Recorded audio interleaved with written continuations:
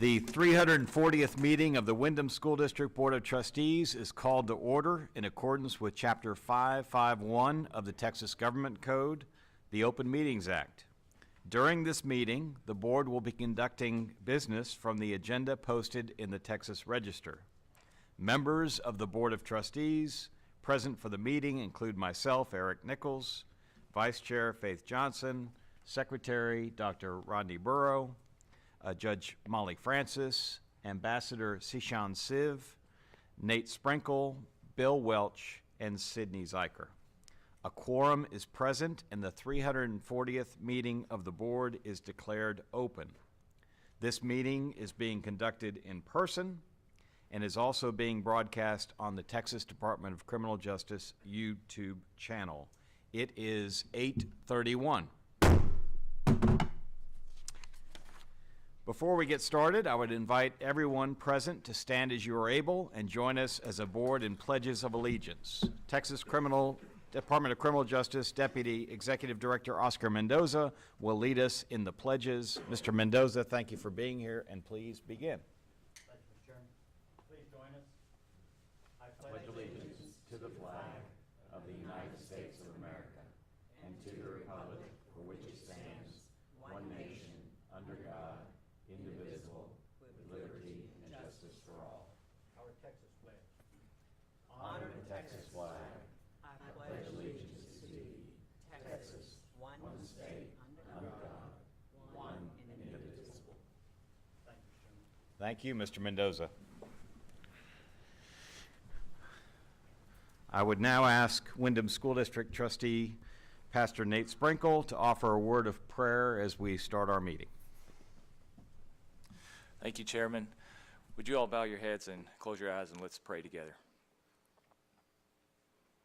Heavenly Father, today we are grateful for this day and we thank you for giving us all, again, breath and life to rise this morning. Father, we thank you as we open this board meeting of the Windham School District. We just give you thanks for all the administration, all the teachers, everyone who serves in this wonderful organization. Father, we thank you for all the good that is being done. Father, we thank you for all the students, those who are taking advantage of the courses of study. Father, we ask today, as matters may be placed before us, for your wisdom in any decision.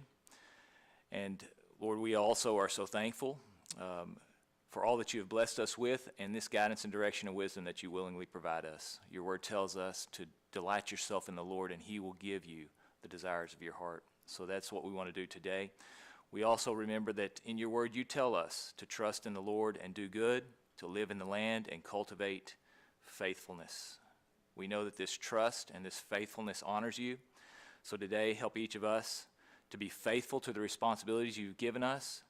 And Father, help us to trust you in Christ Jesus in every way, knowing that this honors you, and we trust and look to you for wisdom and direction in our meeting today. We pray these things in Jesus' name.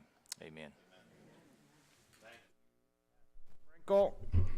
Now, as a courtesy to speakers and guests in the meeting, we ask that all of you please set your electronic devices to the silent or vibrate mode. I would like to recognize the public officials and our staff representatives with us today, especially I saw in the audience, I believe, we are honored with the presence of Mr. Darren McDivitt, who is a representative from the Texas Sunset Advisory Commission. Thank you, sir, for being present, and also we appreciate the attendance of everyone at this meeting, whether you're here in person or online. The Windham School District Board of Trustees is committed to providing an opportunity for public presentations on posted agenda topics, as well as public comments on issues within its jurisdiction, as provided in Board Rule 300.1. Persons interested in speaking at today's meeting were required to complete and submit a registration card at least 10 minutes prior to the meeting's posted start time. As no cards were received prior to the required deadline, the board will not hear public presentations on posted agenda topics today or public comments on issues within the board's jurisdiction. In terms of our posted agenda, let us begin with the consideration for approval of consent items. Let me ask the Board of Trustees, are there any amendments, objections, or abstentions to the proposed consent items? Hearing none, the consent items posted for the meeting's agenda will stand approved. The next item on our agenda is a report from our superintendent of the Windham School District, Ms. Christina Hartman, and she is going to report today on the district-wide staff survey. If you are ready, Ms. Hartman, please begin. Good morning, Chairman and members. Today, I'm excited to present on the results of our annual staff survey. So Windham School District acknowledges that it is very important and significant that we seek feedback from staff when making decisions within our district and looking at process improvements. Providing staff with the opportunity to voice any successes, challenges, and concerns and suggested processes that may improve within our district. This is the third year that we have conducted a comprehensive staff survey related to the climate. The most recent survey opened in October of 2023, and after 2 weeks, the survey closed with 777 responses. And that was a 35% increase in responses from 2022 and an overall response rate of 80% of staff. Upon reviewing the survey results, approximately 77% of responses indicated that staff were either satisfied or very satisfied with their experiences as Windham employees. This was an increase from 71% the previous year. So we're making positive strides towards reaching our goal of 85% of student and staff satisfaction as part of Windham's 2030 plan. So the majority of respondents also expressed that they felt valued and appreciated as employees of the district. This also reflects an increase from last year. The district works towards increasing retention rates. Employees were asked what they liked most about working with Windham. And you can see that many of the comments indicated that they favored our employment benefits, helping others, their coworkers and peers, and our work schedule. In efforts to continue increasing staff satisfaction, we also evaluated what staff liked least about working for the district. And this reflected technology and communication. We were a bit unclear in terms of which level of communication was concerning to staff, so we will actually roll out a follow-up communication survey to identify specific concerns and solutions. And we've worked with Andy Barbie with TBCJ in research and development and asked him to take a look at the questions and make sure that we are asking the right questions of staff and are appreciative of his willingness to assist there. The survey continued by obtaining input on professional development opportunities, relay of communication from supervisors, and likelihood of recommending Windham to a job seeker. To conclude the evaluation, staff had the opportunity to offer suggestion on ways to enhance district functionality. After analyzing the feedback, the following strategies are under consideration: organizing cross-departmental team building activities, hosting regional meetings with the superintendent via Zoom, and increasing awareness of advancement opportunities. Other suggestions by staff that have already been completed or initiated include earlier distribution of the staff and student activities calendar so that they can efficiently prepare for activities in the classroom, and notification of policy revisions and additions. In December 2023, the General Counsel's Office commenced the distribution process of summarizing policy updates from the preceding months, delivering this information to all staff members via email. Since implementation, we've received positive feedback from our team in the field. To be effective, survey results and next steps must be shared with staff. And this is something, Judge Johnson, that we took away from you in a meeting several years ago. You have to share what are you doing about the results of the survey. Not just we're gaining information from staff, but how are those concerns being addressed? So following a thorough review of the survey, Danielle Nichols, our communications administrator, and I met with Windham department administrators and directors to develop action items. So we spent about 3.5 hours going through survey components, talking through recommendations, and looking at next steps. We also briefed our academic teacher focus group and our principals focus group, and we have an upcoming meeting to brief regional principals. So it's really important that everyone has the information on the survey. This process has been ongoing, and at the suggestion, again, of Judge Johnson, we're making sure that we roll out to our district, here's the action item, here's who's responsible, and here's the timeline related to it. This annual district-wide survey plays a crucial role in consistently improving district operations and boosting employee satisfaction. Through the received responses, the district pinpoints strengths as well as areas for growth. Incorporating honest feedback and innovative suggestions supports Windham's persistent evolution as a leader in education and corrections and strengthens the district as a cohesive team. And that concludes my report. I'll pause if there are any questions. Thank you very much, Ms. Hartman. Just a couple of follow-up questions. So to what do you attribute the ability to increase participation in the survey? Were there specific steps that you took to encourage more to participate? Yes, we did. Actually, our communications department monitored the response rate over the first week, the next few days. Then I sent out an email personally requesting that they complete the survey, indicating that it is very important as a district that I had this feedback and would be looking at it personally. And also with our Friday schedule, where our students receive instruction via tablets or packets. And that's exciting. They're receiving some tablet information now. This gave the teachers and those who traditionally would be in the classroom the time to go to the computer and complete the survey. Excellent. And I just want to express my appreciation from the board's perspective. This is exactly the type of evidence-based self-assessment for an organization that we value. And obviously that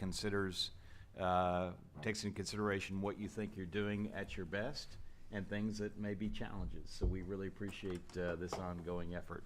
Any other questions or comments from the board?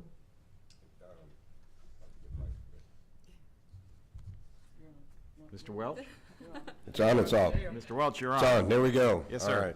All right. 23% of the respondents were other than satisfied. And if I'm gathering this correctly, are you saying the areas of growth, which are technology and communications, were the primary reasons for that? Correct. There were some very specific comments.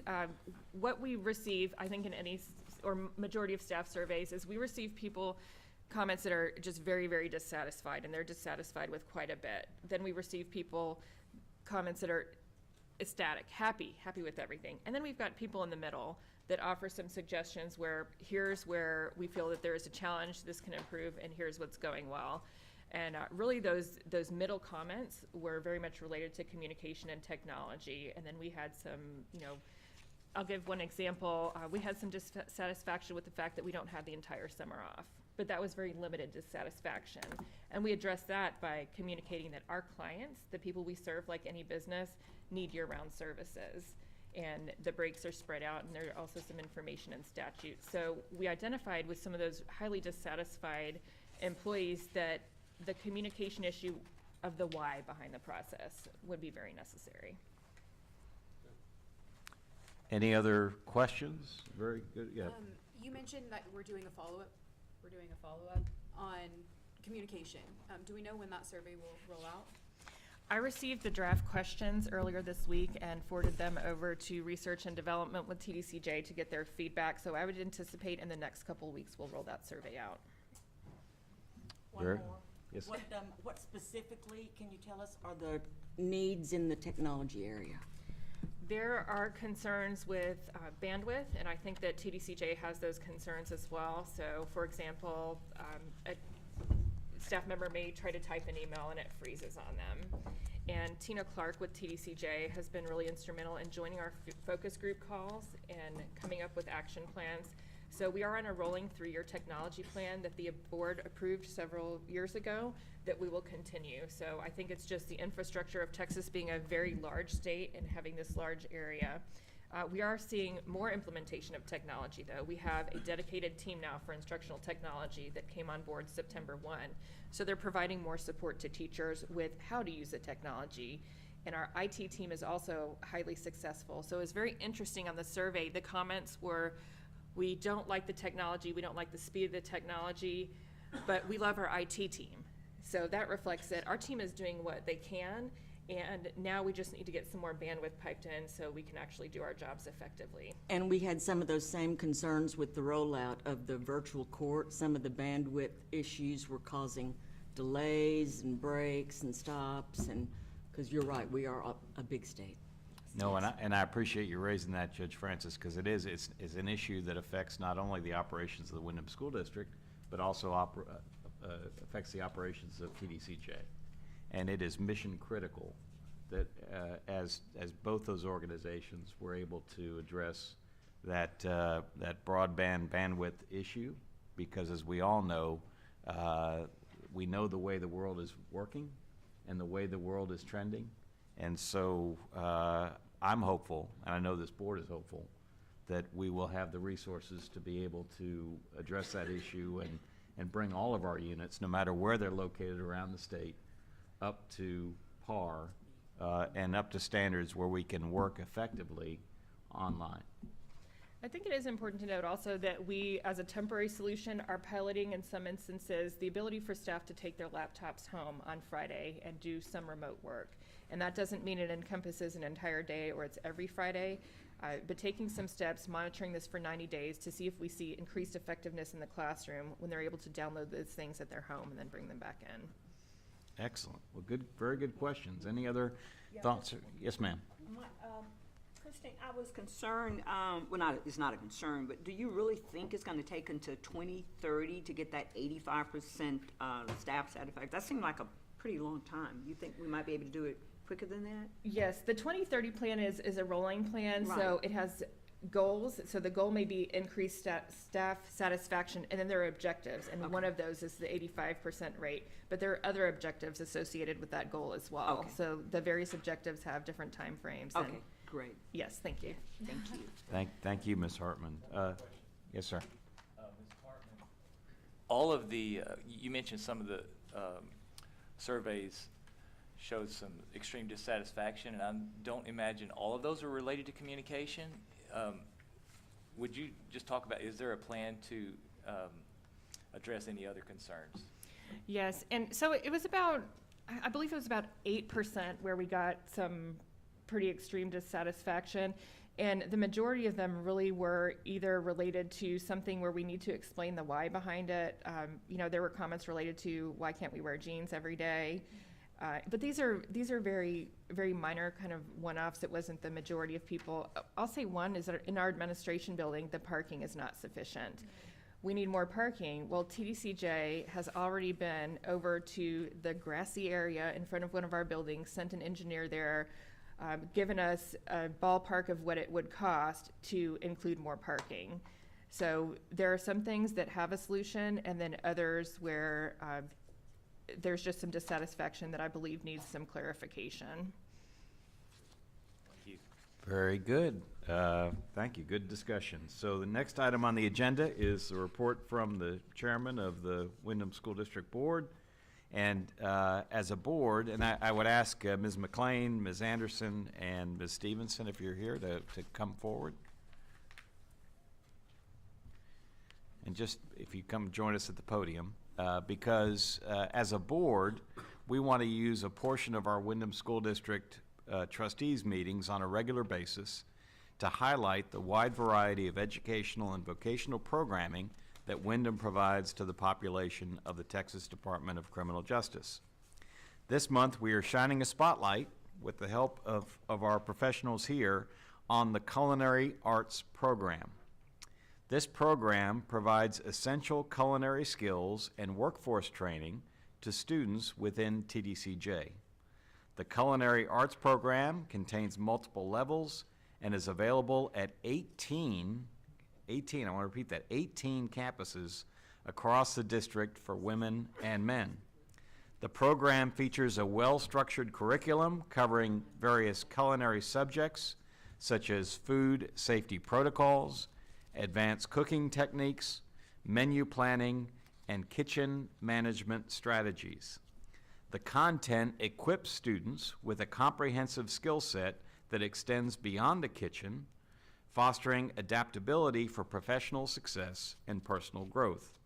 These are skills that we as a board, and I know our superintendent and the entirety of the district, hope can be cultivated by eligible members of TDCJ's population to carry with them during reentry and employment in the free world. Windham is committed, we know, to preparing students for employment by equipping them with the proficiency needed for success in diverse food service settings.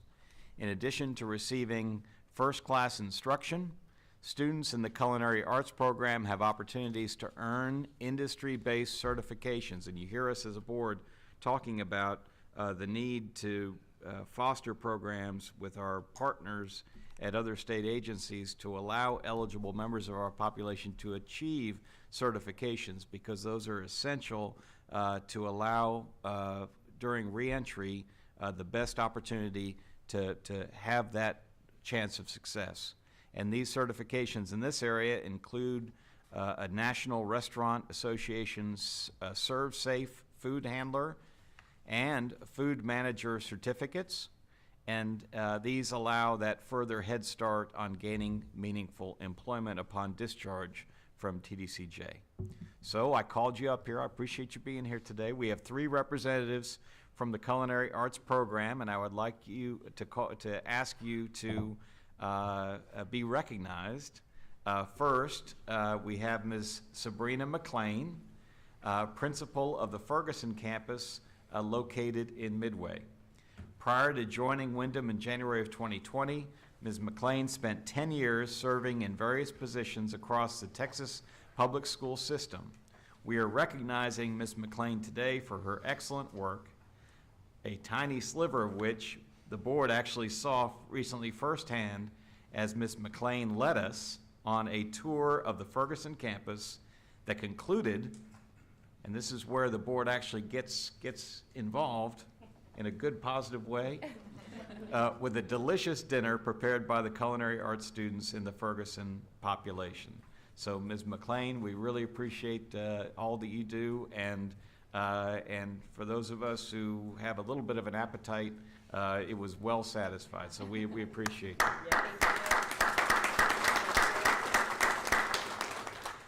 Next, our next honoree is Ms. Amy Anderson, and Ms. Anderson currently serves as a culinary arts instructor at the Ferguson campus. She helps to inspire her students to see that there is a place for them in culinary arts. And during that recent board dinner, we noted that Mrs. Anderson insisted on staying in the serving line with her students and did not eat or sit until the meal was over, and that the area was cleaned, and that it was time to share the meal with her students following our departure. And that shows the level of engagement with those that we are called upon to serve. So, Ms. Anderson, we really appreciate your efforts as well. And then also, Ms. Tracy Stevenson. Ms. Stevenson began teaching in 2017 at the Coleman, which is formerly the Lockhart Correctional Facility, as a culinary arts instructor. She moved to Windham in September of 2020 to aid in building the culinary arts program at the Travis campus. With the support of career and technical education specialists and TDCJ maintenance staff, Ms. Stevenson has successfully launched, get this, the first Windham Culinary Arts food trailer. She is now able to instruct her students on the use and care of commercial-grade equipment that was not previously available, such as deep fryers and grills. So, Ms. Stevenson, we really appreciate your efforts as well.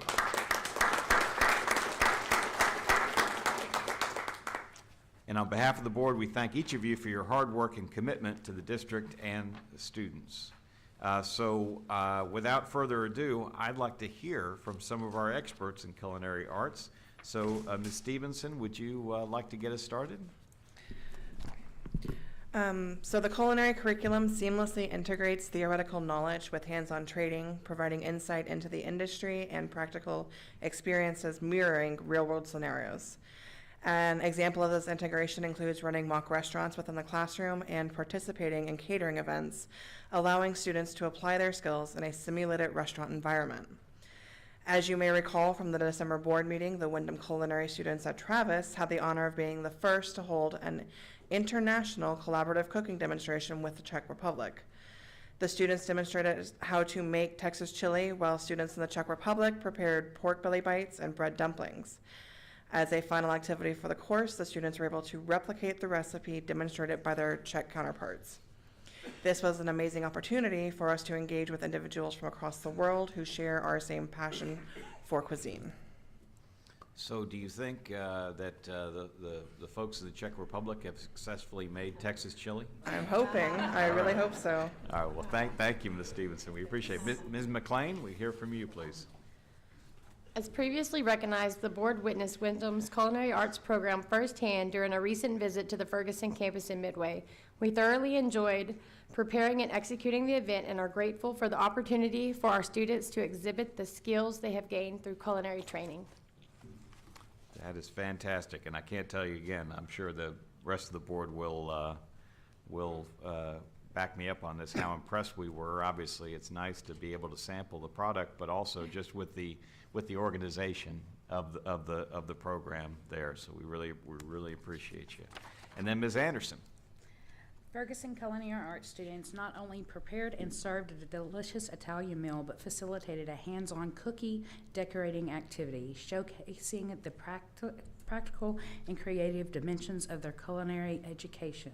The students engaged in a collaborative group activity such as planning, delivering, and evaluating a weekly meal, often served to their peers or special guests.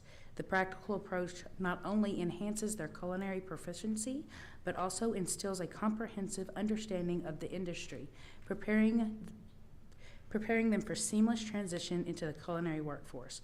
The soft skills utilized in engaging with community members was also a great value to the class, and we are thrilled to have the opportunity to showcase the talent of Windham students.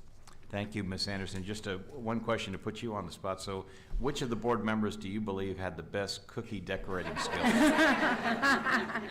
I'm going to have to go with Miss Johnson. All right, there you go. So there you go. That's it. Well, all right. Yes, sir.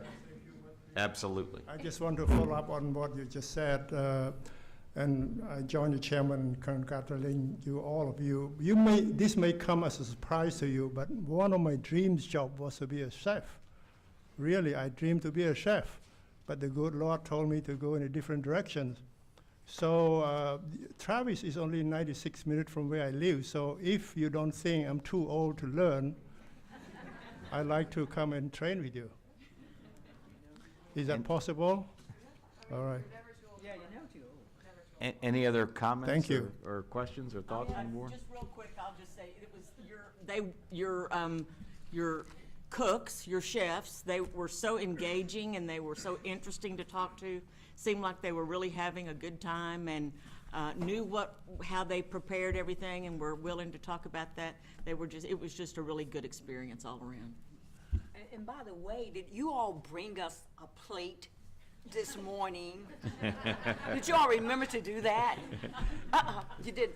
We need another opportunity to come out. The food was just plain delicious. We enjoyed ourselves, and of course, I enjoyed making those cookies and decorating them. And thank you for voting me for the best cookie decorator.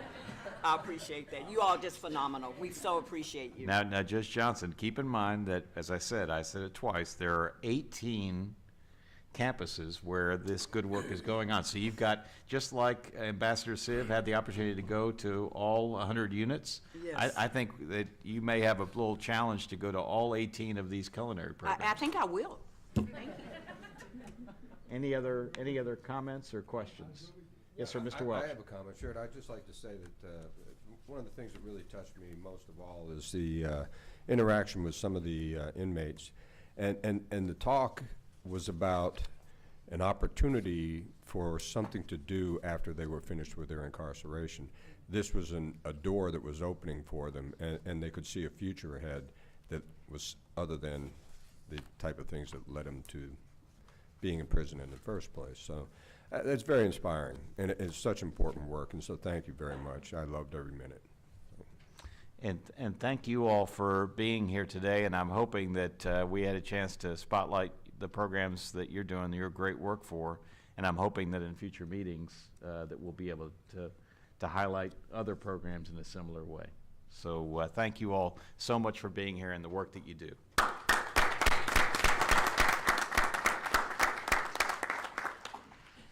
The next item on our agenda is a presentation on the district improvement plan. Windham School District Director of Instruction, Mr. Kevin Sonic, will be presenting today. Mr. Sonic, will you please join us? And if you are ready, please proceed. Good morning, Chairman, board members, and Superintendent Hartman. My name is Kevin Sonic, Department Director of Instruction with Windham School District. Each year, the district leadership, including directors, administrators, regional principals, and campus principals, work collaboratively to develop a district improvement plan for the respective school year. The 23-24 district improvement plan consists of 7 goals that were set with the focus of enhancing student and staff success. Today, I will share with you a summary of our 23-24 district improvement plan. The first goal is to provide students with adult education and literacy instruction to improve their academic skills, preparing them to earn a high school equivalency certificate or high school diploma and increase their potential for employment upon reentry. Each region determined a specific HSE, HSD goal for their region to ensure the overall goal of 4,000 HSEs or high school diplomas can be achieved district-wide. In addition, the plan supports an increase of the number of students who are academic completers by 5% in the 23-24 school year by providing professional development opportunities to campus staff that support instructional technology, individualized student instruction, and maximizing success in the classroom. The second goal is daily attendance rate of 92% on each campus throughout the school year. The district will achieve this goal by having engaging instruction that utilizes technology, as well as small group and whole group instruction that captures the attention of our students. Through closely monitoring attendance rates, using approved student incentives, and continuing collaborating with TBCJ to promote high levels of daily attendance, the district is making progressive steps toward achieving this goal. The third objective outlined in the Windham District Improvement Plan is to ensure enrollment of at least 85% of students under the age of 22, including individuals with disabilities, in Windham programs by delivering innovative instructional strategies and programming. Windham aims to achieve this goal through the implementation of motivational interviewing, instructional technology, and student incentives, and comprehensive behavioral and learning supports. By employing these tools, Windham is committed to providing a high level of education and engagement for students under the age of 22. As Windham works to reach our HSE and academic completion goals, the district's fourth goal focuses on providing comprehensive training and support throughout the year to Windham test administrators. This training will include following proper test administration procedures, creating effective student testing environments, developing structured campus testing schedules, and having campus protocols in place to monitor all testing sessions. As Windham prepares our career and technical education students to be employed in the field of training, our fifth goal is to ensure all CTE classrooms employ proper safety training according to established guidelines. The district will support CTE programs through rigorous campus monitoring, targeted professional development, and timely corrective actions informed by audit findings. This will heighten CTE compliance, elevate safety awareness, and cultivate a secure learning environment. The sixth goal is to implement the peer tutoring program on each campus.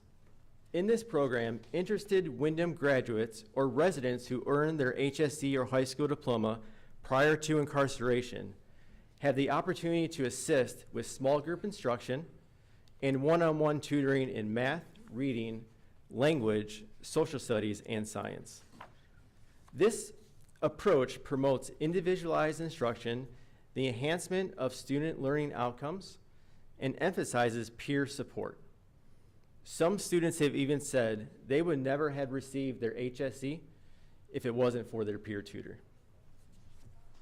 Teamwork, communication, and positive relationships are important to campus and district success.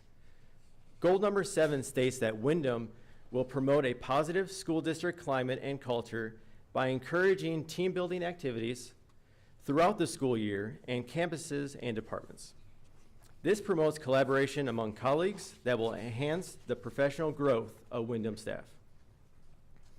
These 7 goals are identified as key areas to drive district success and were deemed instrumental in fulfilling our district's mission. The district improvement plan is evaluated quarterly throughout the school year, and progress is documented, and areas needing further evaluation are identified for discussion. By successfully accomplishing these goals through implementing identified performance objectives and strategies, Windham will continue to empower students and transform lives through education.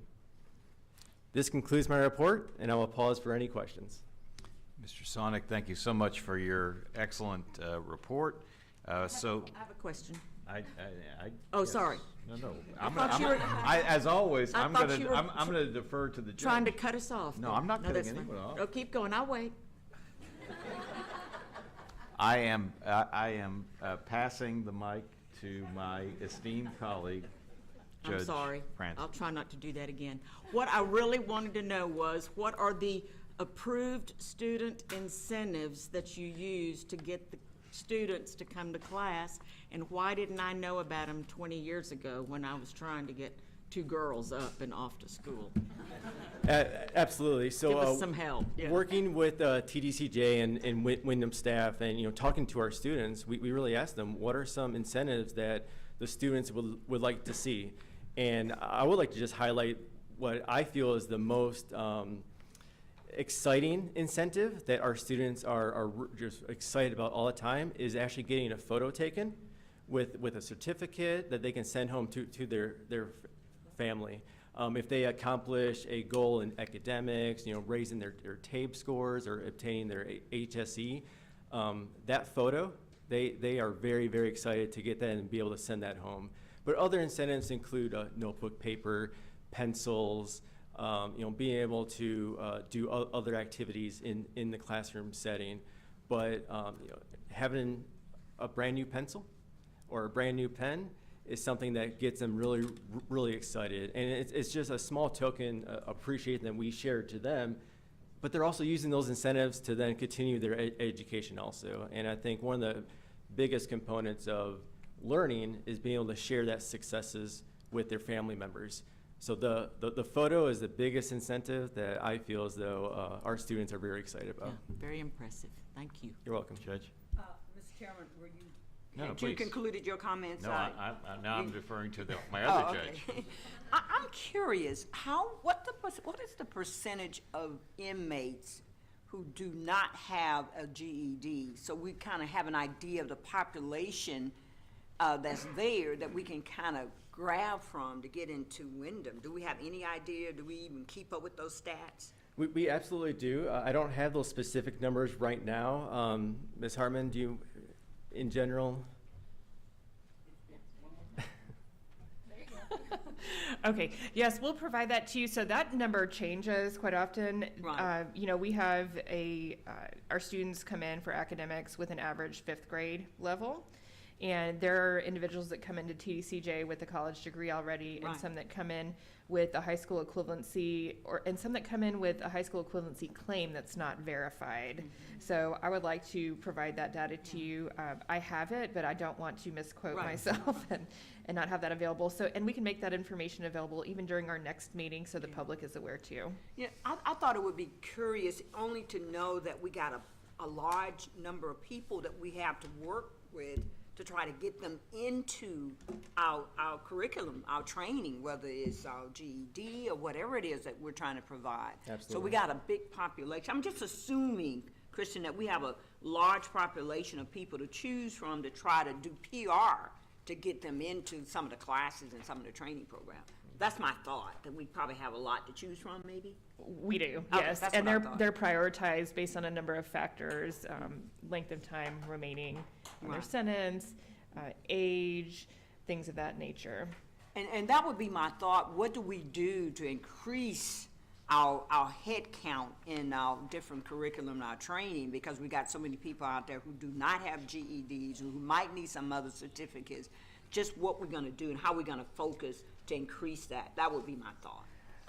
I appreciate, as always, my colleagues, because they were kind of stealing my thunder on my thought. This issue, that word incentives, just sang out to me from the presentation as well.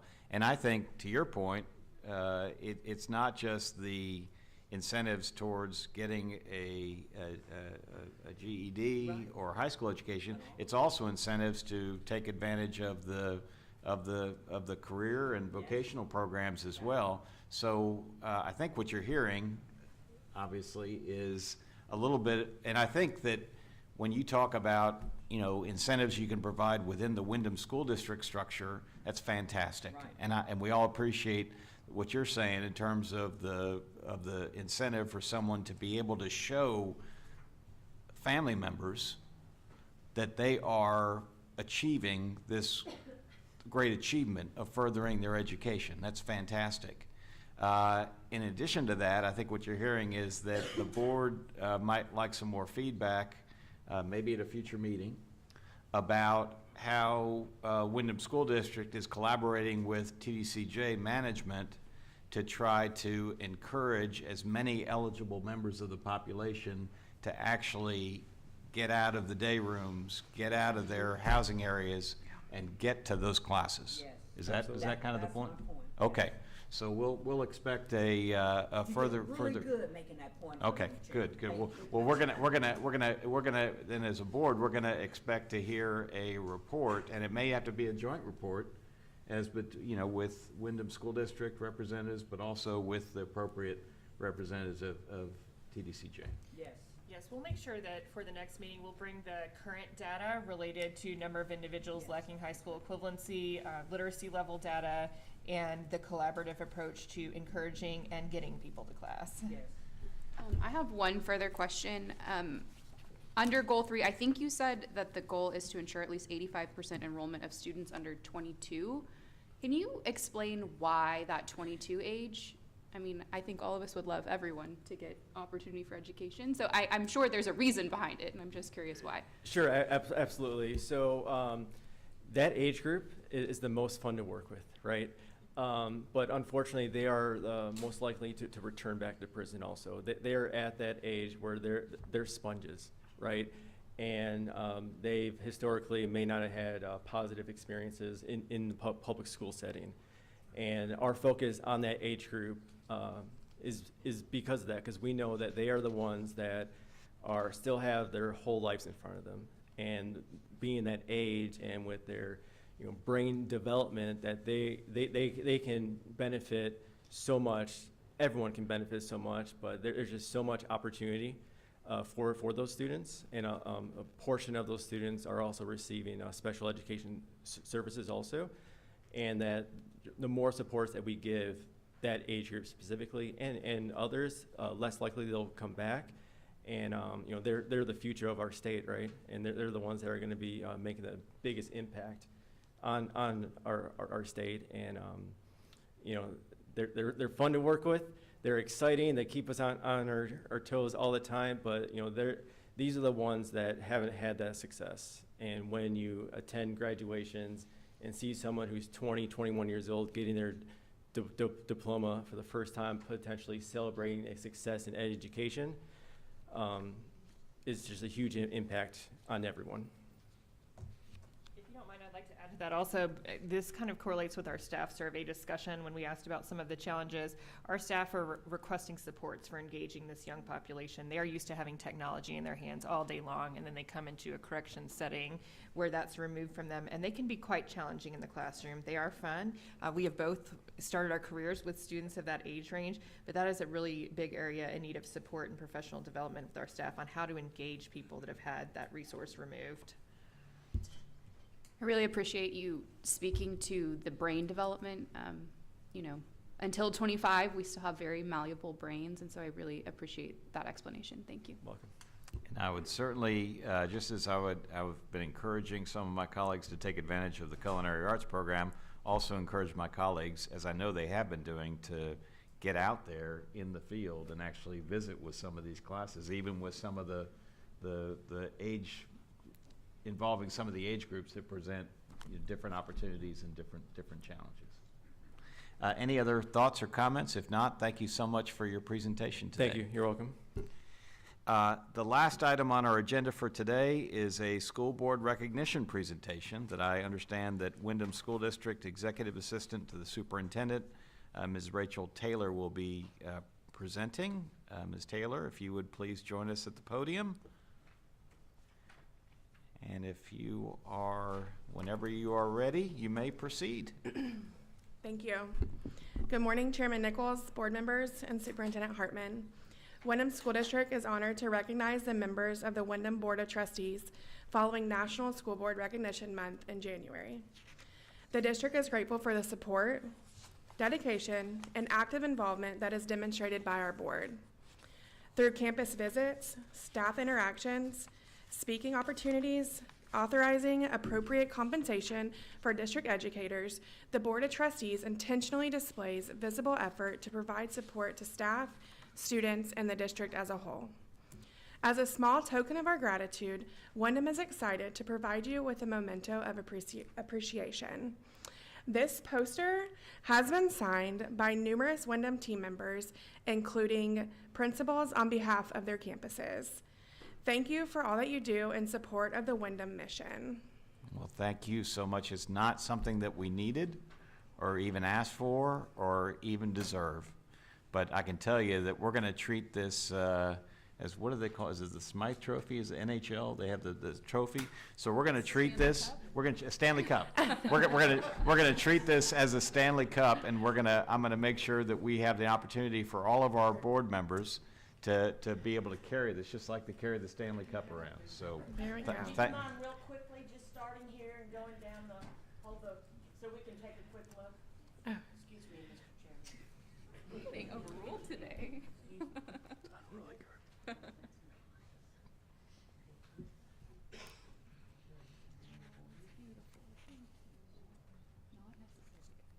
that's fantastic. Thank you so much. That's great.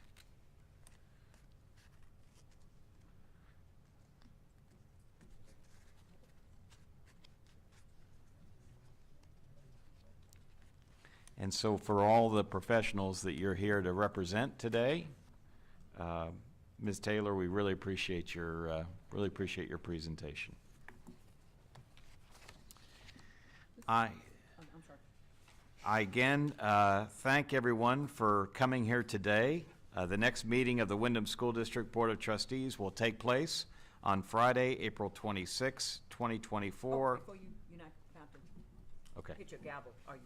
About to. Not you. You are? Okay, great. Can I make a little comment? Absolutely. Okay. Tristan, we did something really significant last week when we recognized the first ever Geraldine Perriman Award, and I think it would be nice if you just kind of mention that today.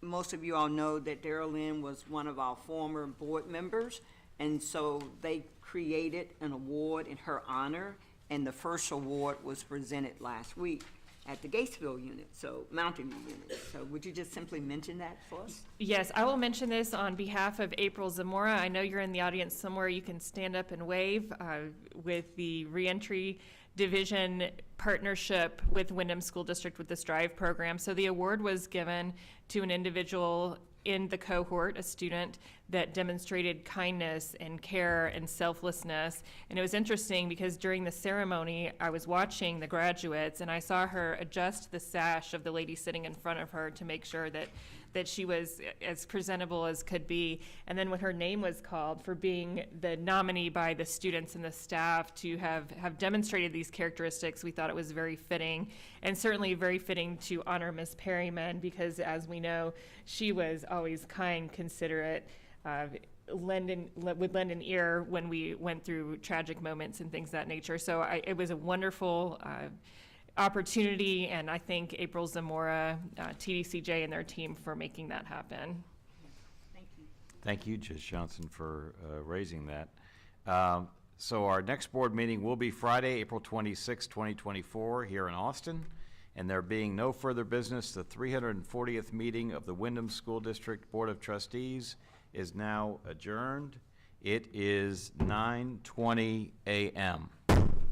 And we will pick up with our regular scheduled meeting of the Board of Criminal Justice at 9:45 a.m. this morning. Thank you.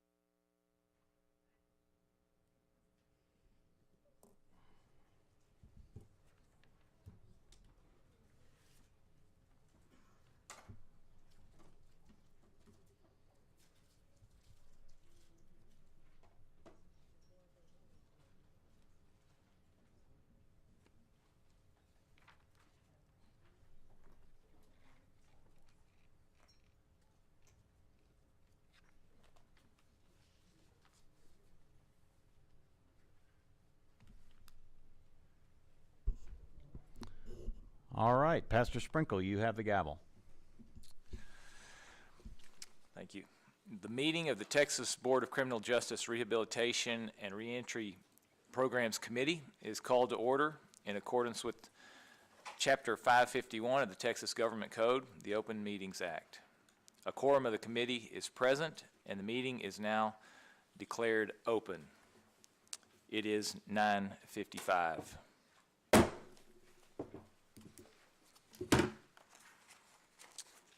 The first item on the agenda is the approval of minutes. Are there any amendments or objections to the proposed minutes as presented? Hearing none, the minutes as presented on the agenda will stand approved. Next, I'd like to introduce Rehabilitation Programs Division Director, Mr. Chris Carter.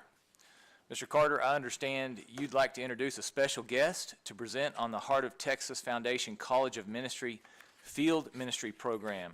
If you are ready, you may proceed. Thank you, sir. Good morning, Chairman Nichols, Mr. Collier, Pastor Sprinkle, board members. My name is Christopher Carter. I'm the Director of the Rehabilitation Programs. At this time, I would like to introduce Mr. Grove Norwood and his wife, Brenda Norwood. Mr. Norwood is the founder and CEO of the Heart of Texas Foundation College of Ministry. Since 2010, both Grove and his wife, Brenda, have dedicated their life, their services, and their efforts in developing Texas field ministers. They currently oversee the Memorial Campus and the Hobby Campus for the females. At this time, I introduce Mr. Grove Norwood.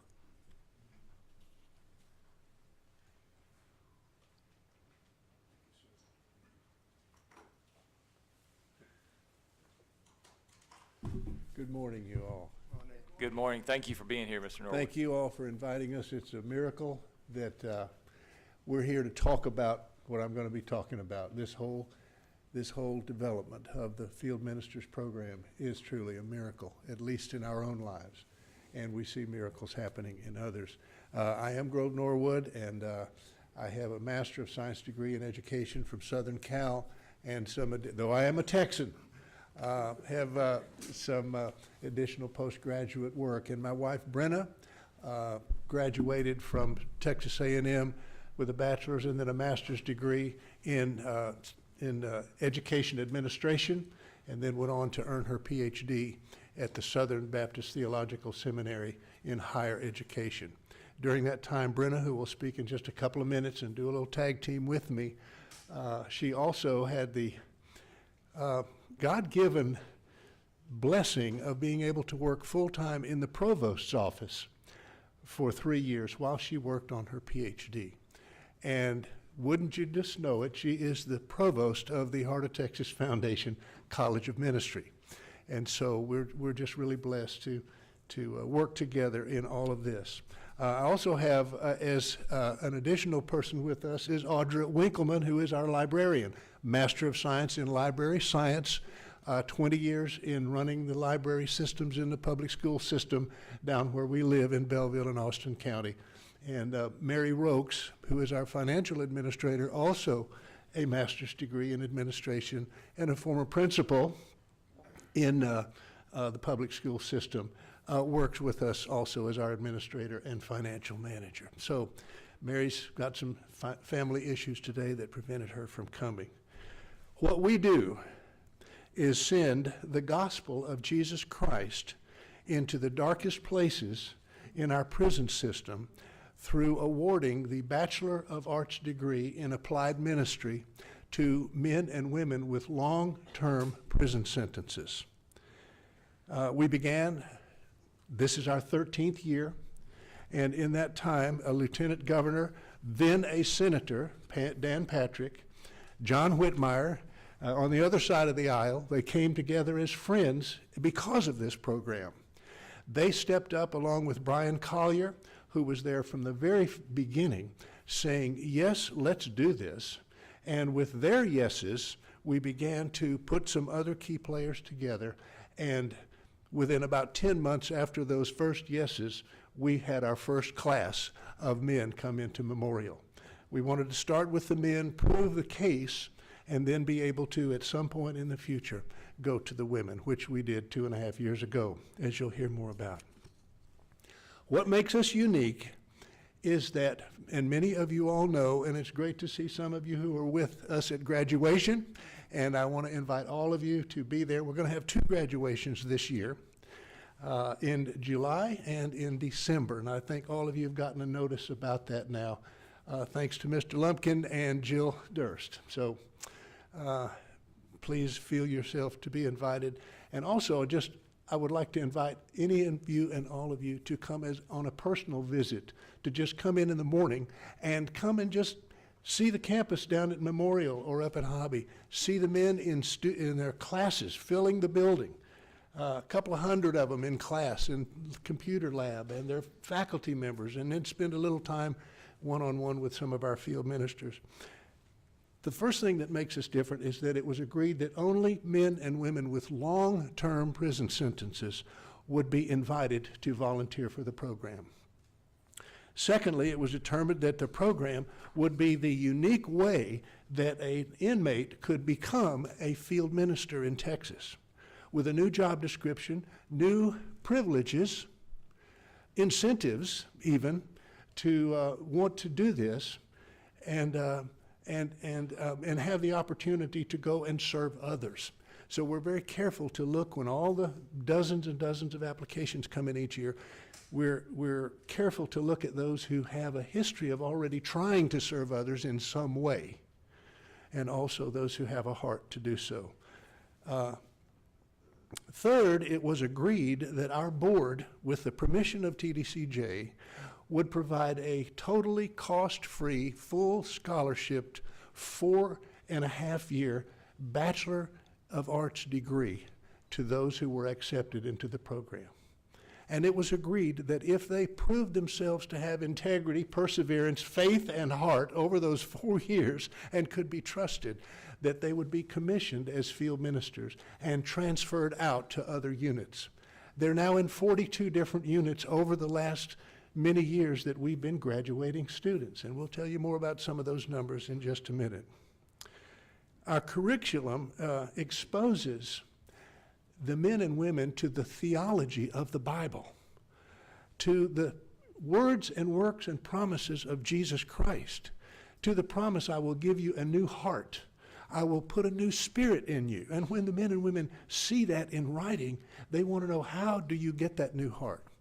We believe that true change, this is just where we come to the table, we believe that true change has to come from the heart. Coming from the head, it's a smarter whoever you were. But when the heart changes, something happens and a new worldview emerges. We don't require people to be Christians when they come, Baptists or Methodists. We have even some Muslim brothers and no Muslim sister yet, but we'll probably do that. And they come wanting to know more about Jesus. Who is he? What did he have to say? How can learning about him help me have a better life? So for 4.5 years, we carefully observe these men and women and then graduate them with the blessing of TBCJ and ourselves. Those of you who were at graduation saw that take place. You can't study the words and works of Jesus Christ for 4.5 years without something happening, and it usually does.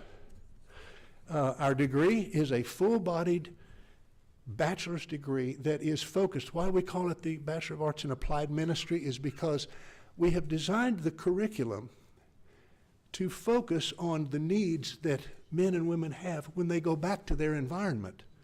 What is it that they need in order to be able to be effective and to know how to minister to their peers? And so I want to invite Brenna to come up now and share a little bit about about our work with the men and the women, and give you some statistics. And then at the end of my talk, we're going to give you a little take-home brochure that will give you quite a bit of information that I don't want to take you through today, but I want you to look at and read and have for later on. So Brenna? Thank you all. It's a great privilege to be here. Mr. Collier, we appreciate you. Thank you for continuing to say yes to open doors where men and women with really long sentences can study well, become more clear of thought, and walk it out among their peers. In 2011, the instruction started for the men, and with the first graduation being in 2015 of the first field ministers going to 6 units at that time. And it was brand new to corrections, and it was very non-traditional to corrections. And the access is what makes it different, the trust of access to a man or woman in white who has the experience and is now living out the very goals that you would have for them. This gives them an opportunity to do that. In August of 2021, 10 years after the men started their instruction, and due to their proving that they could do it and that they were faithful with it, the women were given the opportunity as well, and they are now juniors, and we just left the hobby unit at 8:30 last night, where they are practicing now, before they graduate, the applied ministry portion, as the men do as well, going to the units, beginning to do before they graduate what they'll begin to do as field ministers, but with great care and great support and accountability. You'll be receiving this is the folder Grove was talking about, and it does have that information in it. I wanted to let you know that we did receive authority and to be a grant-granting institution, and in the summer of 2021 from the Texas Higher Education Coordinating Board and the Texas Workforce Commission. And so we are pursuing accreditation through the highest accrediting body that we could pursue, which was one of those regional accrediting bodies that the United States Department of Education recognizes, and that is the Southern Association of Colleges and Schools Commission on Colleges. We are in, right away, we've been after that. As you know, it's a long process, it's a rigorous process, as it should be. We have 45 hours of general education portion of the curriculum, 45 hours of biblical and theological studies, and then 36 hours of that applied ministry portion. And so we are now in, really to break it down simply in the accreditation process, I'm limited to what I can say about that. They have very distinct language on that, and I want to honor that. The process is application, candidacy, and then membership. We're shooting for membership. We are in that second phase. We're past the application phase, and we're in that really just robust candidacy phase. And they'll be coming for a visit in March, representative from SACS, and then a team visit will be coming. A candidacy team visit will be coming in September, and we'll be probably getting back with some of you. They'll want to ask you questions, and one thing that we know is important in this environment particularly is to be very, very clear on why you're there and what you're doing. And so we believe we're very graced to be very organized, we're fiscally responsible, and any question that you would have, we welcome, and we feel like we can get the answer if we don't have it right away in front of you. Right now, there have been 257 men who have graduated. As of today, there are 217 active field ministers. So 257 graduated, 217. You'll have those statistics as to why. 10 paroled, 2 are deceased, and 20 were permanently removed because we continue to hold the standard high because of the access that they have. You'll have those statistics and the projected 10-year out to 2034 statistics in your folders. So I think that covers the majority of what I wanted to say. I'm just very thankful to get to serve the Lord in this way and the state of Texas. It's a great privilege. Thank you.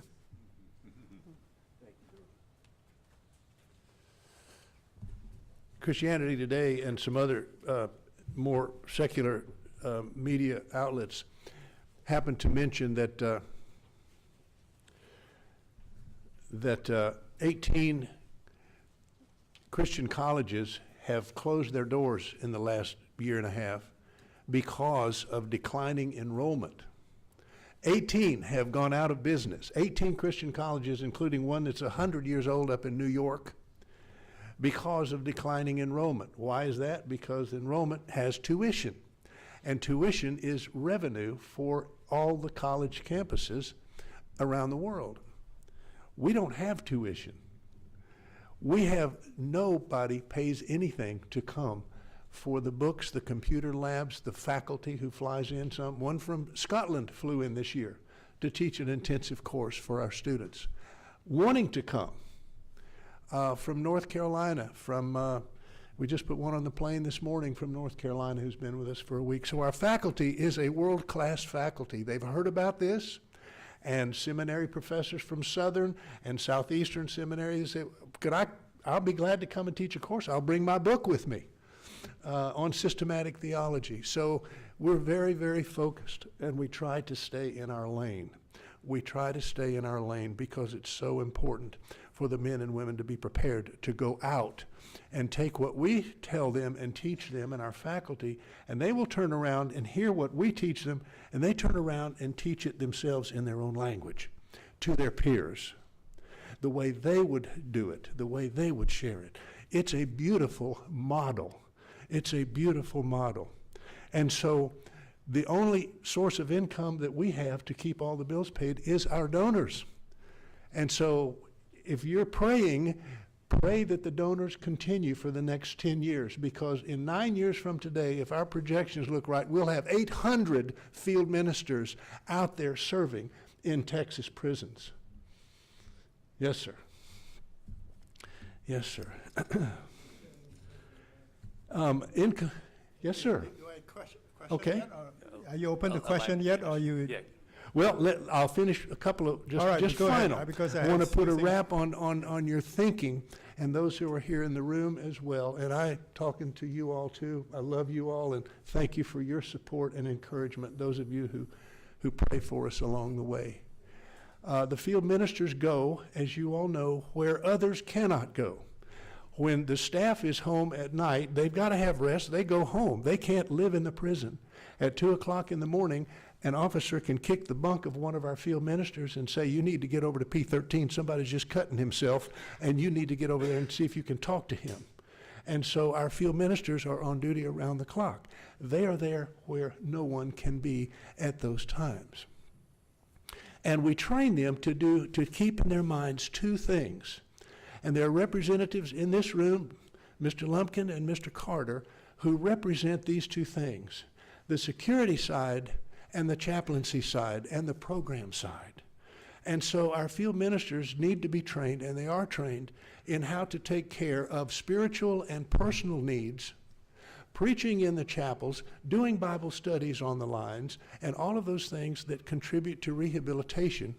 And on the left side, security, we have men who are trained to go to the gang leaders, who are trained to go to those who are locked up in solitary in administrative seg, and nobody can visit them, and they're hostile, but they see a man in white outside the bars, and they say, why do you keep coming by to see how I'm doing? And they begin those relationships. So that both of those want to see rehabilitation take place. Both of these efforts in TBCJ want to see a kindness, a peace, a security, and more people find hope somewhere and want to come out of SEG and get into class and do something with their lives. And you know what? Over 13 years, we see that happen all the time. Unfortunately, as Mr. Collier said this morning, we need 1,000 of them. We really do, because we're such a big system. But incremental gains is what we have to do. Jesus started with 12. He didn't start with 1,000. And now the gospel is in every flagged country on this planet. So it's encouraging that if you can just stay in your lane and stay focused, great things happen. So I want to thank you all so much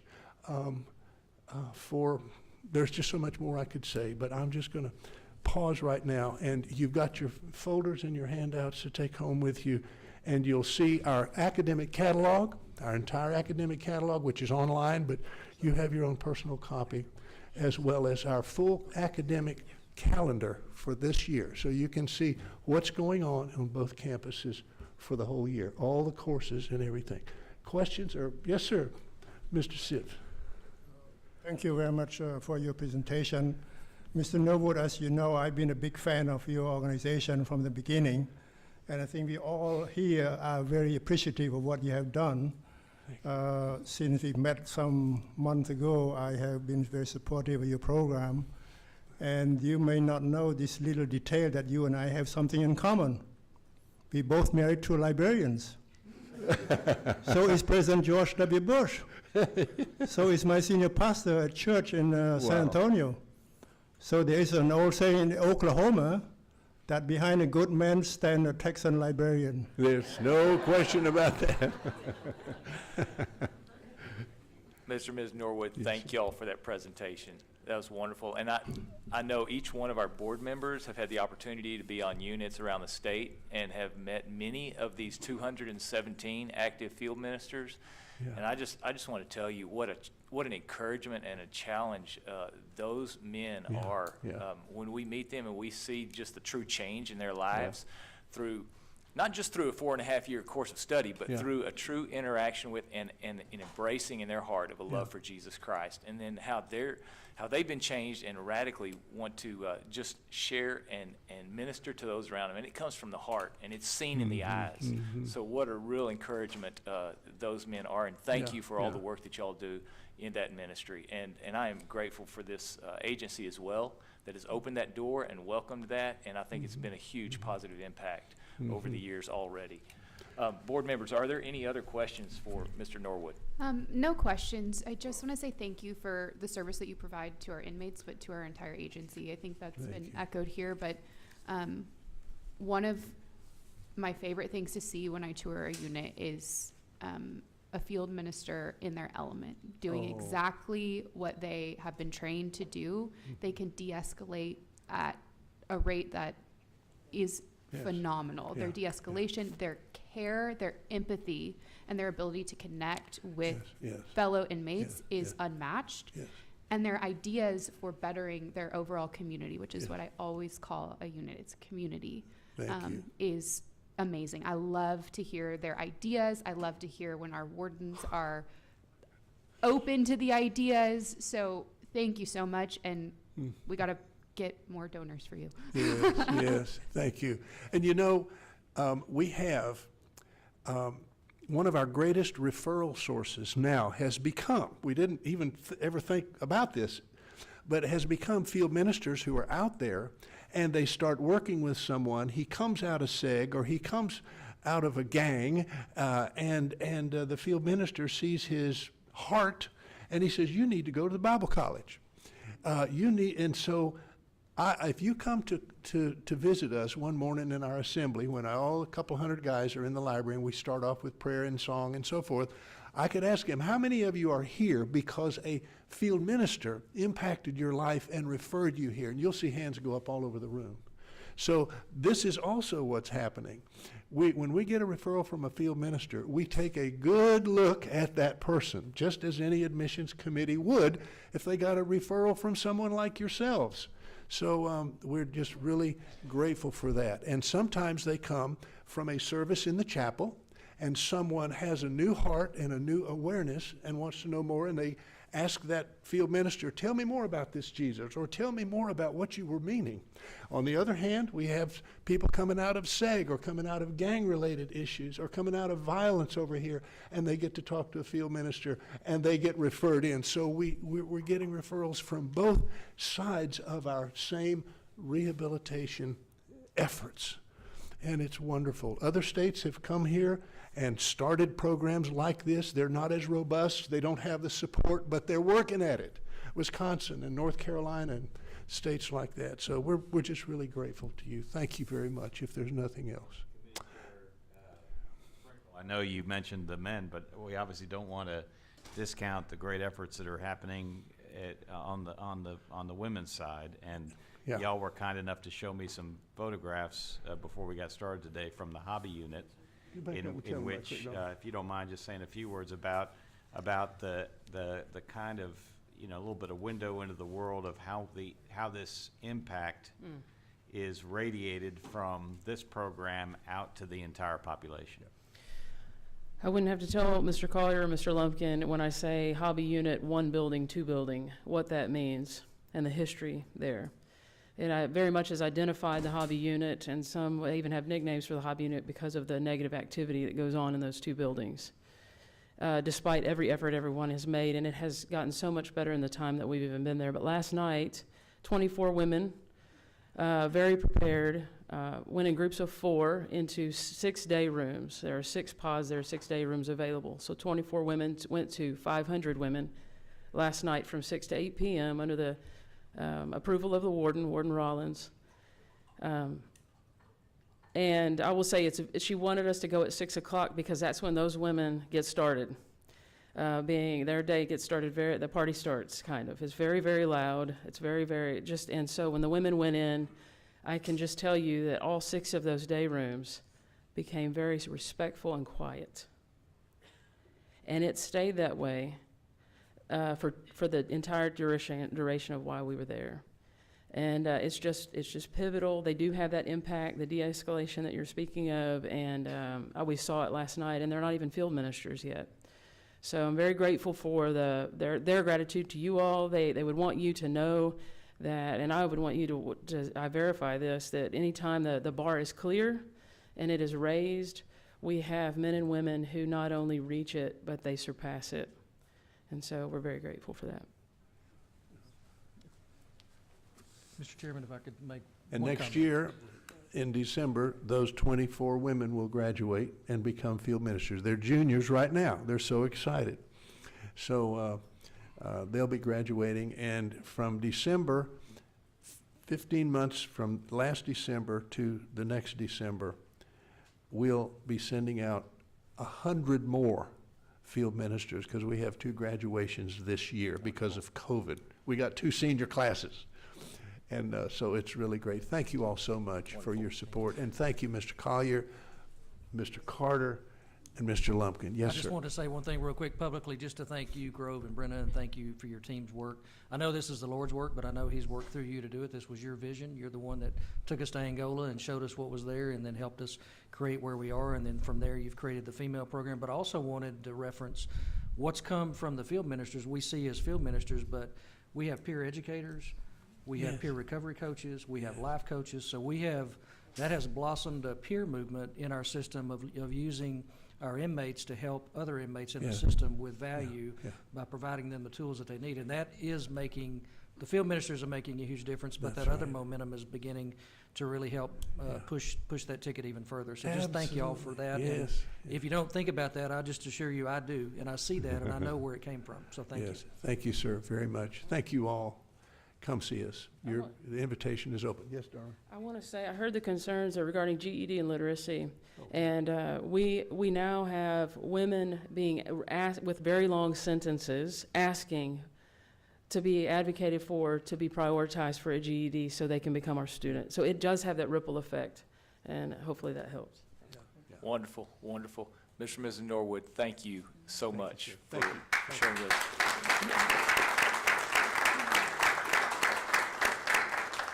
Thank you also, Mr. Carter, for your leadership and your introduction today. What an encouragement. Well, there being no further business, the Texas Board of Criminal Justice Rehabilitation and Reentry Programs Committee is now adjourned. It is 10:23.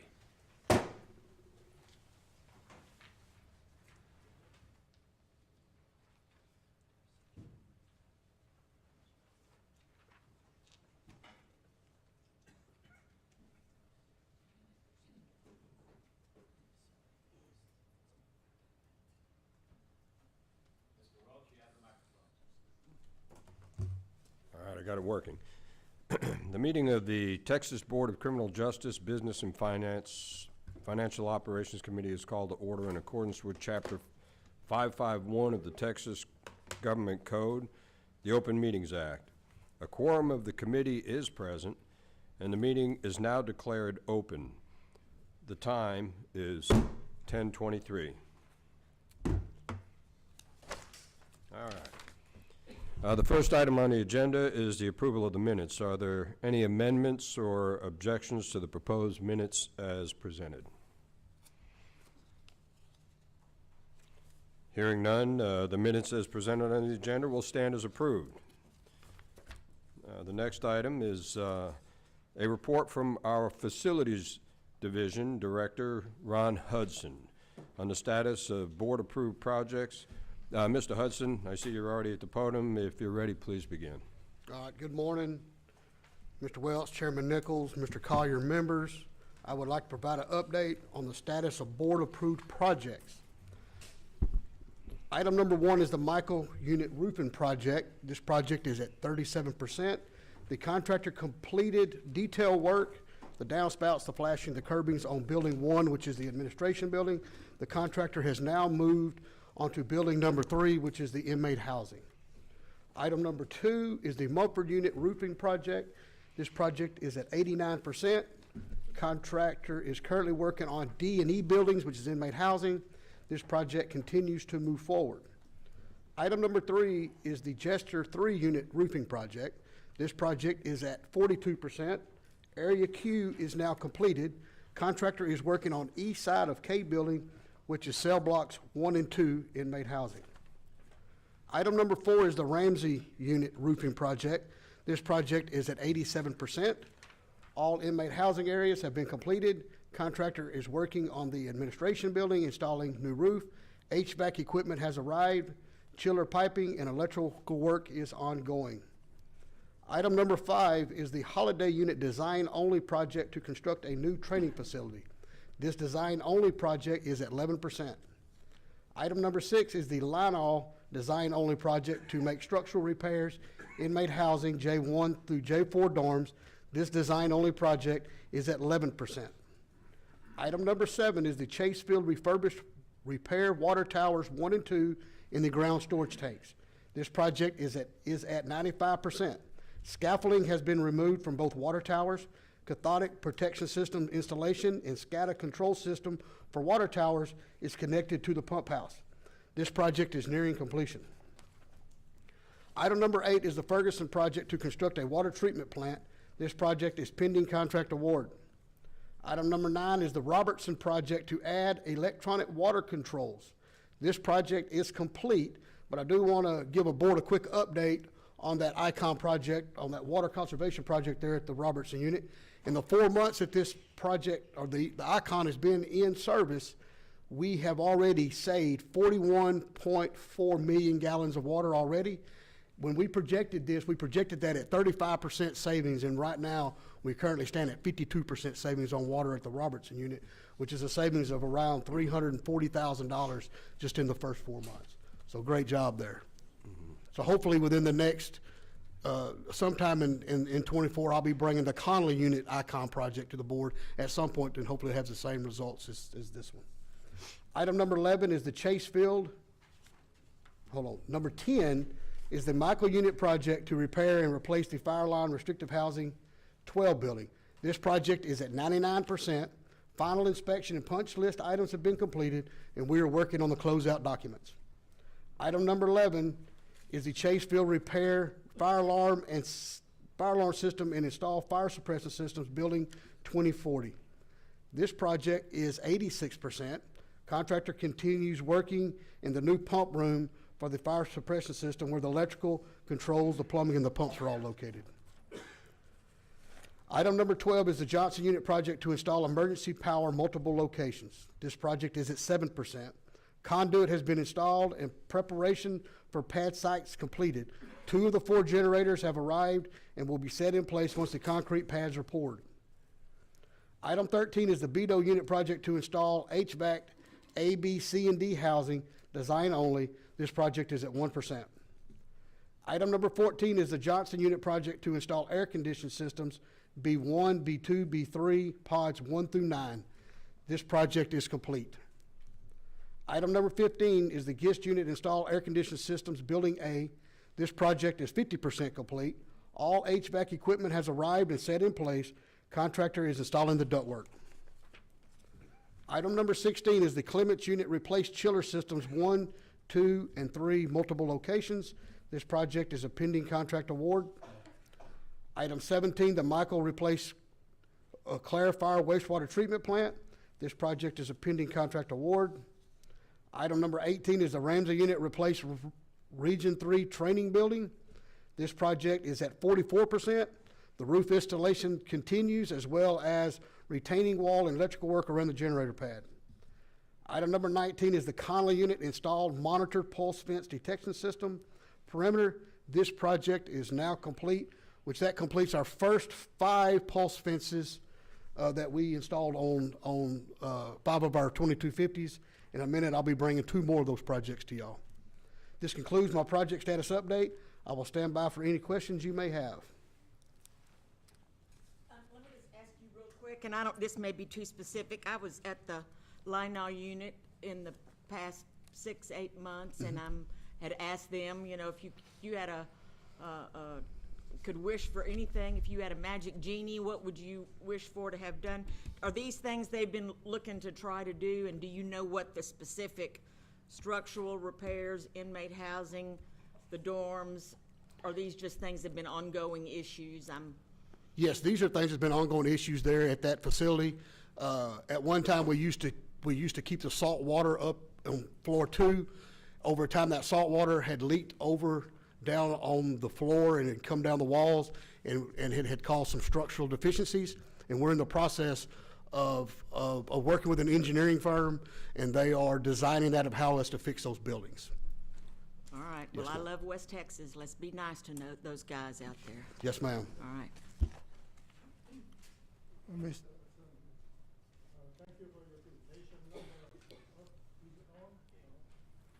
Number 9, Robertson Electronic Water Controls. How does it work? How does the control work?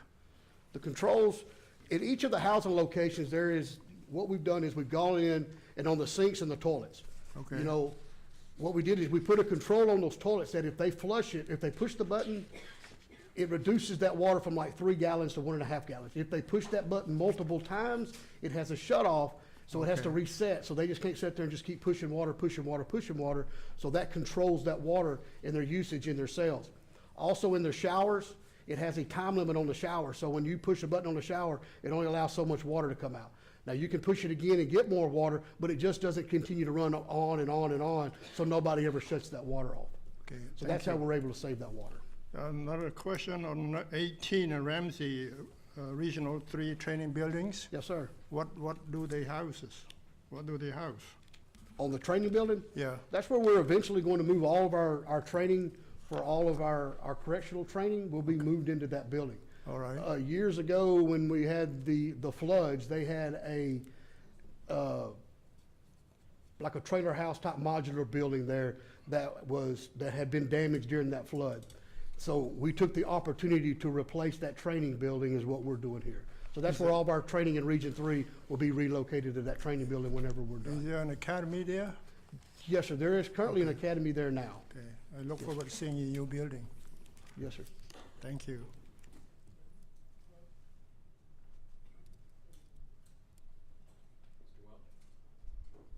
You have more to talk, so Okay. I think we're going to go to the pending projects, Okay. for projects with board approval. Yes, sir. All right. Today, at the regular session, I will be presenting 3 projects. The first project for consideration is to install monitored pulse fence detection system perimeter at the Hughes unit. The work will consist of installing 5,700 linear feet of a monitored pulse fence to include wires, controllers, and the associated power required to operate the system to include backup generator power. 2 bids were received for this project in December of 2023. If approved, the work will be performed by Sigma Surveillance, Inc. out of Dallas, Texas. Total estimated program cost is $5,463,700. Construction duration is 180 days. Yes, this is a hub vendor. This is the 6th project for Sigma Surveillance, Inc. with TBCJ.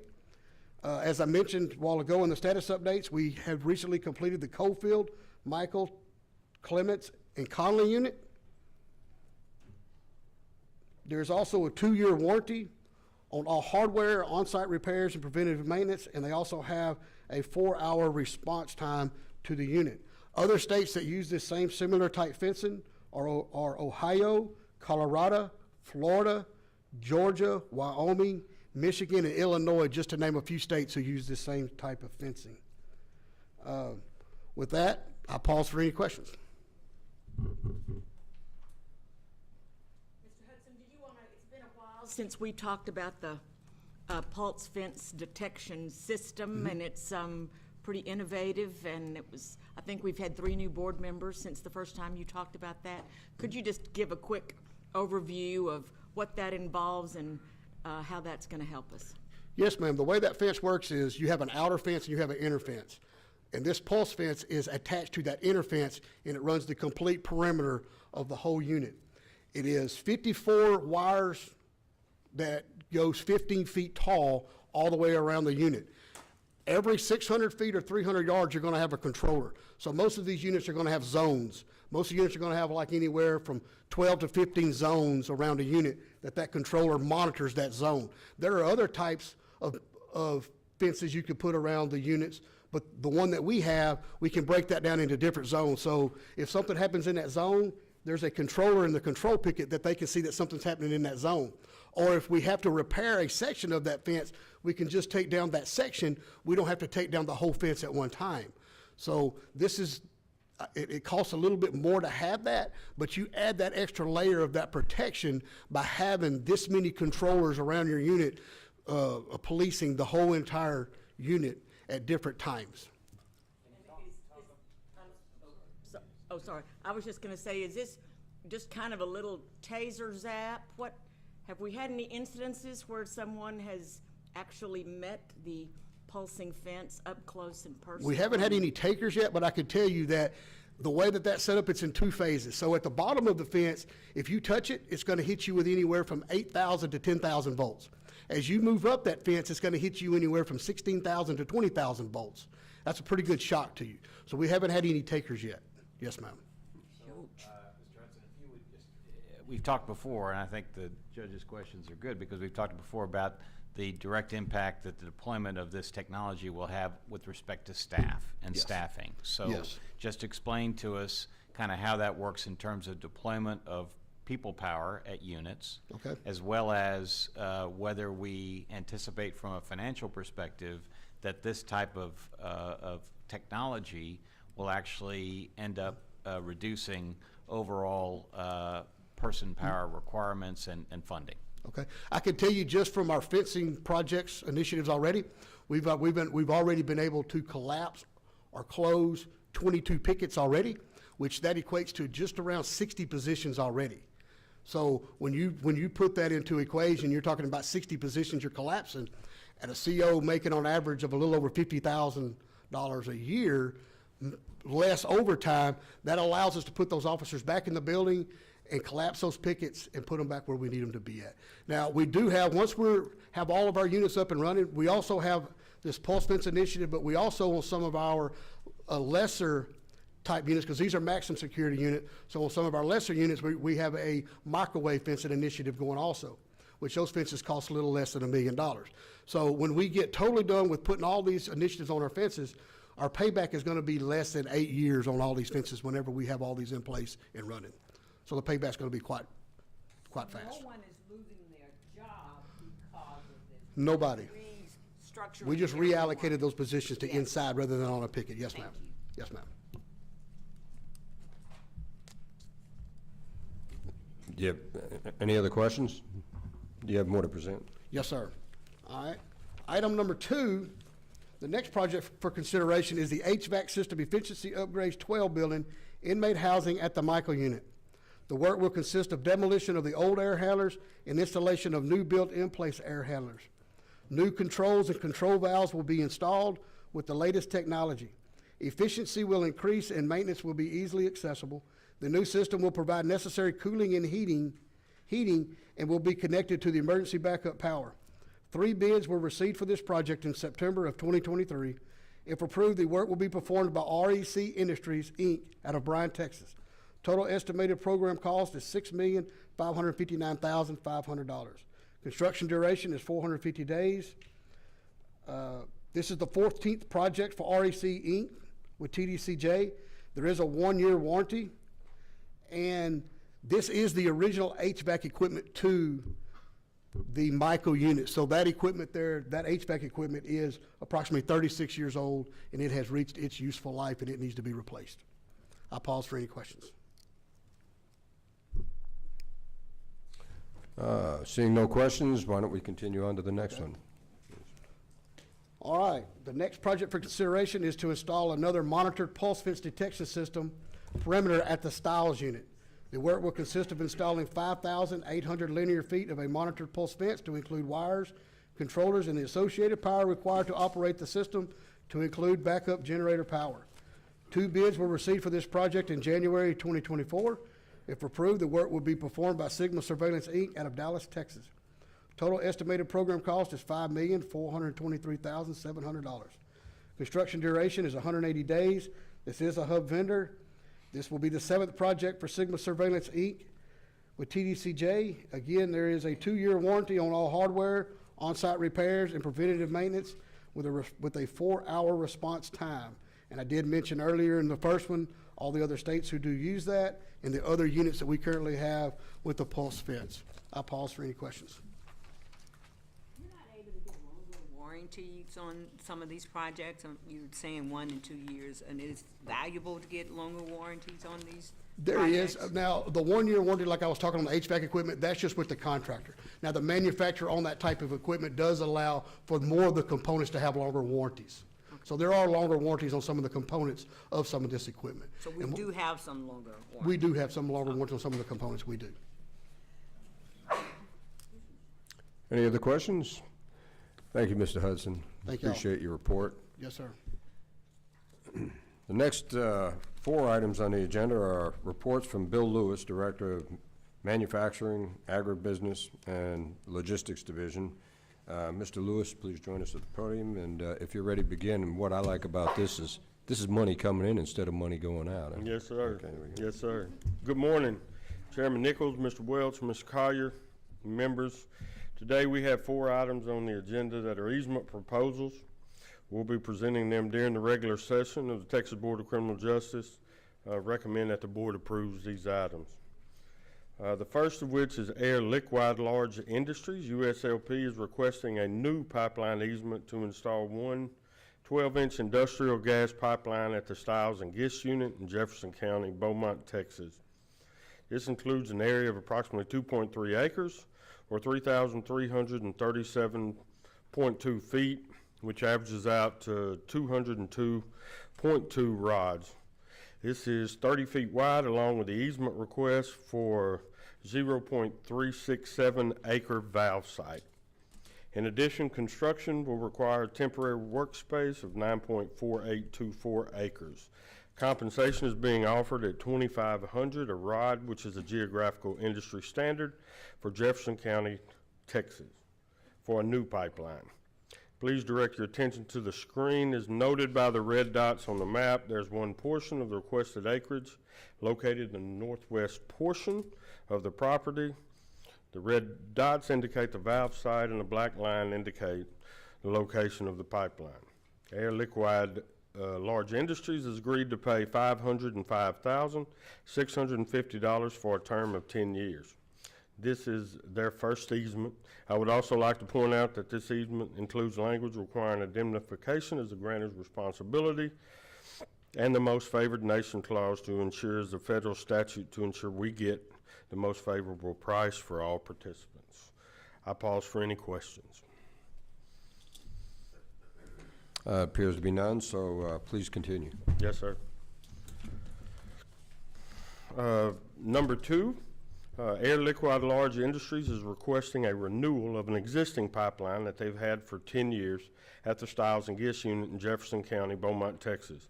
Includes an area consisting of 4.22 acres of land to be used to transport industrial gases. It's a 20-inch pipeline spanning 6,122 feet long by 20 feet wide, equal to the 371.7 rods. If you'll direct your attention to the screen, as noted in the red marker on the map, there's one portion of the requested acreage located in the western portion of the property.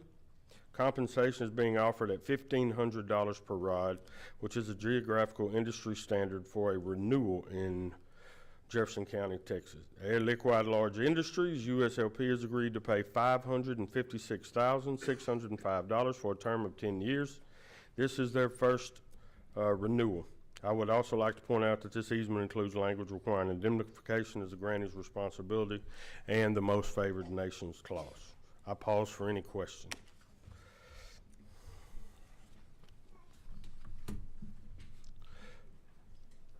Number 3, the City of Fairfield, Freestone County requests a water line easement at the Boyd unit.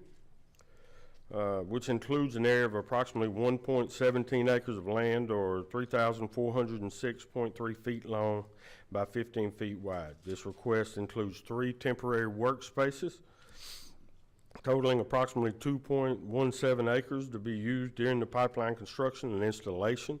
City of Fairfield is seeking a permanent easement and has offered no compensation for this project as it benefits the Boyd unit, which is located on the property.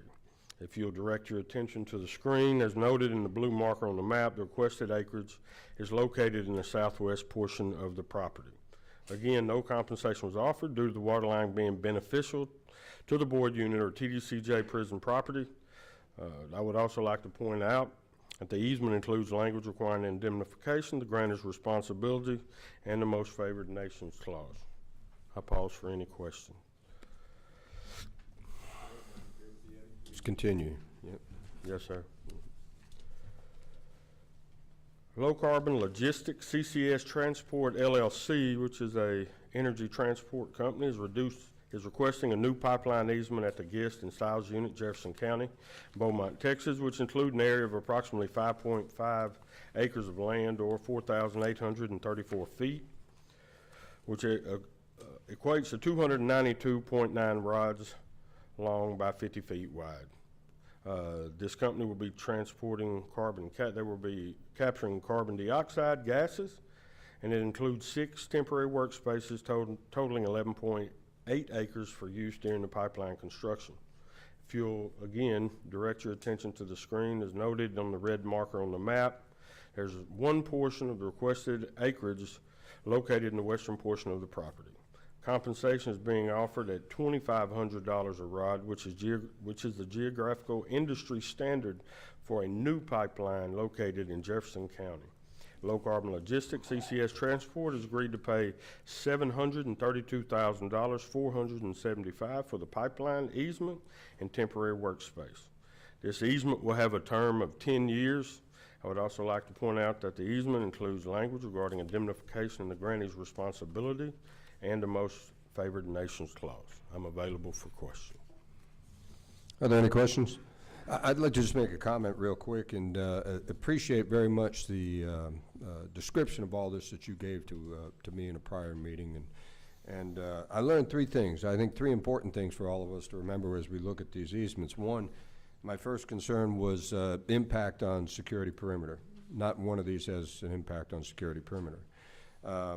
Secondly was that we're pricing it correctly and as an industry standard based upon the rod length of pipe, and we use that industry standard. And the last thing is you keep mentioning the most favored nation clause, which says if anyone else along that pipeline gets more money than we're getting, we get that price too. So it's a good deal for us all across the board. And I really appreciate the time you took to help me up to speed on this stuff. Thank you very much. Yes, sir. Thank you. Your presentation. I guess there being no further business for the Texas Board of Criminal Justice Business and Financial Operations Committee is now adjourned, and the time is 10:48.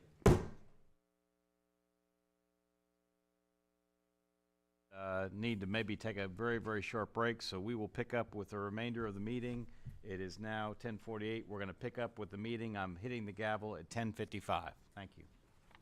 I think Joe probably told you, but Angie's out with fever this morning. So Okay. Amanda Gage will defer to next, we'll do it in a Okay. Okay. Fine.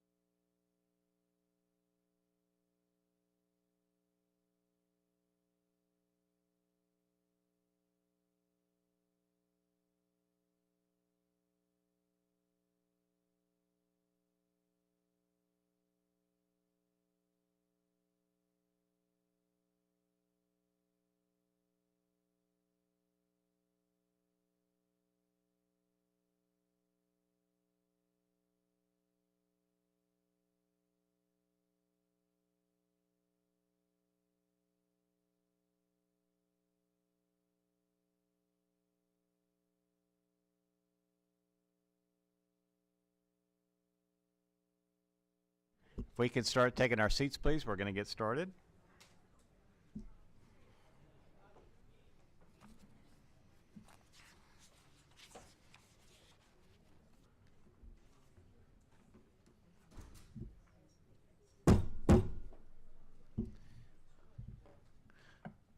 Good morning again to all in attendance in person, as well as to all of those attending virtually. The 233rd meeting of the Texas Board of Criminal Justice is called to order in accordance with Chapter 551 of the Texas Government Code, the Open Meetings Act. During this meeting, the board will be conducting business from the agenda posted in the Texas Register. Members of the board present for this meeting include myself, Eric Nichols, Vice Chair Faith Johnson, Secretary Dr. Rodney Burrow, Judge Molly Francis, Ambassador Sishan Siv, Pastor Nate Sprinkle, Bill Welch, and Sidney Zeiker. A quorum of the board is present and the meeting is now declared open. This meeting is being conducted in person and is also being broadcast on the Texas Department of Criminal Justice YouTube channel. It is 10:57 a.m. I would now ask our board member, Pastor Nate Sprinkle, to introduce Chaplain John Oliphant to provide our invocation and word of prayer as we start our meeting. Thank you, Chairman Nichols. Before we begin with our word of prayer, it's my privilege to introduce Chaplain John M. Oliphant. Chaplain Oliphant began his service with the Texas Department of Criminal Justice in November 2023 and is currently the unit chaplain at the Hughes Unit. Chaplain Oliphant is a member of Killeen Church of the Nazarene, where he serves as a licensed local minister, prison ministry leader, praise team member, and former church board member. He is an associate minister and founding member of Salvage Yard Biker Church of Central Texas, and former president and current member of the Priesthood Motorcycle Ministry Hood chapter. Prior to becoming a unit chaplain, he served as a certified volunteer chaplain's assistant at the A.D. Hughes unit since 2017 and has been an approved volunteer with the chaplaincy department since 2002, serving mainly with Kairos Prison Ministry. He retired from the U.S. Army after serving 20 years as a legal non-commissioned officer and court reporter. And it was my great privilege to meet Mr. Chaplain Oliphant in person and see some of the great work that God is doing through him and his ministry there on the Hughes unit just a couple of weeks ago. So thank you for being here this morning to offer our invocation. With that being said, Chaplain Oliphant, would you do us the honor of opening our meeting in prayer? It's my honor and privilege to lift these proceedings up to the throne of grace. Would you bow your hearts and minds in prayer with me, please? God, we just lift up this time for the Texas Board of Criminal Justice and Texas Department of Criminal Justice and these proceedings to you, Father. We give this time over to you, Father, that you can guide our hearts, our minds, our spirits in the way that you would have us govern the business of this agency. Father, we just lift up the members of the Texas Board of Criminal Justice, the members of the Texas Department of Criminal Justice, Director Collier and all the directors and leadership. Father, the tasks we have before us are monumental, but you're a monumental God and you can make things happen. And we just be quick to give you the praise and honor and glory for doing that. And God, I just lift up the correctional staff, the correctional officers and staff who work long hours, Father, who sacrifice precious time with family to meet the mission of this agency. And we don't take that lightly, Father. We just ask you to continue to strengthen and guide those officers, those professional officers that, like I said, Father, give up much time to meet the needs of this agency. We lift up the families, Father, of those incarcerated, God. Often they are forgotten, but they serve time right along the side of their loved ones. We lift up the inmate population, Father God, the men and women who are incarcerated, who you have entrusted to our care, Father. We just ask you, Father God, to give us your eyes and your heart for those men and women who are incarcerated. Help us to see your plans for their lives, to see good and perfect change come in their lives, Father God. Help us to be a part of that change. Help us to be open to new ideas, new ways to do things, Father. God, we just, again, we'll just be quick to give you all the praise and honor and glory to working through these folks here to bring change in their lives. We also think about the victims of crime, Father God, and so this agency has a responsibility to them as well, and we just lift those up, lift the victims of crime up to you, Father. Help them for healing and forgiveness, and just the things they need to deal with the results of the crimes that have been perpetrated against them. God, we know the plans you have for this agency are good, and we know that if we continue to walk and surrender to you, Father, that you will work that good out and work those plans out. And so we entrust that all to you, and we'll give you all the praise and honor and glory. We just thank you, Father, in Jesus' name. Amen. Thank you, Dr. Sprinkle, and thank you, Chaplain Oliphant. We want to try to use these invitations as part of our board meeting to highlight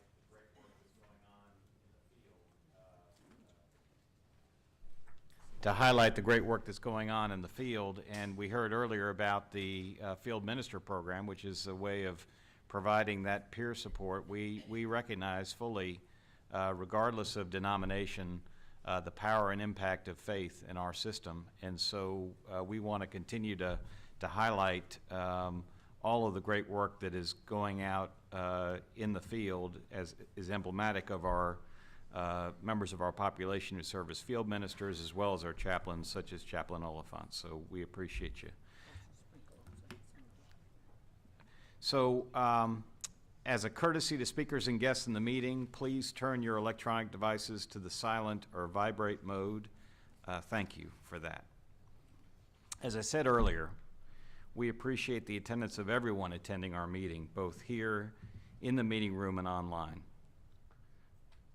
But as a board, we are especially honored here today to have present with us family members and friends of our fallen colleague, Correctional Officer 3, Jovian Motley, who was killed in the active line of duty at the Wainwright Unit in November of last year. Today, we are honored to have with us, among many friends and supporters of the Motley family, Jovian's parents, Mrs. Tamika Motley and Mr. Edward Motley. And I know that Jovian's sister, Iana Motley, who is providing dedicated service to our United States military, would be here as well if she could. So, Mr. and Mrs. Motley, could I please ask you to stand to be recognized?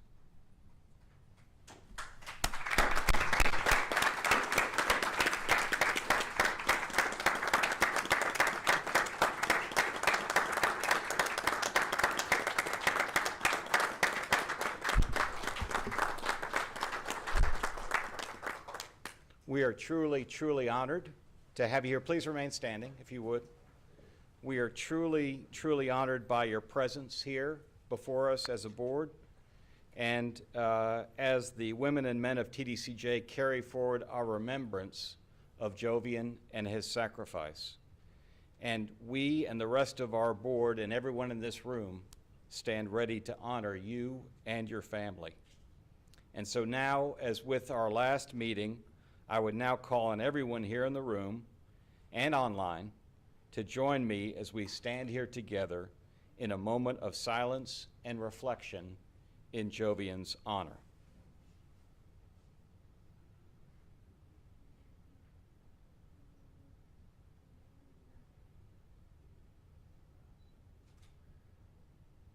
Thank you. You may be seated.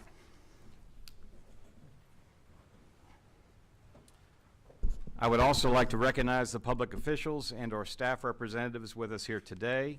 And I'm sorry if I miss anyone, but I would like to especially acknowledge Mr. Darren McDivitt, who is a representative with us from the Texas Sunset Advisory Commission, Corey Sharp, representative of the Legislative Budget Board, Mr. Mike Ward, a representative of the Senate Criminal Justice Committee, Chairman David Gutierrez, Chairman of the Board of Pardons and Paroles, Ms. Katie Fallon Brown, a representative also of the Legislative Budget Board, and also Shakira Pumphrey, Policy Advisor for the Speaker of the Texas House of Representatives. Thank you all for also being present here today.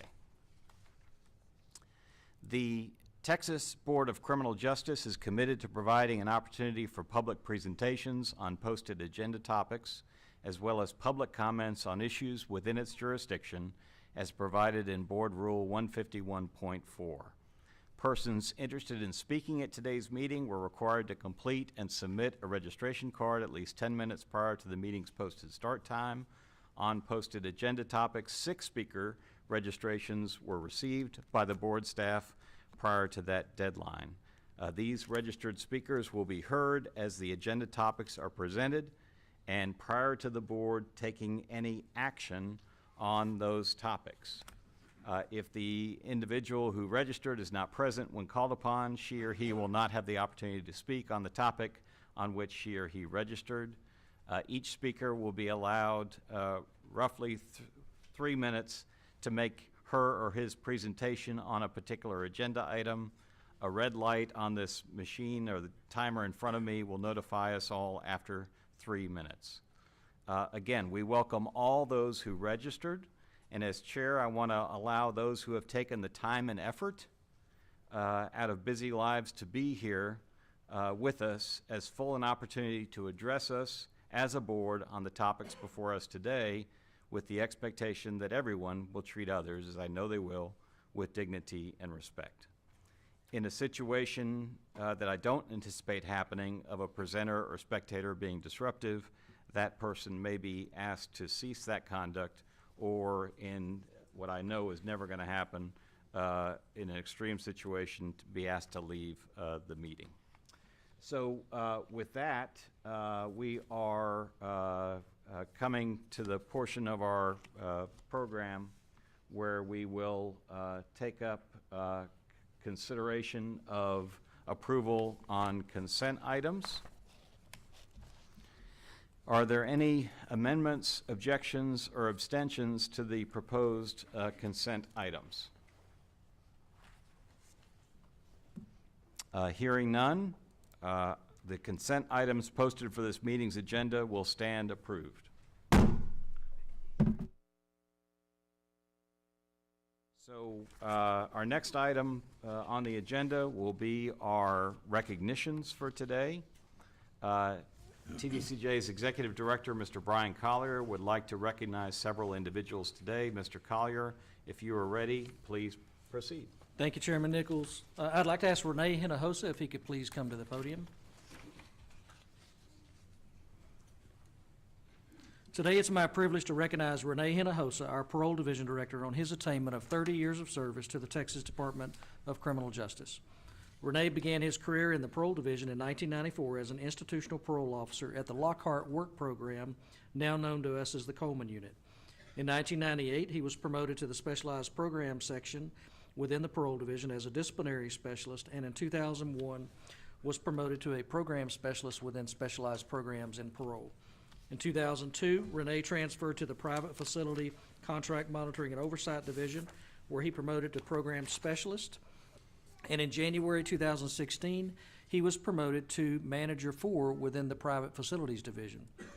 In December of that year, he was promoted to the Deputy Director for the Administrative Review and Risk Management Division, and in 2017, promoted to the Director of the Rehabilitation Programs Division. In 2020, Renee was promoted to the Director of the Parole Division, where he currently serves today. Renee is a strong and focused leader, and his wide range of operational experience has served our agency well as he leads one of the critical functions of this agency. Please join me this morning in congratulating Renee on his 30 years of service with the Texas Department of Criminal Justice, and we look forward to many more years. Renee, thank you.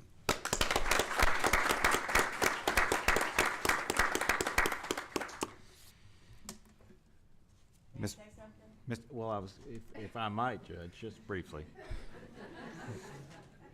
And I'd like, Mr. Hinojosa, we appreciate everything you've done over this time period. Would you like to share with us a few words? And that sounds like you've got a comment coming behind that, so be advised. All good, don't worry. Sure, no, absolutely. I feel blessed to be here. I thank God that He gave me the opportunity 30 years ago to start with the agency. I never even imagined that I'd be standing here as the world director as I was loading up my U-Haul, moving my family to Lockhart, Texas from my little hometown of Robstown, Texas, to start as the IPO at the Lockhart Work Program, now the Coleman Unit.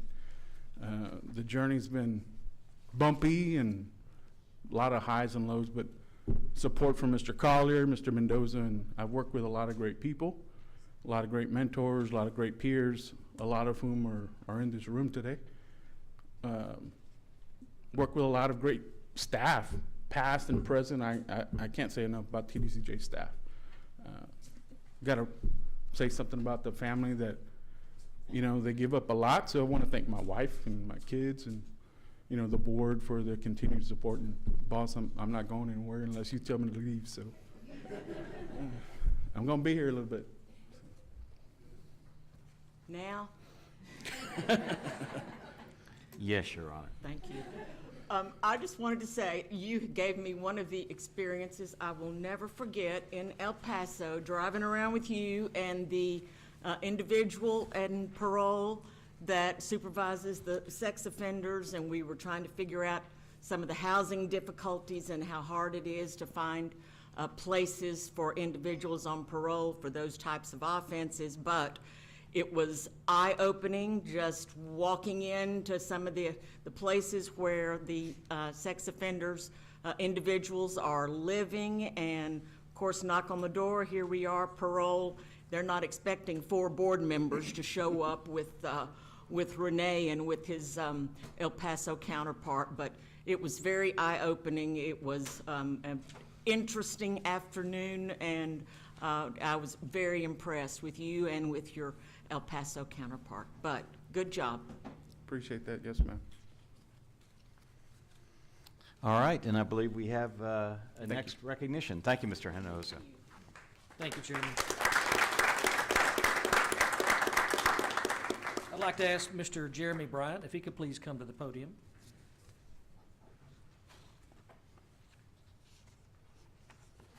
Today, I'd like to recognize Jeremy Bryant on his promotion to the Director of Recruiting for the Texas Department of Criminal Justice. Mr. Bryant began his career with the Texas Department of Criminal Justice in 1999 as a correctional officer at the Ferguson Unit. Jeremy served as a unit sergeant and a unit lieutenant before joining the Training and Leader Development Division as a training lieutenant in 2010.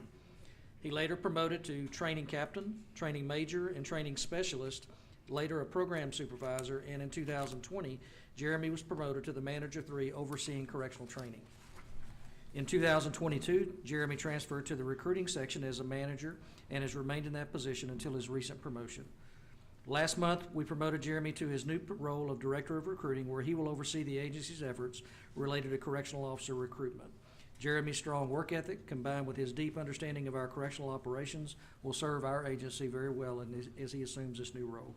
Please join me this morning as we recognize Jeremy on this well-deserved promotion.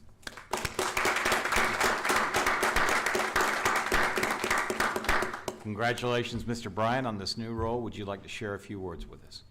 Mr. Chairman, Mr. Collier, board members, I appreciate the opportunity to tackle one of our agency's highest, most difficult missions.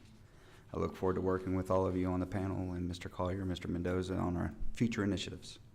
Thank you very much. Thank you. Thank you.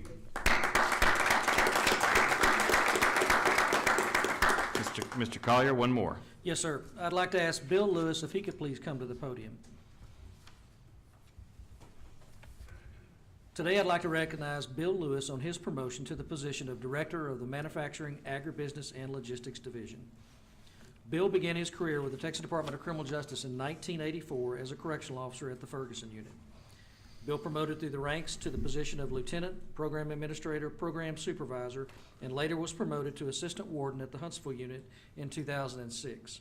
In 2011, Bill was promoted to the warden at the Goodman unit and later served as the senior warden for the Hamilton, Holiday, Wainwright, and Huntsville units. In 2020, Bill was selected to serve as the Deputy Director of Agribusiness, Land, and Minerals, and last month was selected as the Division Director for the Manufacturing, Agribusiness, and Logistics Division. Bill's a strong and proven leader who's focused on ensuring that the operational areas within his division are efficient, secure, and progressive. His ability to quickly gain rapport with our staff from across the agency and his peers has gained him significant respect throughout the agency and our leadership. Bill will help modernize our manufacturing processes while keeping a sharp eye on our transportation security protocols and our long-range goal of enhancing inmate job training opportunities. Please join me this morning as we congratulate Mr. Lewis on this well-deserved promotion.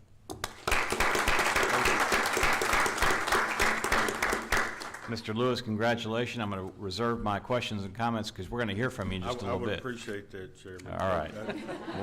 We'll hear. I'm very excited for the opportunity, and I thank each and every one of y'all. I look forward to working alongside and leading a division of hard-working employees and staff, and even more excited in this time to, Mr. Collier talked about as being a division that we can utilize as jobs in our inmate job skills training programs, making sure that we're providing everything that we can in a division that's full of jobs and work for our inmates. So I look forward, I'm excited about moving forward. Thank you. And just, I know I was going to reserve my comments, but when I hear certain words, they have meaning. And so when I hear the word modernize, which I heard as part of the thing, I mean, that's something that we really appreciate, the effort to modernize the operations that are entrusted to your care. So thank you, sir. Yes, sir.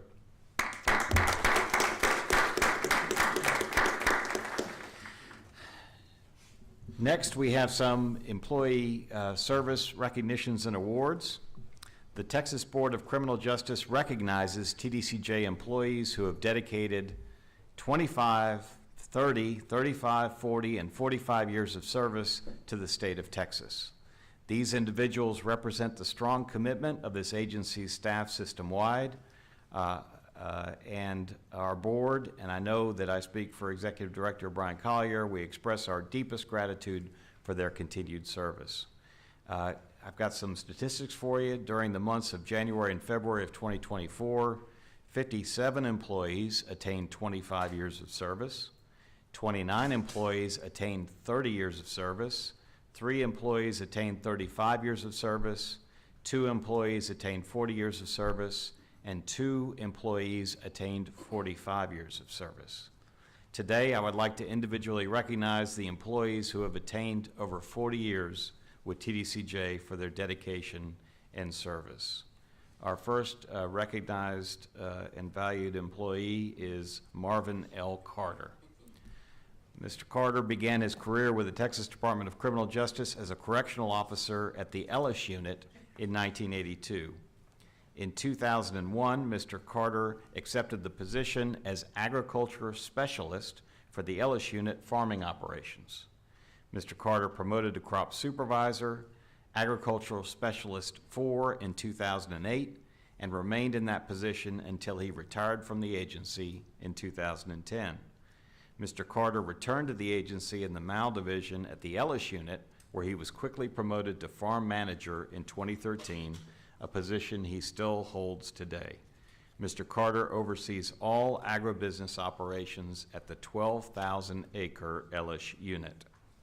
During Mr. Carter's employment, he has received the Billy Max Moore Award from the National Association of Institutional Agribusiness in 2018 for outstanding performance in institutional agribusiness, as well as receiving a Top Hand Award from the Texas Department of Agriculture in 2022. Next, we are honoring Jeffrey R. Gibbs. Mr. Gibbs began his career with TDCJ in 1983 as a correctional officer assigned to the Byrd Unit. In 1992, Mr. Gibbs transferred to the Food Service Department, where he worked for 2 years. He then promoted to Food Service Manager in 1996 at the Gibb Lewis Unit before being transferred to the Wynn Unit. In April of 2005, he promoted to Food Service Manager 4 at the Goree unit. After working in that position for 8 years, Mr. Gibbs retired. After 4 months away, he returned to work at the food service warehouse as a warehouseman for 8 years. He later transferred to the pack unit warehouse, where he continues to work today as an inventory store specialist. Next, we are honoring Richard P. Fassett.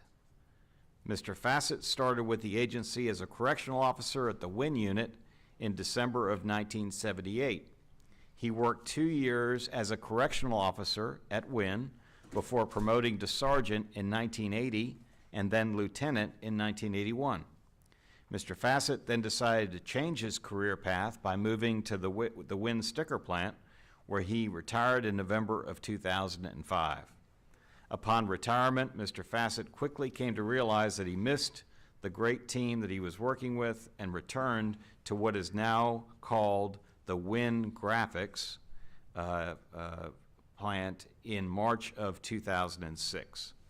Throughout his 45 years of dedicated service, he has shown to be a role model to his fellow coworkers, a person who takes great pride in his work, and a person who expects only the best out of his team and the inmates assigned to his work area.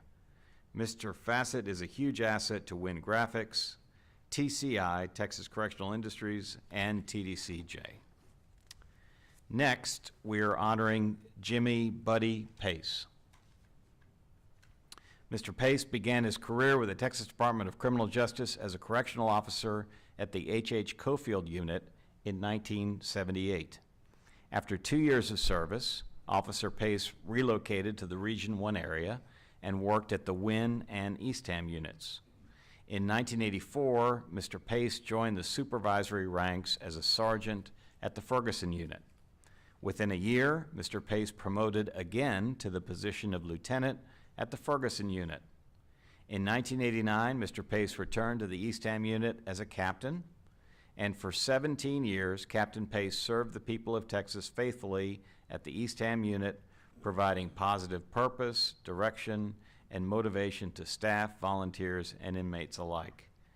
In 2006, Mr. Pace enjoyed a brief retirement before returning to the Eastham unit, which, as we all know, had been renamed to be the Wainwright unit, and joined the Warden's Honor Squad, a position in which he still performs today after an additional 17 years of service.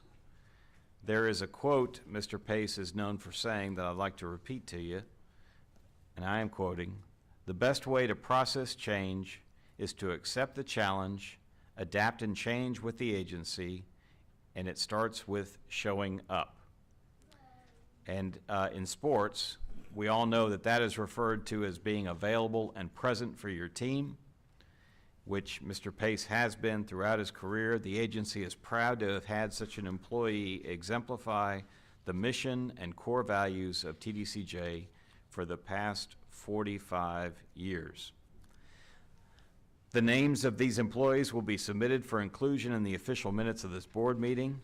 The Texas Board of Criminal Justice congratulates each of these employees and thanks you for your unwavering loyalty and dedication to the citizens of Texas. As a symbol of our appreciation, each of our honored persons recognized will receive a board certificate along with a personal letter of gratitude. Our next item on the agenda will be a report from TDCJ Executive Director, Mr. Brian Collier. Mr. Collier, if you are ready, please proceed. Thank you, Chairman Nichols. I'd like to provide you with an update on steps we've taken following the tragic death of Correctional Officer Jovian Motley at the Wainwright Unit on November 13th, 2023.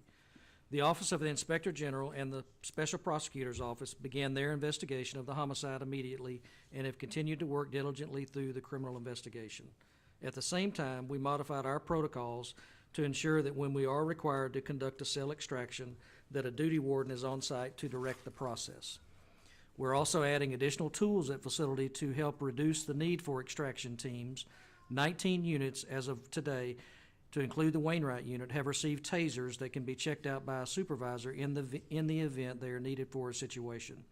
we are continuing to roll out the issuance and training for tasers to all of our facilities.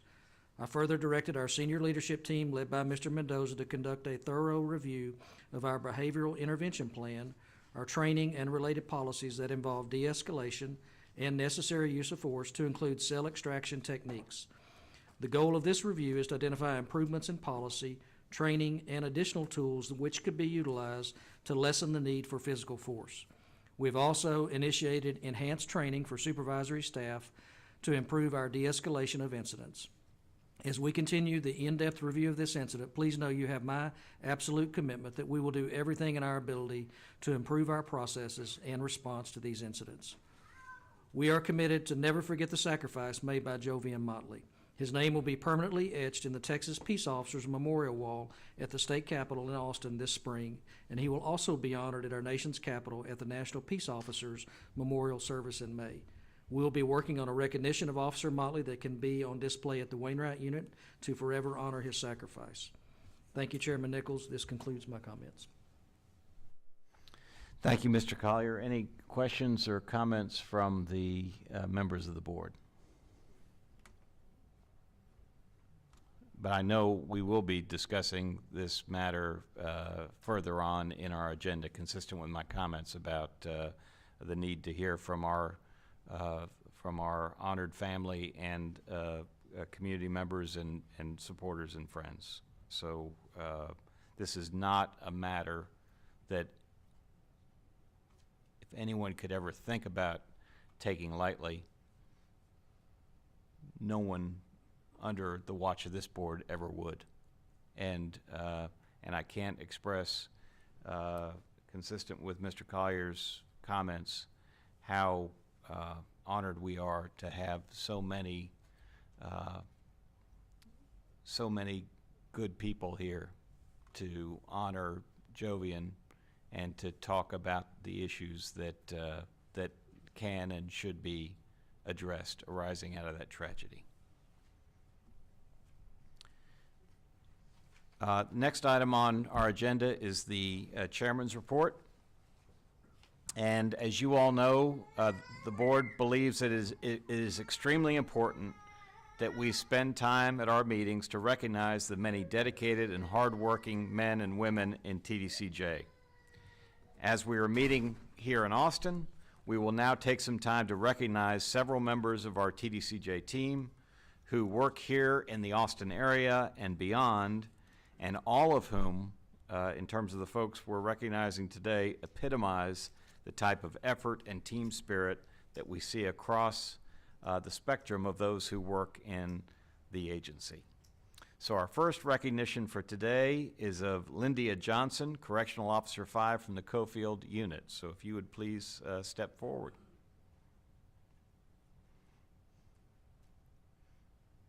And Officer Johnson, we had a chance to just visit very briefly before the meeting, but we want to hear from you, but I've got some nice things to say about you first, if you don't mind. Yeah. Officer Johnson, we understand that while attending college in 2006, you began your TDCJ employment as a part-time visitation officer at the Cofield Unit in Tennessee Colony, and that 3 years later, you transferred to a full-time position. We understand that throughout your career, you have worked among the general population of TDCJ, and first in a role as an officer overseeing maintenance issues at the unit, and now as a self-harm prevention officer.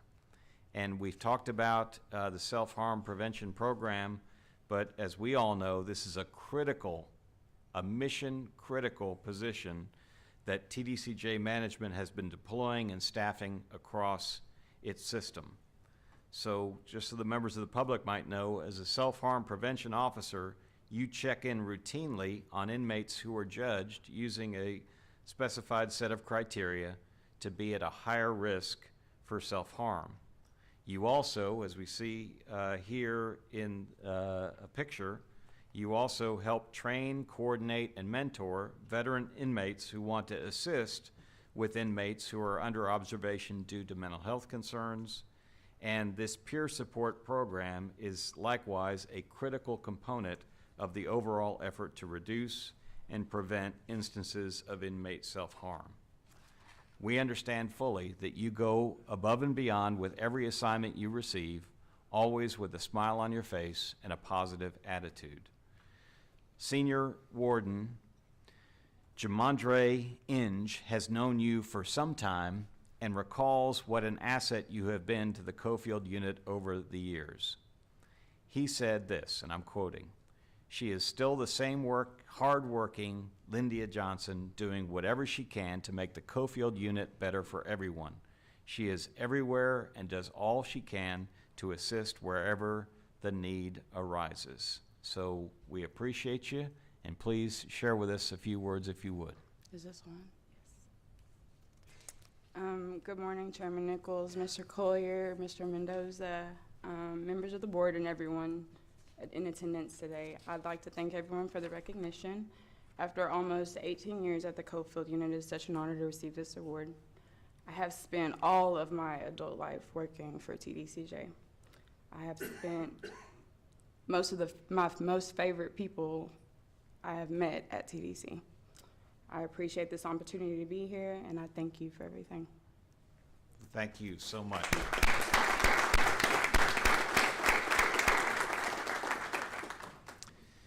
Our next recognition is of Jason Cooey, Correctional Officer 5 from the Estes unit. So if you would please come forward.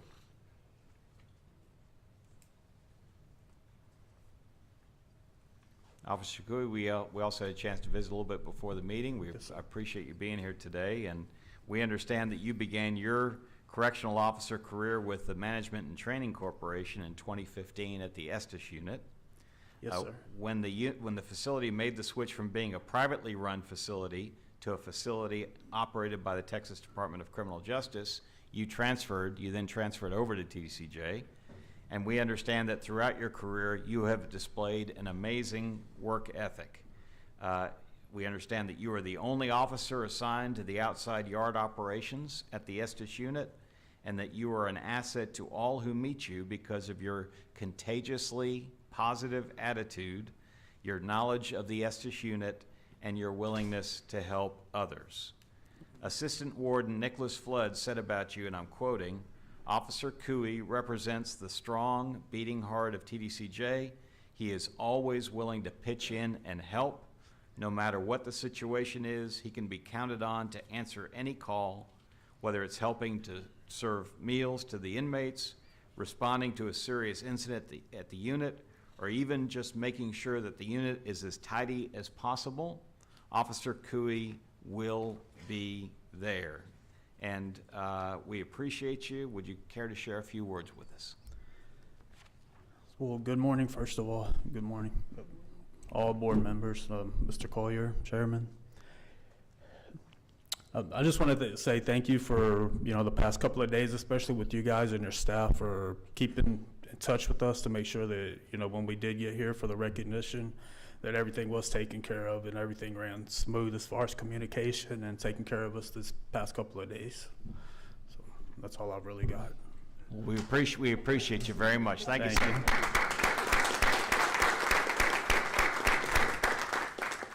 Our next recognition is of Jennifer Brooks, Correctional Officer 4 from the Hutchins State Jail. So if you would please step forward. Officer Brooks, likewise, we had a chance just to visit briefly before the meeting, but we understand as a board that you have been with the agency since November of 2018, that you began your career at the Hutchins State Jail in Dallas. It is reported to us that you ensure that any task or assignment given to you is completed and that you do not hesitate to go the extra mile.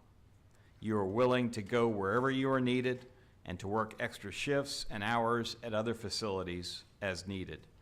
Your peers and supervisors respect you for your dedication, dependability, and for your work ethic. Senior Warden Chimdi Ukwiti said of you, and I'm quoting, "Officer Brooks exemplifies the agency's core values and has the potential to become a leader in this agency in the future. She completes all tasks that are assigned to her. She does not hesitate to go above and beyond what is asked of her. She is also a mentor to some of the other officers on the unit. She continues to learn and grow in her correctional career every day. So very kind words from the senior warden. Would you care to share a few words with us? Good morning, everyone. Good morning, Chairman. I just want to say I am a sergeant now. All right, good. And congratulations on that promotion. I just want to say thank you for recognizing the hard work that we do. That's it. That's all I got. Thank you so much.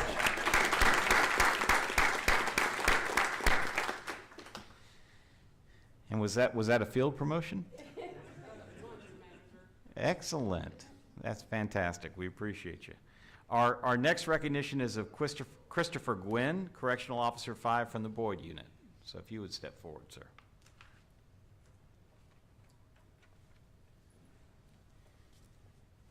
Officer Gwynn, we understand that you began your TDCJ career as a correctional officer at the Boyd Unit in Teague in 2011, and that in 2014 you became the Patriot Paws officer for the unit. Patriot Paws, if people haven't heard about that program, is a program in which inmates train service dogs to assist disabled military veterans. You play a vital role in the monitoring and success of the program. You have put in numerous hours towards Patriot Paws and have worked tirelessly to make the program a success. It is reported to us, Mr. Gwynn, that your professionalism and communication skills are exceptional, which helps you maintain a positive working relationship between the administration and those working in the Patriot Paws program. Senior Warden Michael Groover said of you, and I'm quoting, "Officer Gwynn has been of great assistance to security at the Boyd Unit and sometimes must deviate from the Patriot Paws program to assist with staffing issues. He never balks or complains. During the COVID-19 pandemic, he stepped up with testing of inmates for the virus before their release and then transported many of them to Huntsville and sometimes to the bus station in Houston. The Boyd Unit is proud to have Officer Gwynn on its staff. He is highly respected among his peers. He is a dedicated and trustworthy employee.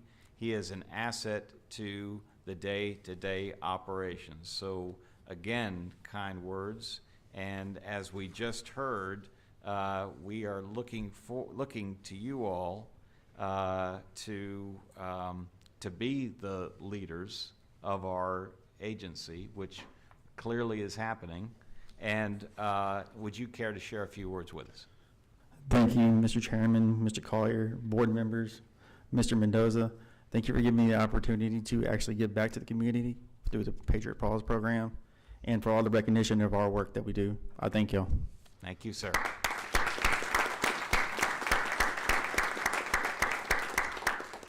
Our next... If you could possibly bring some of those little paws next time you come, we'll be glad to watch them for you while you're... Definitely, we want to know about that. We'll have a pairing day, March 15th, 1 o'clock at Boyd Unit. All right, sounds like you're going to have a few more attendees to that.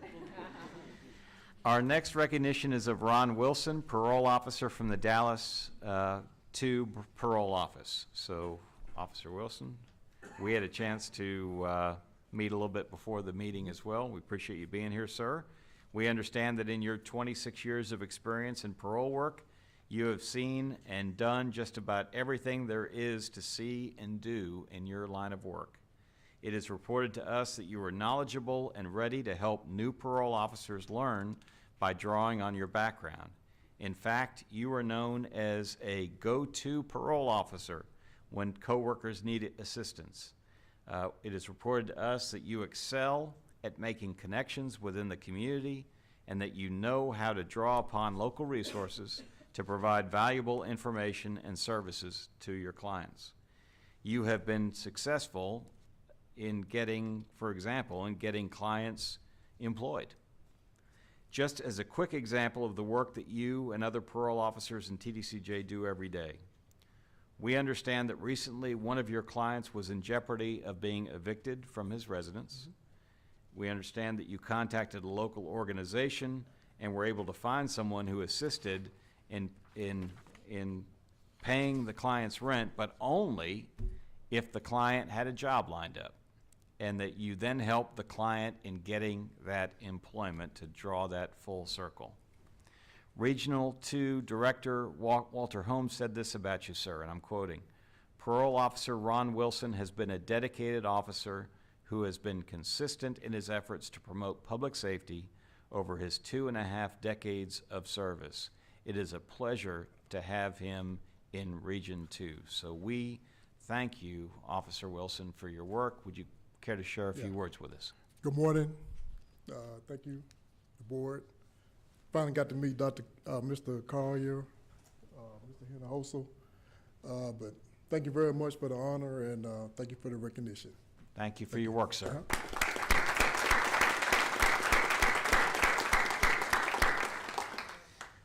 Our next recognition is of Chantel Levine, Health Specialist 4 from the Rehabilitation Programs Division. And Ms. Levine, we also had a chance to visit a little bit before the meeting, but we really appreciate you being here today. We understand that you began your career working for TBCJ in 1998 as a correctional officer. Then you promoted to sergeant in 2006. Common theme here, we're getting those promotions. You left the agency to pursue a career in education to deal with high-risk youth, but then, to the benefit of TBCJ, you returned to the agency in 2019 as a Case Manager 3 in the Rehabilitation Programs Division. And I understand that you are currently the Health Specialist 4 coordinator of our Roadway to Freedom program for this agency. You understand and ensure that the voices of female inmates with a history of prostitution, human trafficking, sexual abuse, and domestic violence are heard. This, as we just talked about a minute ago with another role, is a critical, mission-critical role, as we as board members know from visiting units and visiting with members of our female population that many of them have experienced one or more of these forms of abuse in their lives. You lead a competent and empathetic staff of health specialists and case managers who work side by side with these inmates, assisting them daily to address and overcome the trauma and adversities they have suffered. You embrace each inmate, we are told, with care and concern to guide each of them on the path to exit their previous lifestyle and reintegrate back into their communities in a safe and healthy environment. We understand that your favorite message is reminding each of those inmates that every day they have a chance and a choice to make a difference. Our PD Division Director, Mr. Chris Carter, said of you, and I'm quoting, Ms. Levine exemplifies excellence in her approach to rehabilitation. Her professionalism, integrity, and commitment set the standard for her staff and the inmates in the Roadway to Freedom program. So again, very kind words. Would you like to share a few words with us? One more time. First of all, I want to give praises to my Heavenly Father, because without him, it would be no me. I am very honored this morning, and I'm very surprised. Also, I am like a behind-the-scene person, and what I do every day, I do it with the inmates in mind, because they're the ones we share the community with. I want to thank Mr. Nichols, Mr. Collier, Mr. Mendoza, and I also want to thank Mr. Carter for the recognition. My work does not go undone. I'm working 24 hours a day, trying to reach those that are in dark places. So I do want to say thank you. I will also want to say thank you to my brother, who is my biggest supporter here. and I appreciate it. And I will continue to go above and beyond as I have as a correctional officer, as a health specialist I will continue to go above and beyond to make sure these ladies get what they need. Thank you. So ma'am, before you leave, Yes. you may feel like you're working behind the scenes, but the work that you do does not go unnoticed, and all the members of this board, I could tell you, are unanimous in understanding the importance of the actual work. It's one thing to just talk about these things in general, principles, but as we all know, every human being is different, and unless we have individuals like yourself who are willing to take the time and effort and care to deal with the individual, we can't achieve our mission. So You're absolutely right. And this is not just a job for me. This is a ministry for me. This is a long life ministry for me. Thank you. Thank Have your brother stand? You said Yes, ma'am. supporting you. Would he stand? Where is he? Far.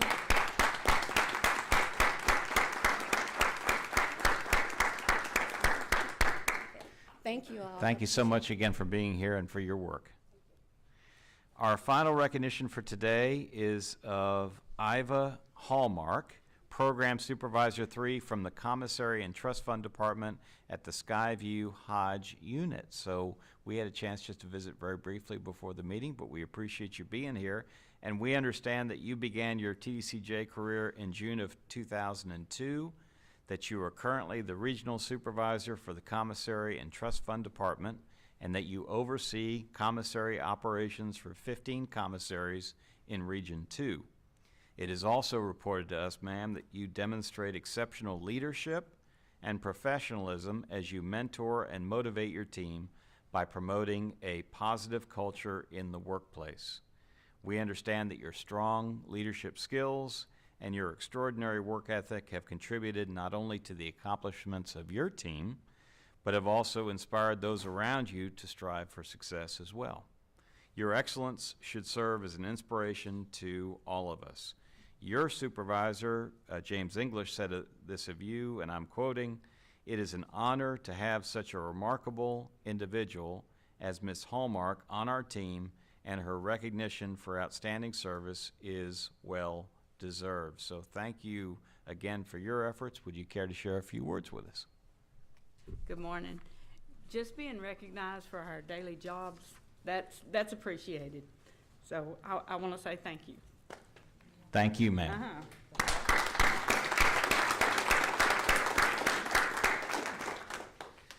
The next item on our agenda is a report from the Judicial Advisory Council. The Honorable Rebecca Palomo will be presenting on behalf of the Judicial Advisory Council.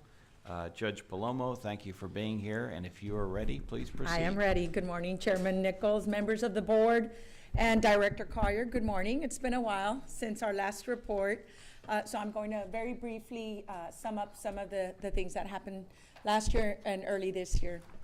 On September 25th through the 27th, the Correctional Management Institute of Texas, in collaboration with the Texas Department of Criminal Justice, Community Justice Assistance Division, I could have used acronyms, but most of you know it as CJAD, hosted the 51st Annual Chiefs Leadership Conference in Galveston. In addition, the Judicial Advisory Council quarterly meeting was held during that week. During the council meeting, Mr. Bobby Lumpkin, Correctional Institutions Division Director, presented information related to the TDCJ's implementation of unit lockdowns and the progress made during this process. It was very informative, and it was a very valuable presentation. On November 7th through the 9th, the 2023 Chiefs Summit for Community Supervisions and Corrections Department was held in Round Rock. Subjects discussed included employee wellness, the Sunset Commission Subcommittee process, and the recommendations and peer support. On January 25th of this year, the Judicial Advisory Council held our quarterly meeting in Austin, and were provided information related to the Sunset Commission, the statutorily required report to the Governor and Legislative Budget Board on the monitoring of community supervision diversion funds, and the Texas Administrative Code review process. That concludes my report. I told you it was a short report. I remain for any questions, and I just want to tell this board that as a member of the Judicial Advisory Council, together with Chairwoman Judge Rose Reyna and the entire Jack Board, we remain available and supportive of this board and would like to help you in any way that you need us to. Okay? I'm open to any questions. Judge Palomo, Yes. we, as always, as you know, how much we appreciate all the great work that's happening. I will use the acronym at the Jack. Yes. And it is likewise, I keep using the phrase, but I mean it. It's a mission critical responsibility to ensure that we are supporting our local community justice and supervision departments, as well as the overall system that they operate in, and make sure that we've got the right resources, we're sharing the right information among those departments, encouraging best practices, and we see every day the work that the JAC does to help promote that. So we very much appreciate and value our relationship with your council. Any other comments or questions from the board? If not, thank you so much, Judge, for being here. Thank you for your recognition, Chairman Nichols. Have a wonderful day. The next item on our agenda is a report from the Agricultural Advisory Committee. Director of Manufacturing, Agribusiness, and Logistics Division, Mr. Lewis. I said we were going to have you back up here, so here you are. You're going to be presenting today, and if you're ready, please proceed. Good morning, Chairman Nichols, Mr. Collier, and members. I'm very honored to be here today on behalf of the Advisory Committee on Agriculture. Our committee is chaired by Mr. Nichols himself. We have Tom Fordyce, who's on the committee. We have a representative from the Texas Department of Agriculture, who's on the committee, and Dr. Cliff Lamb. We work in coordination with Texas A&M Research, who is also on the committee. The Agricultural Advisory actually meets quarterly, and we look at our TBCJ agriculture operations. We even look outside into the agriculture industry throughout the last year. This will be the second briefing. Semi-annually, we brief the board, and I'd like to start the briefing with our occurrences from last year. On March 29th, 2023, we toured and held a quarterly meeting at the Texas TBCJ Career Center, our TLDD, which is our Training Leadership Development Center, and that time it was almost brand new. We met with our leadership over there. I'll talk a little bit here a little bit later on about our directive, where we're looking at recruiting options for our staff that's working in the agriculture field for TBCJ, looking at new strategies, looking at different things that we could do to target that population of employee working in the agriculture field. We toured the Goree Unit Equine Center. That's where our equine breeding occurs for all of the horses within the agencies. We have about 916 horses on hand, and we breed about 100 and end up with 85 babies every day. We walked through there, talked about equine breeding, talked about different things in the breeding, such as artificial insemination, natural coverage, and the research that we have with Texas A&M regarding our horses. June the 15th, the committee went to Tennessee Colony, Texas, to the Cofield unit. We went through the Michael Pork processing plant, what we call the MIPP. On average, we process 8 million pounds of pork there and process about 18 to 30,000 swine that we grow each and every year. Toured the Cofield Unit Agriculture Operations. It is by far our largest operation by acreage, over 20,000 acres there at Cofield, Pallage, Beto, and we looked at everything from swine farrowing. We looked at equine, beef cattle operations. The committee was engaged in looking, assessing, reviewing, and those things that occurred there. And of course, we had meetings there at the clubhouse. October the 4th, 2023, the committee went to King Ranch, the largest ranch in Texas. We looked at all of their agriculture operations, as we talked about. We looked at not only what TBCJ does, but we look at those other industries outside of what we're doing to make a determination where they're at in the market, where we're at with trends, and what we actually need to be doing. Looked at their livestock operations to include their terminal beef cattle herd, their feed mills, their nutrition, also to include their equine operations. Lastly, January 29th, last month, we went to College Station and toured the Texas A&M Veterinary Clinics and Equine Research Center. Texas A&M has a large animal clinic and a small animal clinic. We also met with the veterinarians. We have 4 veterinarians that work with TBCJ all over the state of Texas to provide livestock care and for all of our animals and all of our livestock. Toured Buffalo Ranch. We have a new program out there with beef cattle. We are now utilizing the embryo transfer that we're utilizing with the cattle, where we take a cow that hadn't gotten pregnant, basically. We take the DNA and then we inseminate that cow and produce a calf with better genetics. And we're doing that with females for our herd so we can produce a better cow. Saw the calves and talked about what that looks like in today's industry in the beef cattle operations. Next, the recommendations that you're going to see here are recommendations that have spanned about a year. We'll start with tractors. Within this last year, we began acquisition of 102 lease rental tractors. When you see 150 to 340 horsepower, that means we had a tractor fleet, an aging tractor fleet for years of 321 tractors. And then a lot of times we had to have 3 or 4 tractors available for mechanical reasons to get one to start. So the acquisition of these lease tractors and rental tractors is a huge benefit. And I know, Mr. Nichols, you talked about modernization, and I think that's one of the things that has helped us. When you have cotton or corn in the field and it's ready to be picked, you have to go get it and get it out of there. So we thank them for that. Cannery equipment, again, another modernization issue. The acquisition of a continuous rotary pressure sterilizer.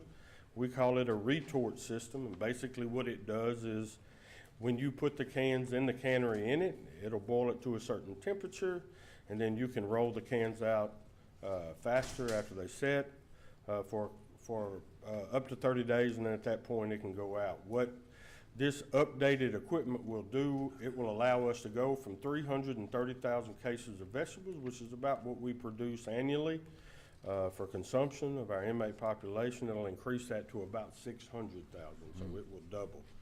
And extremely excited about that. A gin press at the Ramsey unit has been down for for about 12 years, I think. We got this year the opportunity to replace the gin press to make that gin down there on the coastal areas operational, which will save the state an enormous amount of money on logistics and transporting cotton from south part of the state all the way up to get it ginned in the current part of the state. Probably the inmate job skills training, like I had talked about earlier, is probably one of the most exciting things that we do in MAL, and I'm excited about it. We look at 500 offenders across the board just in agriculture. That doesn't include our industry side of it, but we talked about what that looks like for on-the-job training, what that looks like for apprenticeship, what that looks like for our soft skills training for our inmate population, and then targeting those job skills trainings with a third-party certificate from vendors from the world. So when that guy or gal gets out, there's an opportunity there for them to have a job with a certificate that's not only from TBCJ, but from those people that are looking to hire in the world. We're in coordination right now with Texas A&M and Texas AgriLife to try to get those certificate programs that will be co-sponsored by them for the agency and will help those guys and gals, when they do get out, have something that they can utilize. Some of that is new for us. We're talking about veterinary technician certificates. Of course, it's not a license. It's dealing with livestock and beef cattle. It's dealing with swine and poultry and stuff like that. So we're working across the aisle with the university and to include our job skills training that Windham and Mr. Moore and RPD have. in order to make sure that we can get these guys training. In this division, we have so many jobs, so many opportunities, and that's one of the things that we continue to focus on. Livestock, enterprise reviews, I talked a little bit about the embryo transfer breeding. The committee was reviewing with Texas A&M and looking at the new embryo transfer process. We bred 98 beef cattle, and we have 66 confirmed, 56 calves that are on the ground as of May, 160 embryos on the second herd, 101 of those are confirmed. And what it does is release the need, refuse of need for your bulls to breed those cattle, especially those beef cattle in a terminal herd, and it gives you a female that's going to give you better genetics for your herd. Right now we have about 10,000 head of cattle, probably one of the largest operations. That's 430 bulls within the agency. We sell about 5,500 to 6,000 calves a year. Genetics and making sure that we're doing everything that we can in the industry right now is one of our priorities and the committee's priorities. Lastly, our wildlife management. We entered into a contract with U.S. Wildlife Services in conjunction with Texas AgriLife. Last year, we lost almost $1 million in corn just on feral pigs. Now that doesn't include what we lost on varmints, to include vultures, coyotes, other varmints that are running around. Talk to U.S. Wildlife and Texas AgriLife. Sit down with them and we come up with a contract, and they go to the facilities that have an agriculture operations, and they help us, regardless of what that may be, to exterminate, to catch, in order to get those varmints out of the way, and especially give us an opportunity to produce without losing the cost that we have to lose. Employee recruitment. We talked a little bit about that going to our leadership training area.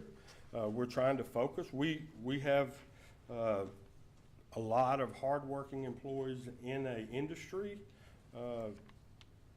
that I think that if you look at in the U.S. jobs market are dwindling. So what we're trying to focus on is how we can target through college, through an internship, through working with different varieties in agriculture and different areas in agriculture. How do we target that employee, get that employee recruited so he'll come to work for us and be a part of what we do. And the committee talked with that through Texas Leadership, our leadership conference, and our people that work for the agency within our leadership division. Very instrumental in what we do. One of the things I get excited about is talking about agriculture, because I was the deputy agriculture director for 3 years before I was promoted to this job. We have a lot of people out there that are invested and focused and working. It's a hard working environment.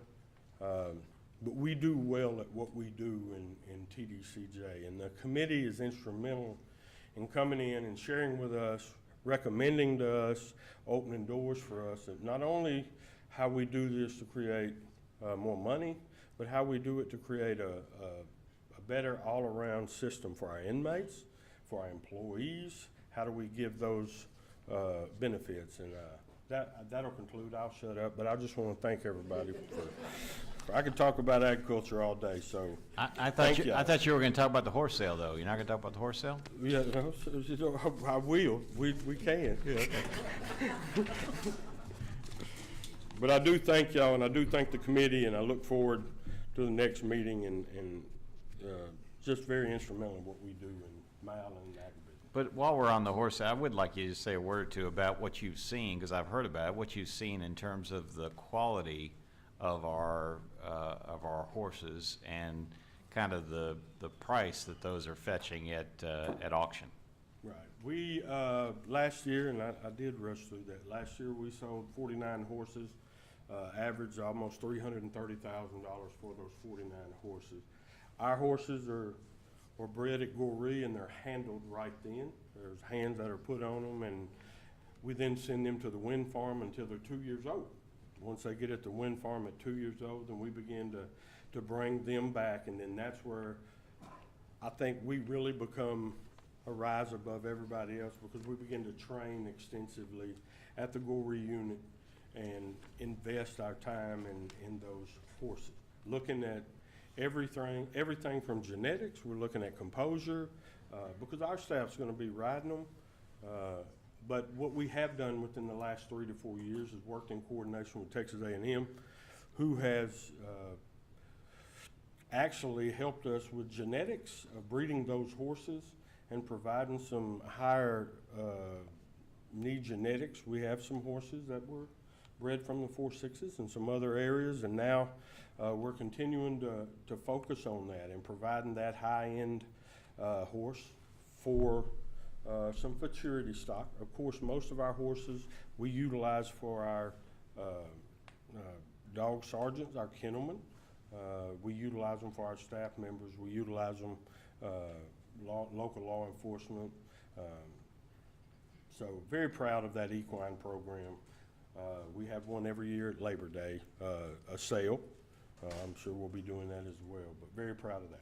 And just a quick couple of comments. So first of all, I may get a whoop out of this one, but as far as our partners at Texas A&M University, I mean, I couldn't have been more impressed with the level of coordination that we have between our agency and Texas. Just to give an example, on the equine side, we are, as I understand it, we are providing some of our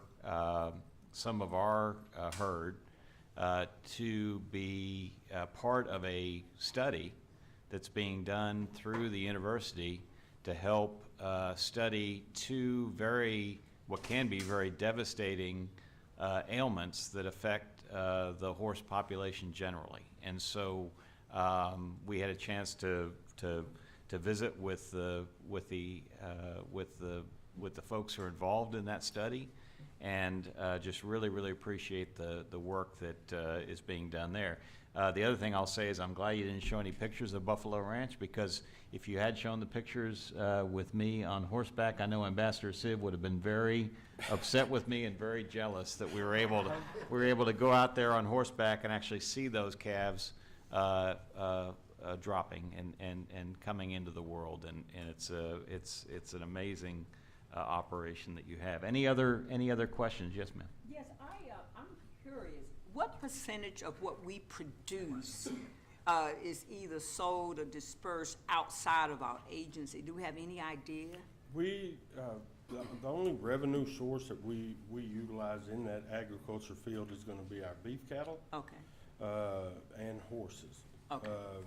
Every now and then we may have an abundance of grain, whether it be corn, but what our main focus is providing that product that we grow, that pork, that beef, that we can put on a plate in a chow hall to feed our offender population, and that percentage is going to be we're providing anywhere remotely to 40 to 42%.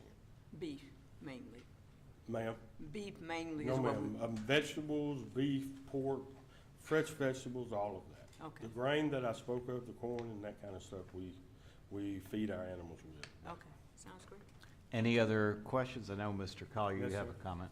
I was just, thank you, Bill, for the presentation, but I was gonna have you, if you don't mind, even though it's not the committee, might mention a little thing that happened in Fort Worth recently. I'm very proud. Yes, sir. We showed 2 pens of heifers, first-time heifers, mom and baby, a possible 3-in-1, which means those heifers have been exposed back to a bull. We competed against 54 pens of heifers in Fort Worth and won the grand champion of the heifer show in Fort Worth with the cattle that we raised. Very excited about that.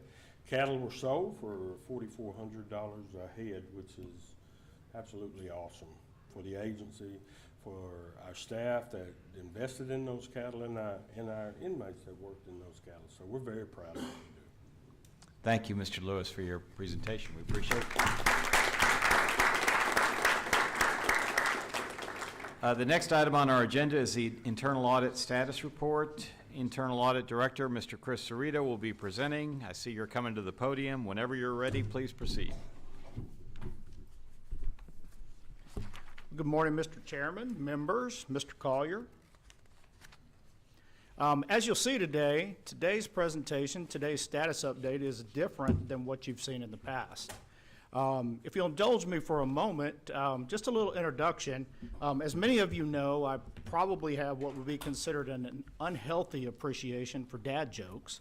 But this is germane to the topic. You know, there's an old joke in the auditing circles of, you know, what do auditors use to keep people from sitting next to them on a busy bus? And the answer is their personalities.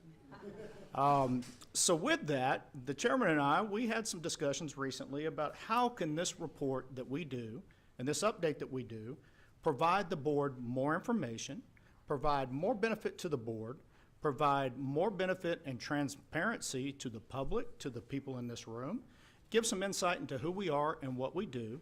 And so with that, we have a new status report.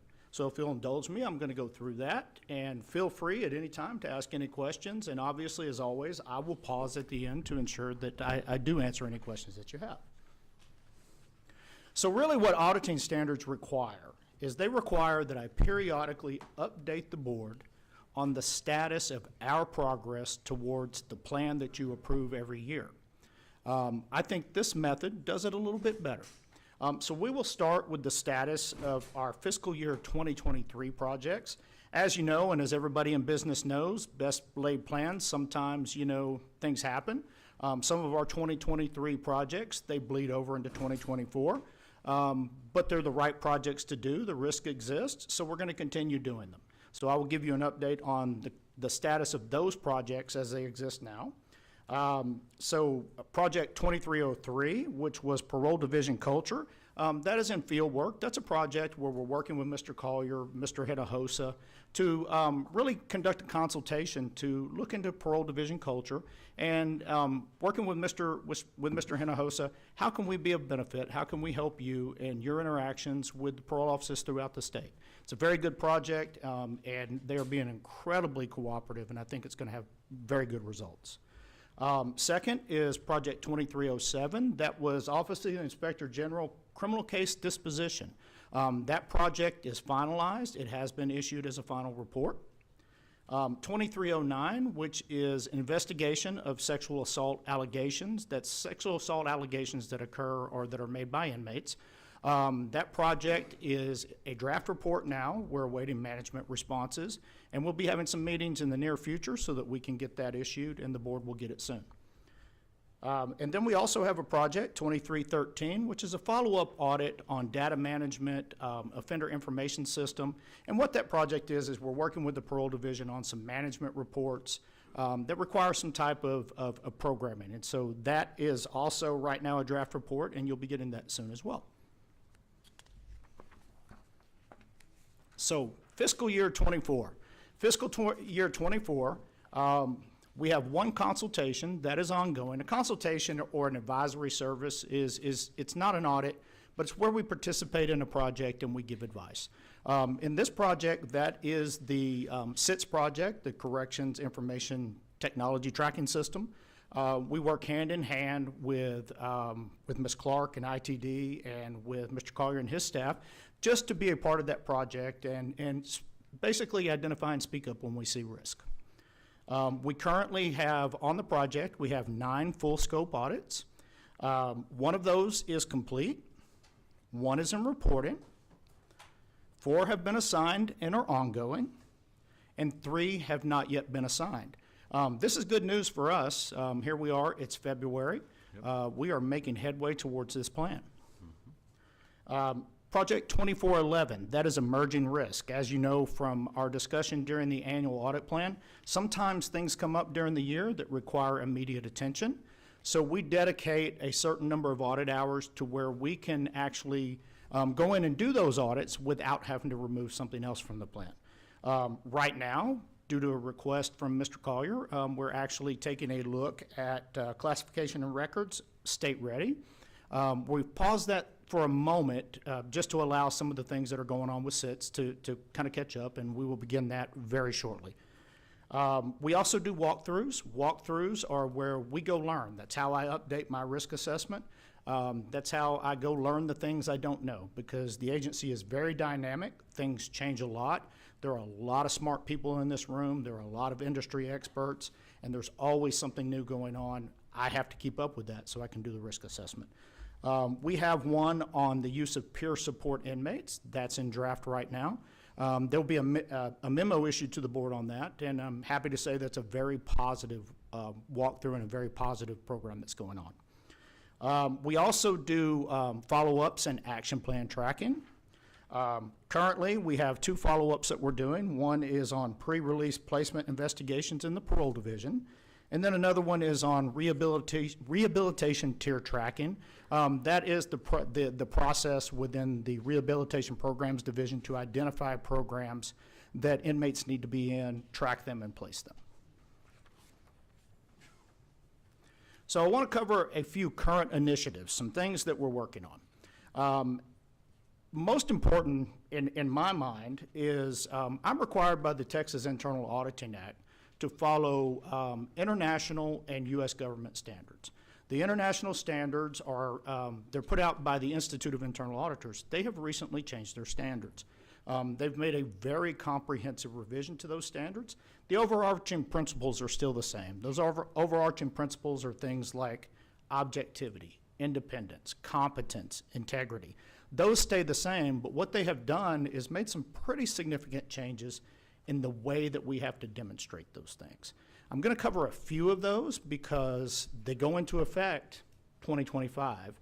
So moving forward, when we put together the 2025 annual audit plan and I present that in August, these things have to be in effect. So a few of the things that we're working on. We're going to have to make some revisions to Board Policy 1402, which is the internal audit charter.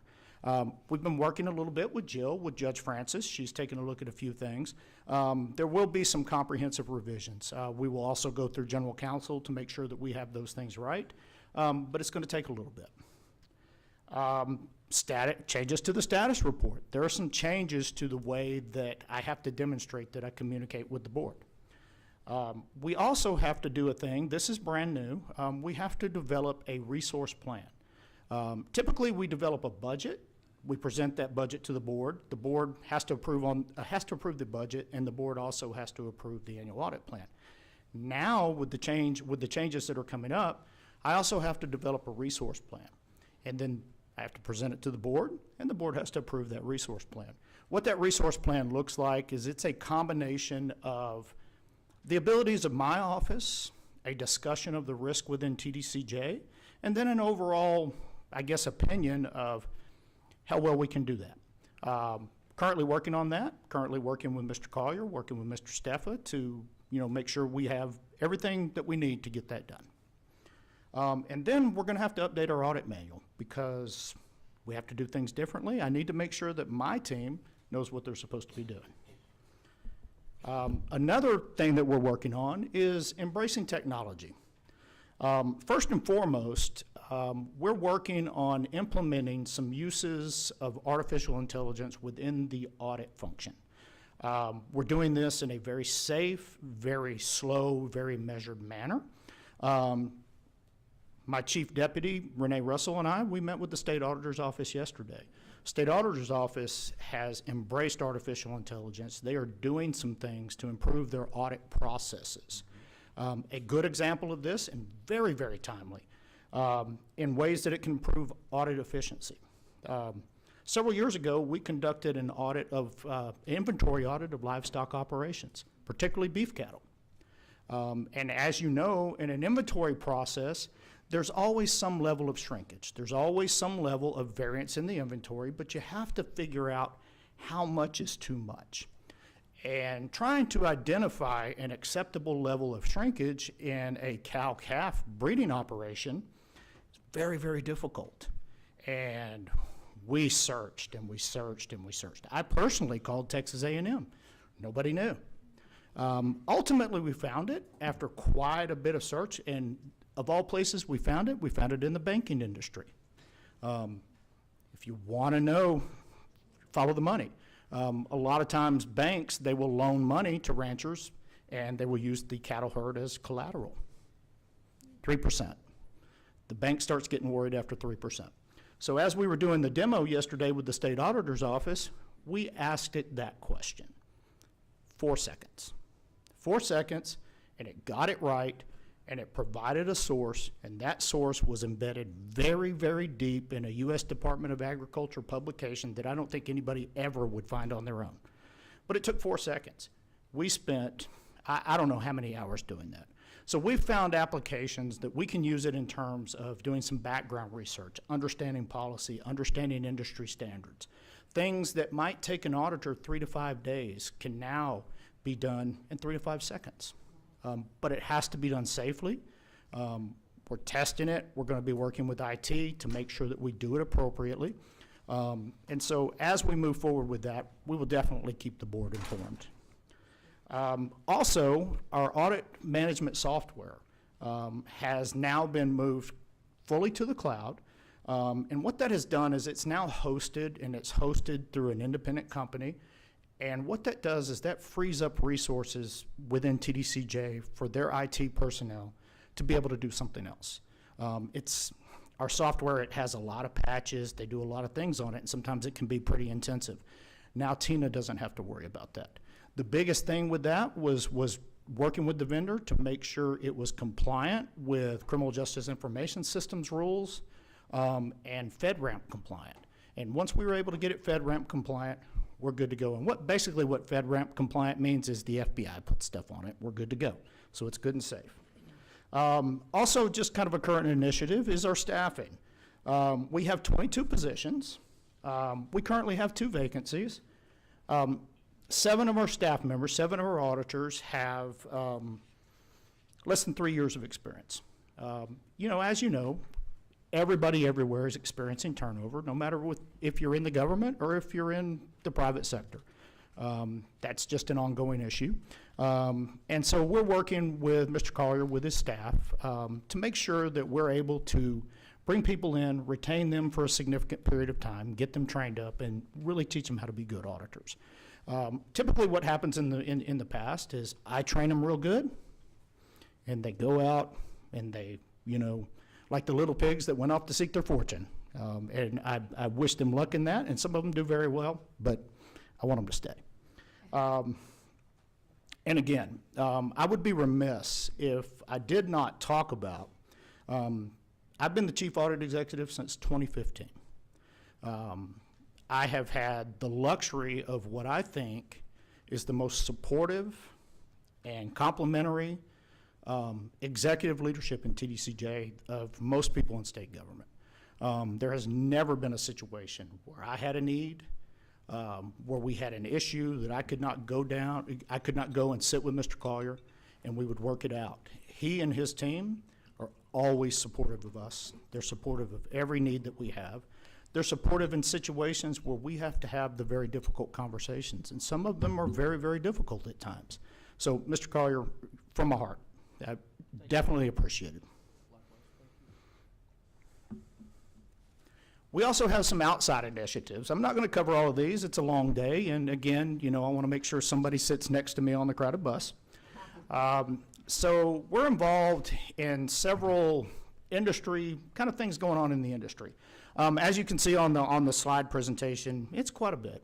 American Correctional Association. We're very active in American Correctional Association. I'm chair of the Ethics Committee. Ms. Russell serves on the Wellness Committee. She also recently began serving on Women in Corrections. One of our audit managers, Cheryl Foreman, who is also an attorney, she serves on the Legal Issues Committee for the American Correctional Association. American Parole and Probation Association. We're very active with with APPA. Recently, the executive director of the American Probation and Parole Association, Veronica Cunningham, who incidentally was the director of the TDCJ Parole Division before Mr. Collier was, many, many years ago. She asked that Carrie Green and I help her facilitate a series of workshops and a series of webinars on the future of community corrections. And what this is really is getting the people in the field together and just having some discussions. I don't think you will find a more qualified expert in community corrections than your director of CJED, Carrie Green. They asked me because I'm kind of the business process guy. And so we'll be doing that. I recently, as a matter of fact, earlier today, sent Jill a link for the first webinar and asked that she share that with the board. And we'll make sure everybody that has it, and we'll get you involved. Moving down just a little bit, as I mentioned before, we're doing some, at their request, we're doing some consultation work with the Federal Bureau of Prisons. They are revamping their audit function within the Federal Bureau of Prisons. They reached out and said, hey, can you guys help us? That has been a very good partnership. I think we're helping them quite a bit. As a matter of fact, next week, I will be in Texarkana next week with their director of audit. We're going to tour some of the federal facilities. They have a large complex up there. They have everything from maximum security to medical to, I guess, what they would call Club Fed. And so we're going to go tour all of those. And then he and I, the following day, we're going to go over and spend some time at the Telford unit. So that will be I think that's a good partnership. Couple other things. Sam Houston State University. We've been recently, within the past year and a half, involved with the Correctional Management Institute of Texas and the United States State Department, where they've asked us to come in and during their course, they bring in executives from other countries, particularly countries that are designated as what you might call narco states. They bring in their corrections officials, and it's a week-long management course. We have now incorporated a significant model on corruption and on kind of the whys of corruption. And so it's a good partnership. So that is what our status report is going to look like in the future. I anticipate that in the June board meeting, I will give you a kind of a comprehensive overview of what the new standards look like. And a lot of times I talk about these things of these auditing standards, but I don't really ever tell you guys what they are. So I would anticipate in June that hopefully somebody will sit next to me on the bus, but we'll make it as interesting as we can, and we'll give you some idea of what it is that we have to do. So with that, I'll pause for any questions. Talk a little bit of the women in corrections. Women in corrections, absolutely. I'm sorry, women in corrections. You know you can't skip over that with all these. Absolutely not. I'm trying to be respectful of your time. So women in corrections, Ms. Russell has recently become very involved in women in corrections. A couple of times I've actually sought her out. I would be remiss if I didn't say I probably have the best chief audit, deputy chief audit executive in the state as well.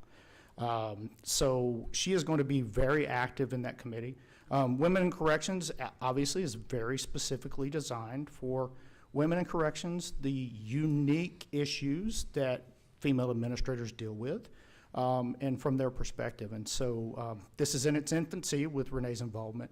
But she has the connections, the really, really smart people in the room, and some of the kind of the legends in women in corrections have actually sat down and talked with her and said, come be a part of us.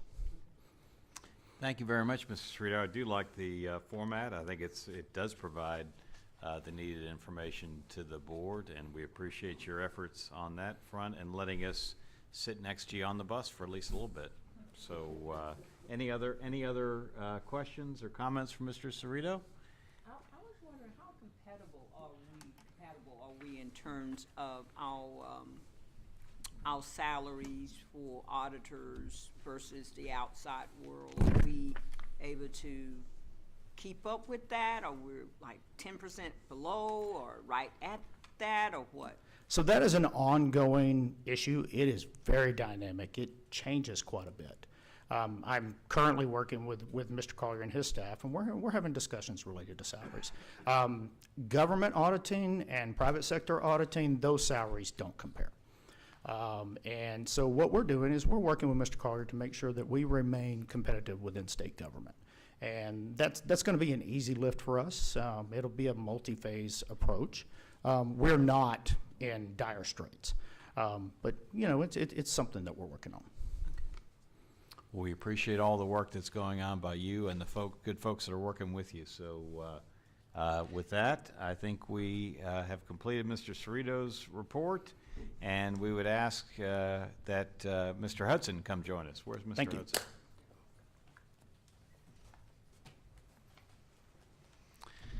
So the next item on our agenda is a discussion, consideration, and possible action regarding Facilities Division construction project request to install monitored pulse fence detection system perimeter Hughes Unit, Coryell County, Gatesville, Texas. That's a mouthful. Facilities Division Director, Mr. Hudson, go ahead. All right, good afternoon, Chairman Nichols, Mr. Collier, members. In your agenda packet, you will see the job scope of a new project to install monitored pulse fence detection system at the Hughes Unit located in Gatesville, Texas. At the Business and Finance Committee, I briefed this new project and am now asking for the board's approval for a total program cost $5,463,700. I'll pause for any questions. Any questions or comments from the board on this item that we've heard about before? Judge Johnson, anything? Okay. No, I was going to make a motion. Oh, yes. So if no comments, do I have a motion? Yes, you do, Mr. Chairman. I move that the Texas Board of Criminal Justice approve the request to install monitored pulse fence detection system perimeters at the Hughes Unit in Coryell County, Gatesville, Texas, as presented. I have a motion. Is there a second? Second. I've got a motion. It has been seconded by Dr. Burrow. All those in favor say aye. Aye. Any opposed? A motion passes.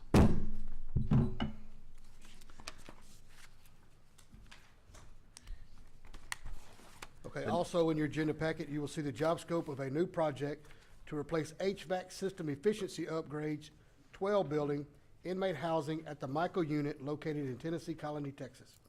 At the Business and Finance Committee, I briefed this new project and am now asking for the board's approval for the total program cost, $6,559,500. I will pause for any questions. Thank you, Mr. Hudson. We've heard about the project. Are there any additional questions or comments from the board? If not, do I have a motion? Yes, sir. I move that the Texas Board of Criminal Justice approve the request to install HVAC system efficiency upgrades to 12 building inmate housing at the Michael Unit in Anderson County, Tennessee Colony, Texas, as presented. I have a motion from Judge Francis. Is there a second? Second. I have a motion from Judge Francis. I have a second from Ms. Zeiker. All those in favor say aye. Aye. Any opposed? Motion passes. And lastly, in your agenda packet, you will see the job scope of a new project to install monitored pulse fence detection system perimeter at the Stiles Unit located in Beaumont, Texas. At the Business and Finance Committee meeting, I briefed this new project and am now asking for the board's approval for a total program cost $5,423,700. I will pause for any questions. Thank you, Mr. Hudson. We heard about the project earlier. Are there any additional questions or comments from the board on this item?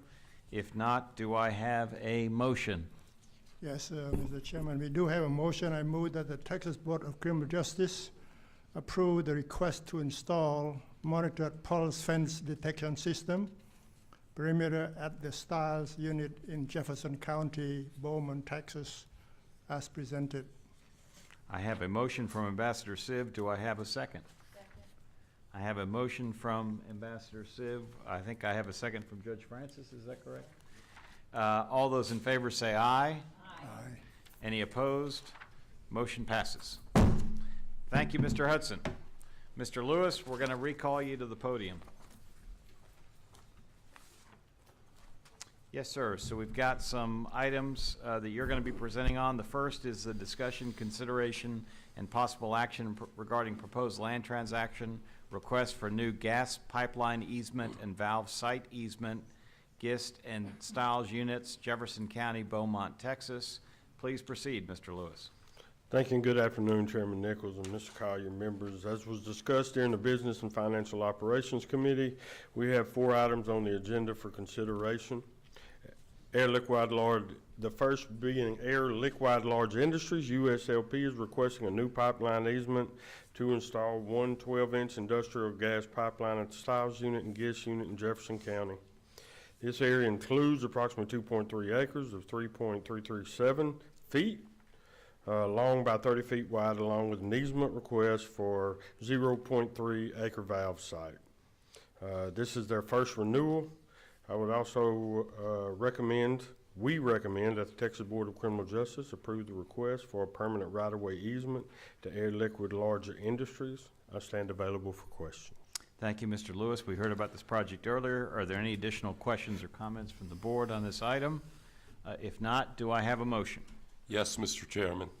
I move that the Texas Board of Criminal Justice approve the request for new gas pipeline easement and valve site easement at the Gist and Stiles units in Jefferson County, Beaumont, Texas, as presented. I have a motion from Dr. Burrow. Is there a second? Second. I have a motion from Dr. Burrow. I have a second from Judge Johnson. All those in favor, please say aye. Aye. Any opposed? Motion passes. Mr. Lewis, next. Number 2, Air Liquid Large Industries, USLP, is requesting to renew an expiring pipeline easement at the Stiles and Gist units in Jefferson County, Beaumont, Texas. This includes an area consisting of 4.22 acres of land to be used to transport industrial gases. Air Liquid Large Industries, USLP, has agreed to pay $556,605 for a term of 10 years. As discussed in the Business and Finance meeting, we recommend that the Texas Board of Criminal Justice approve the request for a permanent right-of-way easement to Air Liquid Large Industries, USLP. We did hear about and discuss this request for approval earlier. Any additional questions or comments from the board? If not, do I have a motion? Yes, Mr. Chairman. I move that the Texas Board of Criminal Justice approve the request for renewal of a gas pipeline easement at the Gist and Stiles unit in Jefferson County, Beaumont, Texas, as presented. I have a motion from Pastor Sprinkle. Do I have a second? Second. I have a motion from Pastor Sprinkle. I have a second from Ambassador Siv. All those in favor say aye. Aye. Any opposed? Motion passes. Next item, sir.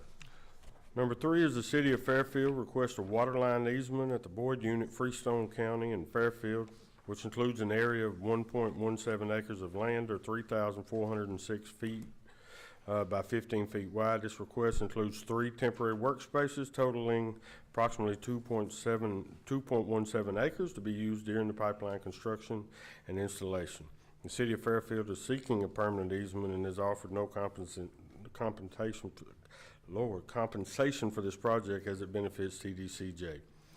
We recommend that the Texas Board of Criminal Justice approve this request for a permanent right-of-way easement to the City of Fairfield. So we did hear about this request earlier on today. Are there any additional questions or comments from the board? If not, do we have a motion? Yes, I move that the Texas Board of Criminal Justice approve the request for a new water line easement at the Boyd unit in Freestone County, Teague, Texas, as presented. So I have a motion from Mr. Welch. Do I have a second? I have a motion from Mr. Welch. I have a second from Pastor Sprinkle. All those in favor say aye. Aye. Any opposed? Motion passes. Thank you, sir. Appreciate you.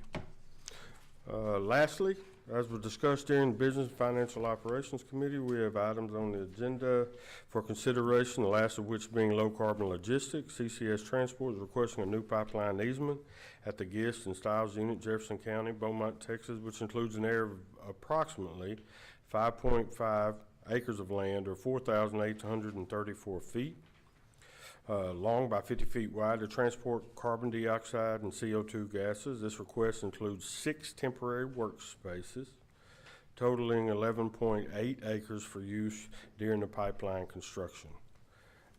Low Carbon Logistics has agreed to pay $732,475 for the pipeline easement and temporary workspace. The easement will have a 10-year term. We recommend that the Texas Board of Criminal Justice approve this request for a permanent right-of-way easement to Low Carbon Logistics, CCS Transport. Thank you, Mr. Lewis. We've heard about this request as well earlier. Are there any additional questions or comments from the board?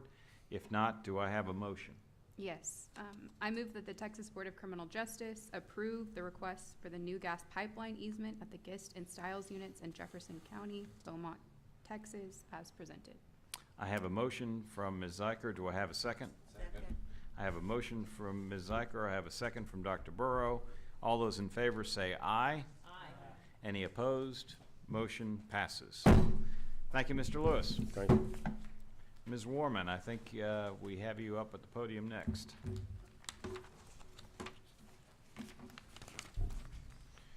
So the next item on the agenda is the discussion, consideration, and possible action regarding proposed amendments to Board Rule Title 37, Texas Administrative Code, Section 151.8, entitled Advisory Committees. Ms. Warman, please proceed.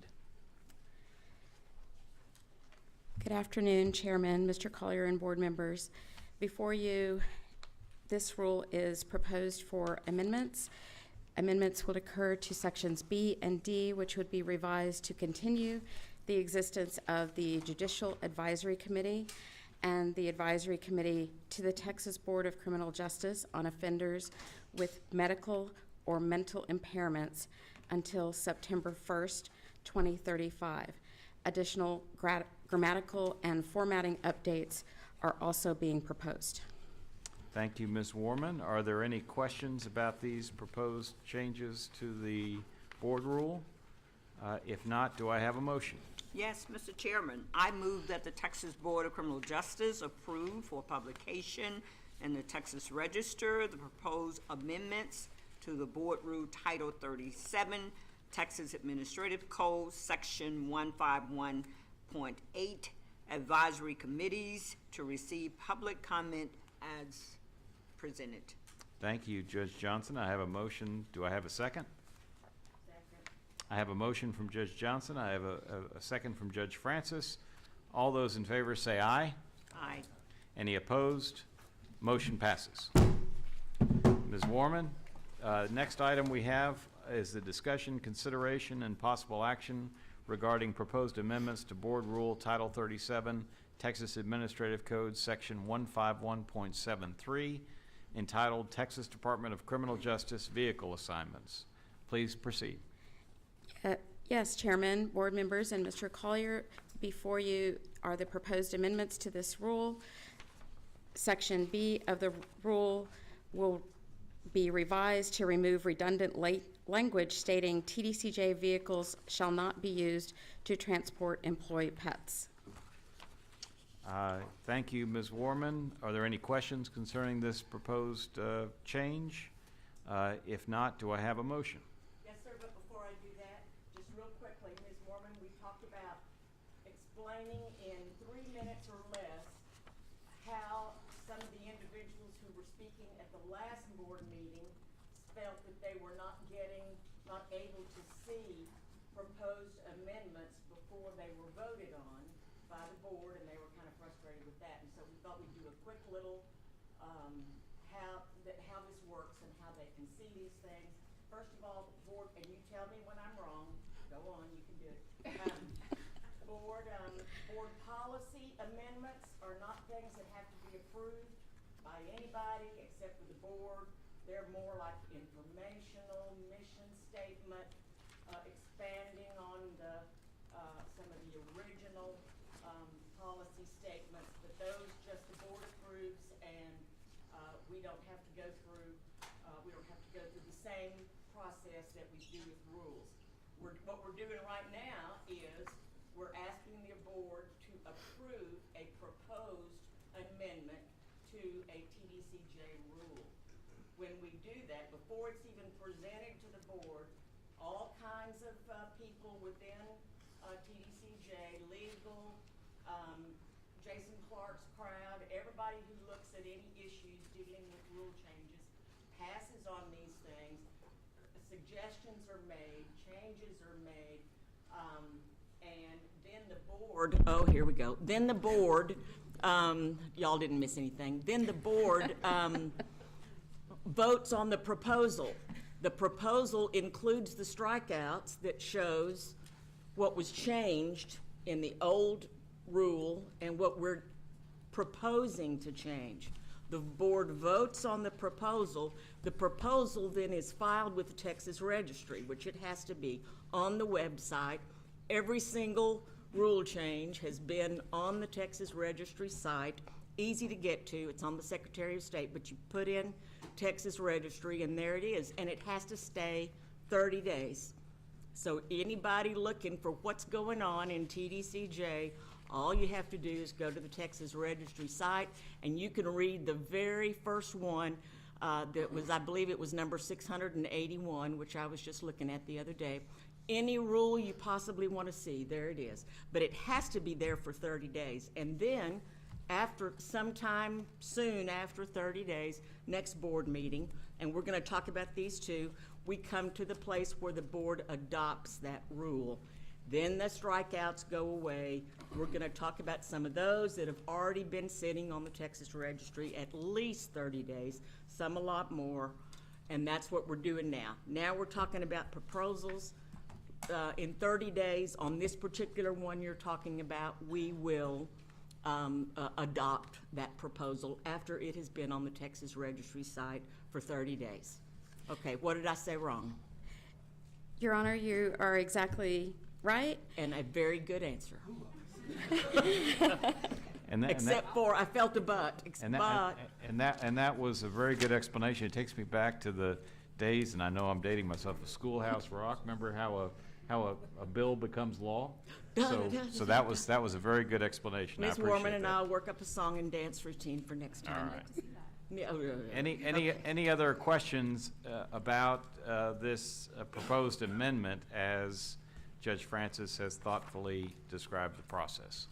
If not, do I have a motion? Yes, sir. I move that the Texas Board of Criminal Justice approve the publication in the Texas Register, the proposed amendments to Board Rule Title 37, Texas Administrative Code, Section 151.73, Texas Department of Criminal Justice Vehicle Assignments, to receive public comment as presented. So I have a motion from Judge Francis. Is there a second? Second. I have a motion from Judge Francis. I have a second from Judge Johnson. All those in favor say aye. Aye. Any opposed? Motion passes. Ms. Warman, the next agenda item is the discussion, consideration, and possible action regarding proposed amendments to Board Rule Title 37, Texas Administrative Code, Section 156.1, entitled Investigations of Allegations of Abuse, Neglect, or Exploitation of an Elderly or Disabled Offender. Ms. Warman, please proceed. Chairman Nichols, board members, Mr. Collier, the proposed amendments before you today in this agenda item would replace the word offender with inmate throughout the rule, including in the title of the rule. The rule would also revise allegations to complaints in the title and text to require TDCJ to investigate all complaints of abuse, neglect, or exploitation of an elderly or disabled inmate received from the Texas Department of Family and Protective Services in accordance with the listed directives. Additionally, we have replaced a reference to ED-02.03 Ombudsman Program with BP-01.08 Independent Ombudsman Policy Statement, and updated the title of ED-03.03 Safe Prisons Program in these proposed amendments. Thank you, Ms. Warman. I take it that the proposed amendments are intended to put this policy in compliance with applicable law. That is correct. Are there any other questions or comments about the proposed amendment? If not, do I have a motion? Yes, sir. We do have a motion. I move that the Texas Board of Criminal Justice approve for publication in the Texas Register the proposed amendments to Board Rule Title 37, Texas Administrative Code, Section 156.1, Investigations of Allegations of Abuse, Neglect, or Exploitation of an Elderly or Disabled Offender, to receive public comments as presented. Thank you, Ambassador Sibb. I've got a motion. Do I have a second? Second. I've got a motion from Ambassador Siv. I have a second from Dr. Burrow. All those in favor say aye. Aye. Any opposed? Motion passes.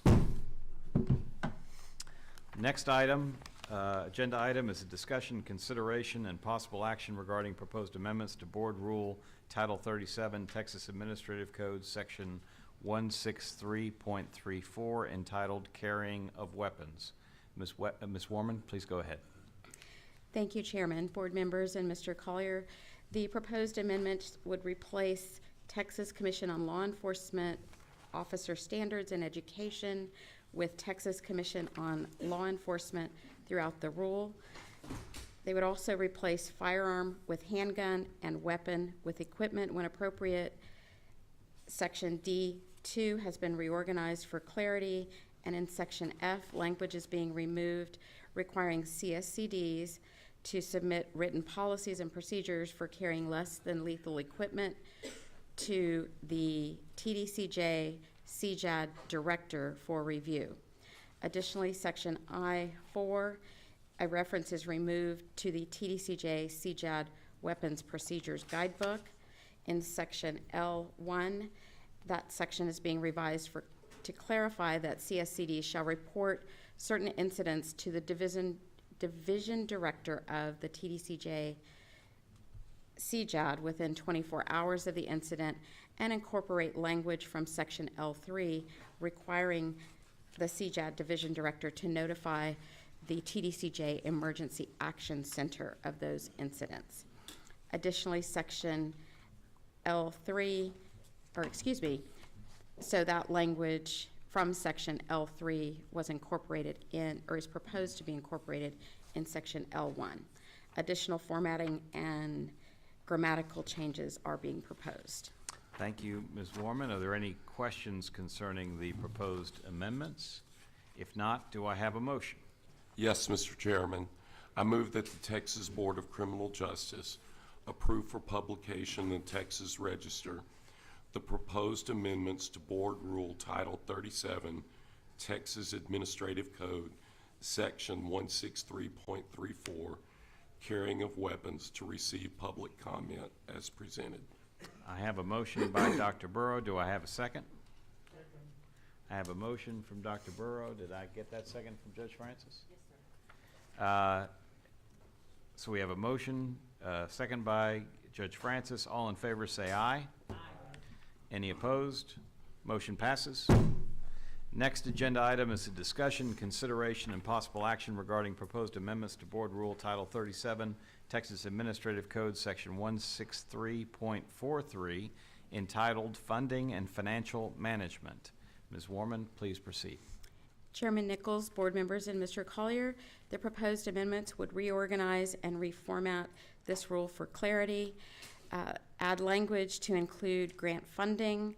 Additionally, Section A1B through F will be revised and renumbered to clarify the requirements needed for CSCDs to qualify for state aid and grant funding, including removing a requirement for a CSCD to have a community justice council that serves the jurisdiction, clarifying that a CSCD must have a strategic plan in accordance with the Texas Government Code, Section 509007, and removing redundant language concerning the Open Meetings Act. Section A5, additional language is incorporating Board Rule 163.45 and Board Rule 163.46, which are being proposed for repeal in later agenda items. Thank you, Ms. Warman. I take it again that these are changes that are bringing our funding requirements for CSCDs in line with applicable law? That is correct. I have, are there any other questions or comments on this particular agenda item or proposed amendment? Proposed amendments, plural? If not, do I have a motion? Yes, Chairman. I move that the Texas Board of Criminal Justice approve for publication in the Texas Register the proposed amendments to Board Rule Title 37, Texas Administrative Code, Section 163.43, Funding and Financial Management, to receive public comment as presented. I have a motion on this matter from Pastor Sprinkle. Do I have a second? Second. I have a motion from Pastor Sprinkle. I have a second from Mr. Welch. All those in favor say aye. Aye. Any opposed? Motion passes. Next item on the agenda is a discussion, consideration, and possible action regarding proposed repeal of Title 37, Texas Administrative Code, Section 163.45, entitled Distribution of Community Corrections Funding. Ms. Warman, please proceed. Chairman, board members, and Mr. Collier, this item is before you. As mentioned in the last agenda item, the language in Rule 163.45 is being proposed for repeal because that language has been added to the proposed amendments in Board Rule 163.43. Thank you, Ms. Warman. Are there any questions about this proposed repeal? If not, do I have a motion? Yes, Mr. Chairman, I move that the Texas Board of Criminal Justice approve for publication in the Texas Register the proposed repeal of Title 37, Texas Administrative Code, Section 163.45, Distribution of Community Corrections Funding, to receive public comment as presented. I have a motion from Mr. Welch. Do I have a second? Second. I have a motion from Mr. Welch. I have a second from Ms. Zeiker. All those in favor say aye. Aye. Any opposed? Motion passes. The next item on our agenda is the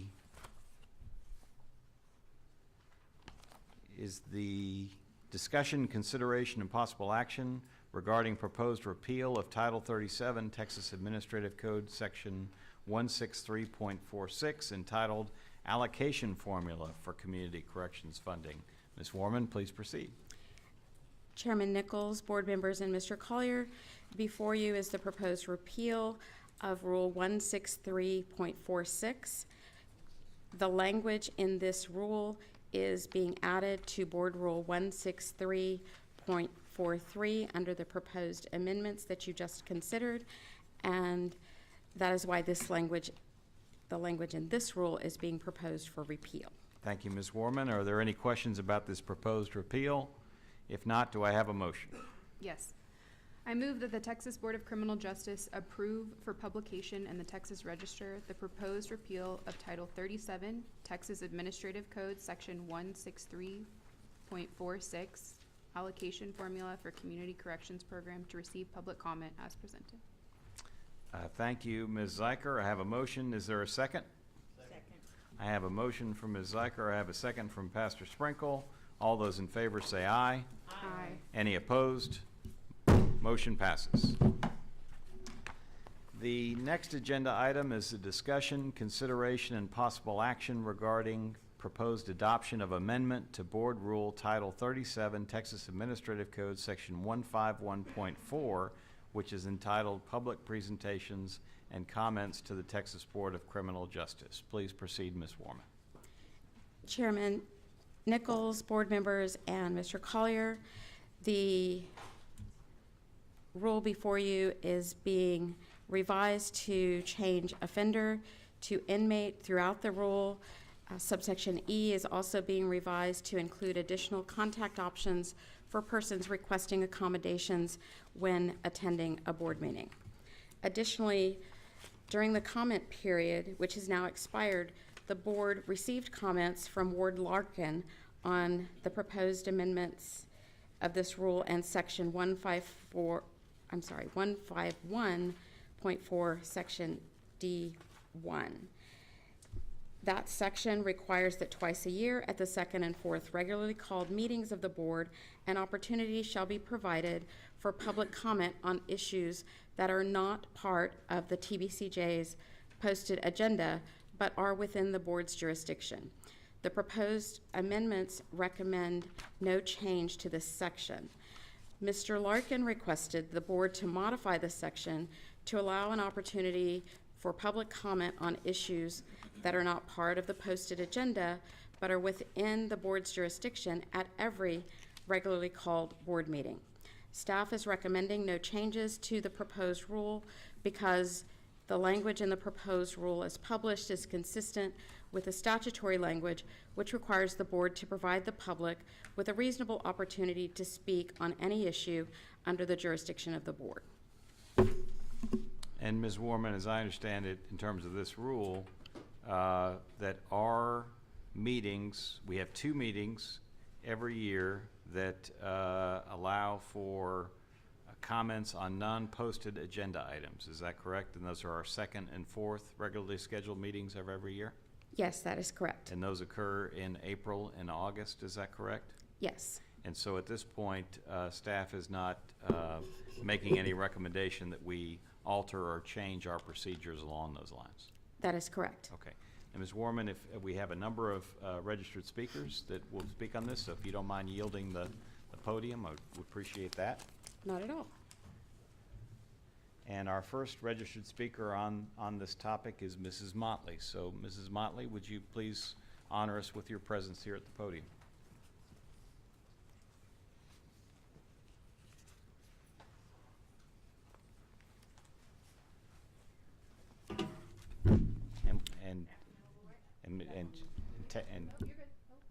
Yep, you got it. That's it. Okay. So- Good afternoon, board. I've sat back there pretty quiet and listened to a lot of the presentation, and I heard a lot of the money that's being spent on TDCJ, and I didn't hear anything about body-worn cameras for the correction officers that are going into the cells. I think it's very important to note. I know there's some coming down the line for sergeants or lieutenants, but the corrections officers are the ones going in there doing the work. So I just want to note that. I also want to say that I'm so happy to hear so many believers in the room. I heard a mention of God, Pastor Sprinkle. Glad that you are here. So I want to read Luke 12:7-8, and it says, "And will not God bring about justice for his chosen ones who cry out to him day and night? Will he keep putting them off? I tell you, he will see that justice is, that you get justice, and quickly. However, when the Son of Man comes, he will find faith on the earth." So that was very important for me to read. But I just want to address the board. It's been 88 days. It's been 88 days, and I want you to just imagine for a minute having a birthday party on Saturday night with my family and friends where I was dancing with my son, then to get the horrific call on Monday that would shatter our world for the rest of our lives. My son was my world. Now I'm faced with the reality that I will never get to dance with him again. I will never get to see him get married or have kids. I would never see a smile or hear him laugh. All of that was taken from us, and why? What happened? Can someone explain what was so urgent that a lieutenant would throw caution out of the window and send 5 officers into a pitch black cell where my son would be killed, all because he couldn't keep his ego in check? See, I have questions. I want to know who performed CPR. Where's the video of that? Why didn't they get him to a hospital? Why was life flight canceled? What is the policy on sending a 5-man team into a dark cell where no one, I repeat, no one had a light? Not even the lieutenant who sat there and watched. Where was the light that night? Well, let's shed some light. What happened to my son was preventable. Would you drive a car at night with the lights off? No, why? Because accidents are prone to happen, right? Exactly. Who's to be held responsible for such a horrific and horrible call? I want to know why no one is on administrative leave. When the inmate escaped at the Clemens, the staff was immediately reprimanded. Yet no one on the Wainwright unit has been reprimanded yet for the negligent death of my son. What's wrong with this picture? See, it's not just about me and my husband. My dad is in the room. He lost his grandson. My aunt, who just had hip surgery, she's here because we're all concerned about what happened to Jovian Motley on November the 13th. My son died a hero. That's what you said. This is not how you treat a hero, Mr. Collier. We want answers. But this is not just about our son. It's about the countless of other correction officers that are overworked and placed in dangerous positions every day just to do their job. My son worked a double shift that night. I don't know if you know that. He was tired, I can imagine. Even truck drivers and pilots know that they can only work so many hours to do their job. So I can imagine he was tired, he was overworked, and being put in a cell where he can't see, that's a dangerous combination. If TDC don't address their issues, then who will be the next Jovian Motley? Again, this is not just about Jovian Motley, it's about the Collins family who suffered a great loss when Gonzalo Lopez escaped and was gone for 3 weeks before he was even found. They lost 5 loved ones. It's about the poor little girl who has to suffer knowing that her abuser, Robert Yancey, can just walk out of a prison whenever he wants to. Anybody thought about that child? It's about TDC having to go on a statewide lockdown because you cannot get control of the large amount of drugs and contraband that's making it into the prisons. It's about the increased amount of inmate deaths as a result of drug overdoses because of the influx of contraband that's making it into the prisons. It's about prisons not having around-the-clock medical staffed. If the medical department was staffed on that night, my son possibly could still be here. He could be saved. Medical don't stay after 6 o'clock. That's ridiculous. EMS, the closest EMS to the Wainwright unit is 30 minutes away. So if you have a medical emergency, you gotta wait 30 minutes. He was without oxygen for 30 minutes before EMS got there to see him. Who do you suggest that we hold accountable for such terror? I know who. The executive director, Brian Collier, deputy director, Oscar Mendoza. Under their leadership, the prison has gotten drastically worse. Assaults are up. Escapes are up. Employee turnover is up. TDCJ has the highest rates of drugs and contraband making it into the prisons. If this was a performance review for his job, what kind of grade would he get? Yet we reward declining status of TDCJ by giving him a hefty raise. You can't imagine or begin to know what my family is dealing with. Our son loved his job. We were on vacation and he couldn't stop talking about work. We told him, okay, enough work talking. He said, Mom, okay, well, let me tell you one more story. He loved what he did. He gave his life for TDCJ. And the least that we can do is honor him by making sure that this type of thing doesn't happen again. So I'll leave with this.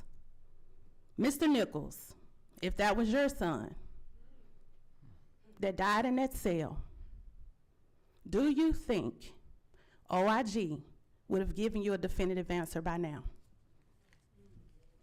Ms. Motley, don't leave yet. So first of all, again, appreciate you honoring us with your presence, and we hear you and hear your message. And I apologize for not, I asked you about Jovian's sister and whether she was going to be here. I didn't ask you whether your father was here. So could your father please, if he's here, please rise and be recognized?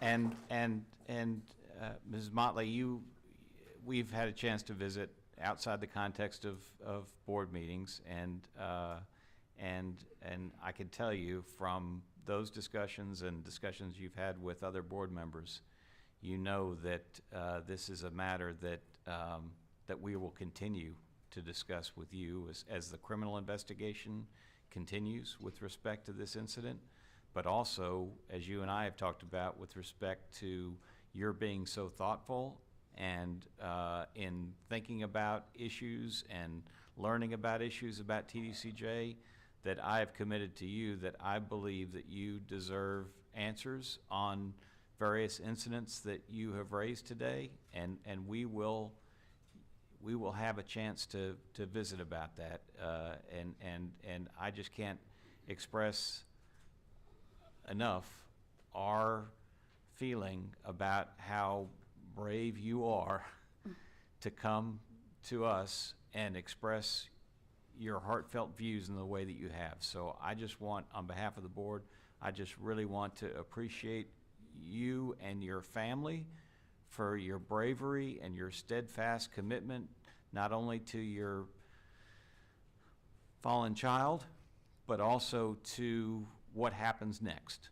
And so I'll repeat myself in saying too that when I say, I know we're going to hear from some others in a minute, but I appreciate the level of, and I know you do, the level of support that you have among family, among friends, among community members.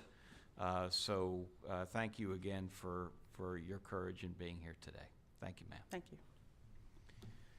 Our next speaker is, and apologize if I get the pronunciation wrong, Sharika Camp.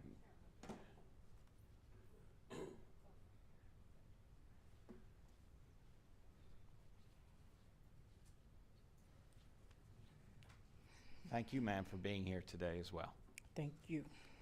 I usually come off the dome, but this is personal. So I had to take notes because I don't want to forget anything. Yes, ma'am. So I want to first say I'm a mother.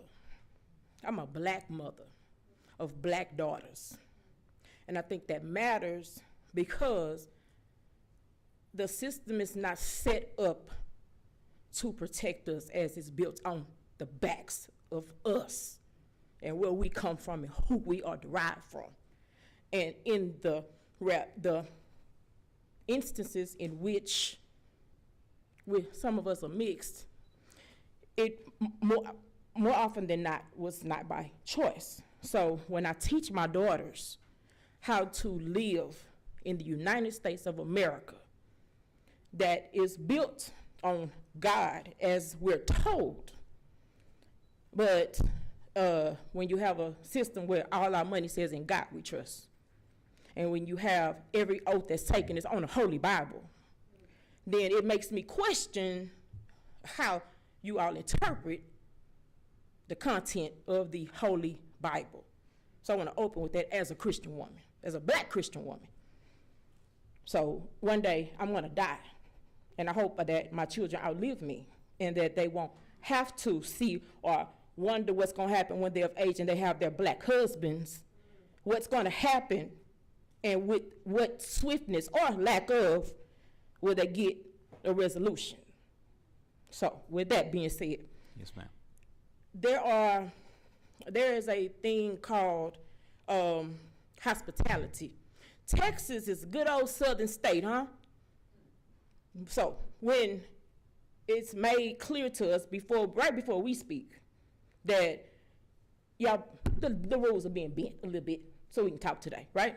But when the mother sits here, see, this is what I see from the back. I sit in the back. Now, I do have a choice to sit in the front, but I choose to sit in the back so I can see everything going on around me because I don't trust nobody here. So, with that being said, when I hear Jovian Miley's name called twice,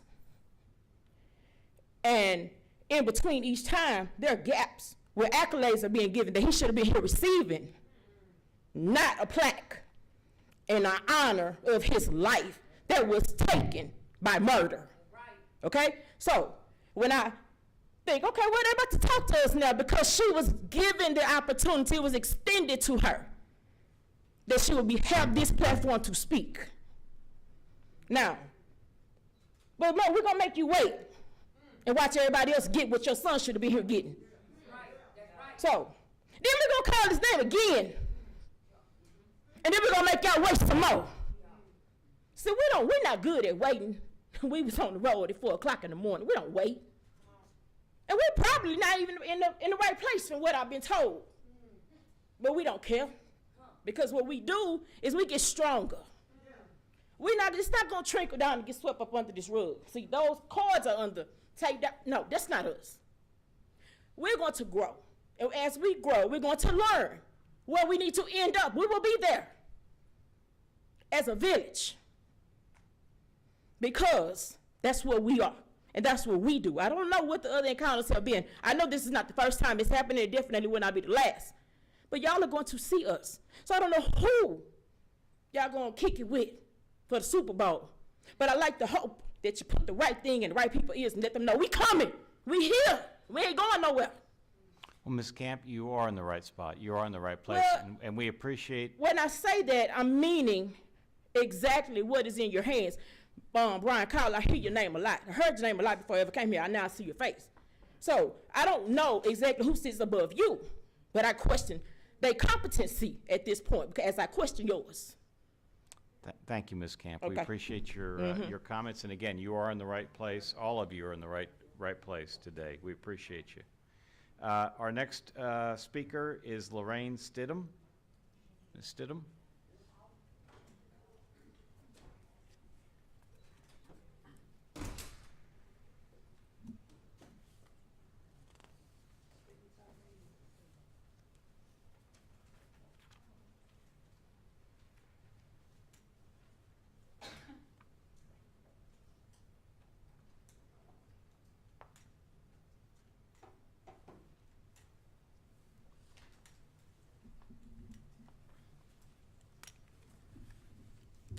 Thank you for being here, ma'am.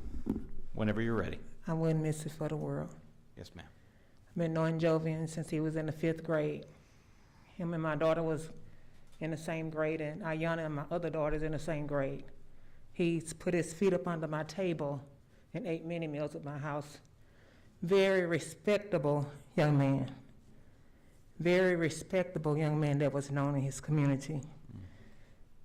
But that's not what I came to say, because y'all done heard it, and I'm sure you guys have felt it. Do you know what 7,603,200 is? Seconds. That equals up to 88 days. And then there's 126,720 minutes. That equals up to 88 days. There is 12.57 weeks. That equals up to 88 days. Then there's 2,112 hours. That equals up to 88 days. 88 days that the Motley family and their loved ones have had to live without Jovian Motley. We're just here for some answers. We're just here for some transparency, like you guys said you would give. And like Tamika said, we heard about all the different money that's been spent within TDCJ. And all I could do is sit there and think about how much of that money could be spent to have proper training so that your turnover rate won't be so great. How much of the money can be spent so that committed officers like Jovian won't have to work double shifts? How much of that, and I heard y'all talking about the little fence, and I didn't get a chance, because I like to write numbers. I didn't get a chance to write the numbers down, but I just imagine if you put one of those fences at every one of your units, that's a lot of money that could be spent, put back to TDCJ to protect our loved ones who are guards and whatever positions they hold, and the inmates need protection too. So again, it's been 88 days. When can we get some answers? Tamika never spent another night unworried about her child. Ed, Ayana, it's not just her dad here. It's not just her auntie here. She has family here. She has loved ones here. She has friends. And the group just gets larger. And like they say, we're not going away. I'm a cancer patient, and my back is killing me. I don't care how many people got to help me stand up or help me get from point A to point B. I'm going to be here. 88 days. 88. And before I had cancer, I was a dialysis patient. Jovian would see me sometimes and he'd come help me get out the car because I was so weak. But y'all took that from his family. The young guy, the bright, beautiful smile. It's been 88 days. When will they get some transparency and some answers? We're not going away. Thank you. Thank you, ma'am, and God bless you and appreciate you making the effort to be here and speaking to us here today. Our next speaker is Laquita DuBose.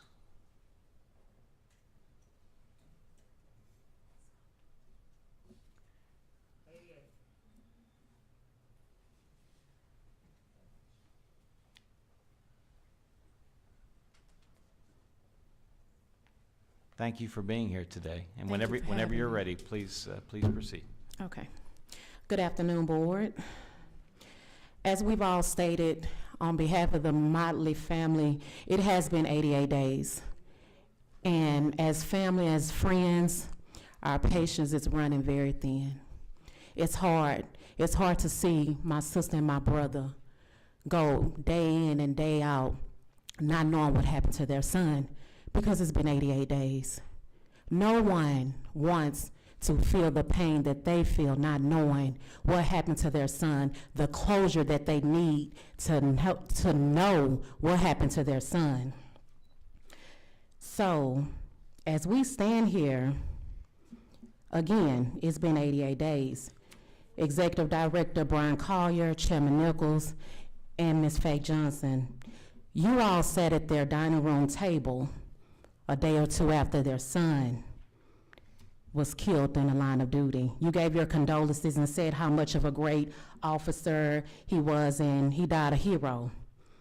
But your actions and OIG actions are not displaying Jovian as a hero. Yes, your flag, the flowers, plaques, and gifts, they're cute.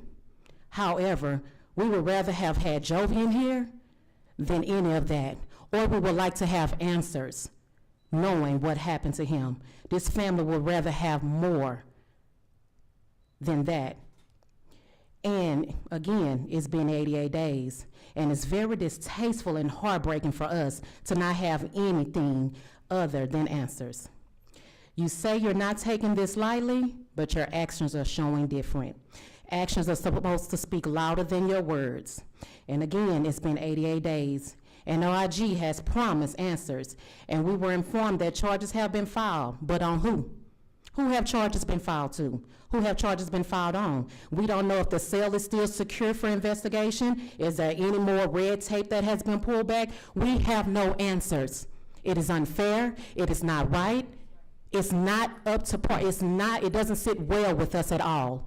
We want answers to what happened to Jovian Motley. And the highlights of this investigation is that it was a small cell that had one inmate, and 5 COs went into that cell and only 4 came out. How much of an investigation is needed? Because again, it's been 88 days. It's been 88 days. Your silence and no answers and unanswered phone calls to what happened in that cell to Jovian Motley on November 13 is rotten to the core of our souls. And today we're standing on business, demanding answers. It is not right and it's not okay, because if it was one of your own, you would be more involved seeking answers for justice. Because again, and again, it's been 88 days. No justice, no peace will come from us. Thank you, ma'am. Appreciate you being here. Our next speaker is LaSharia West. Shadia, I got the wrong language on here. Sorry about that.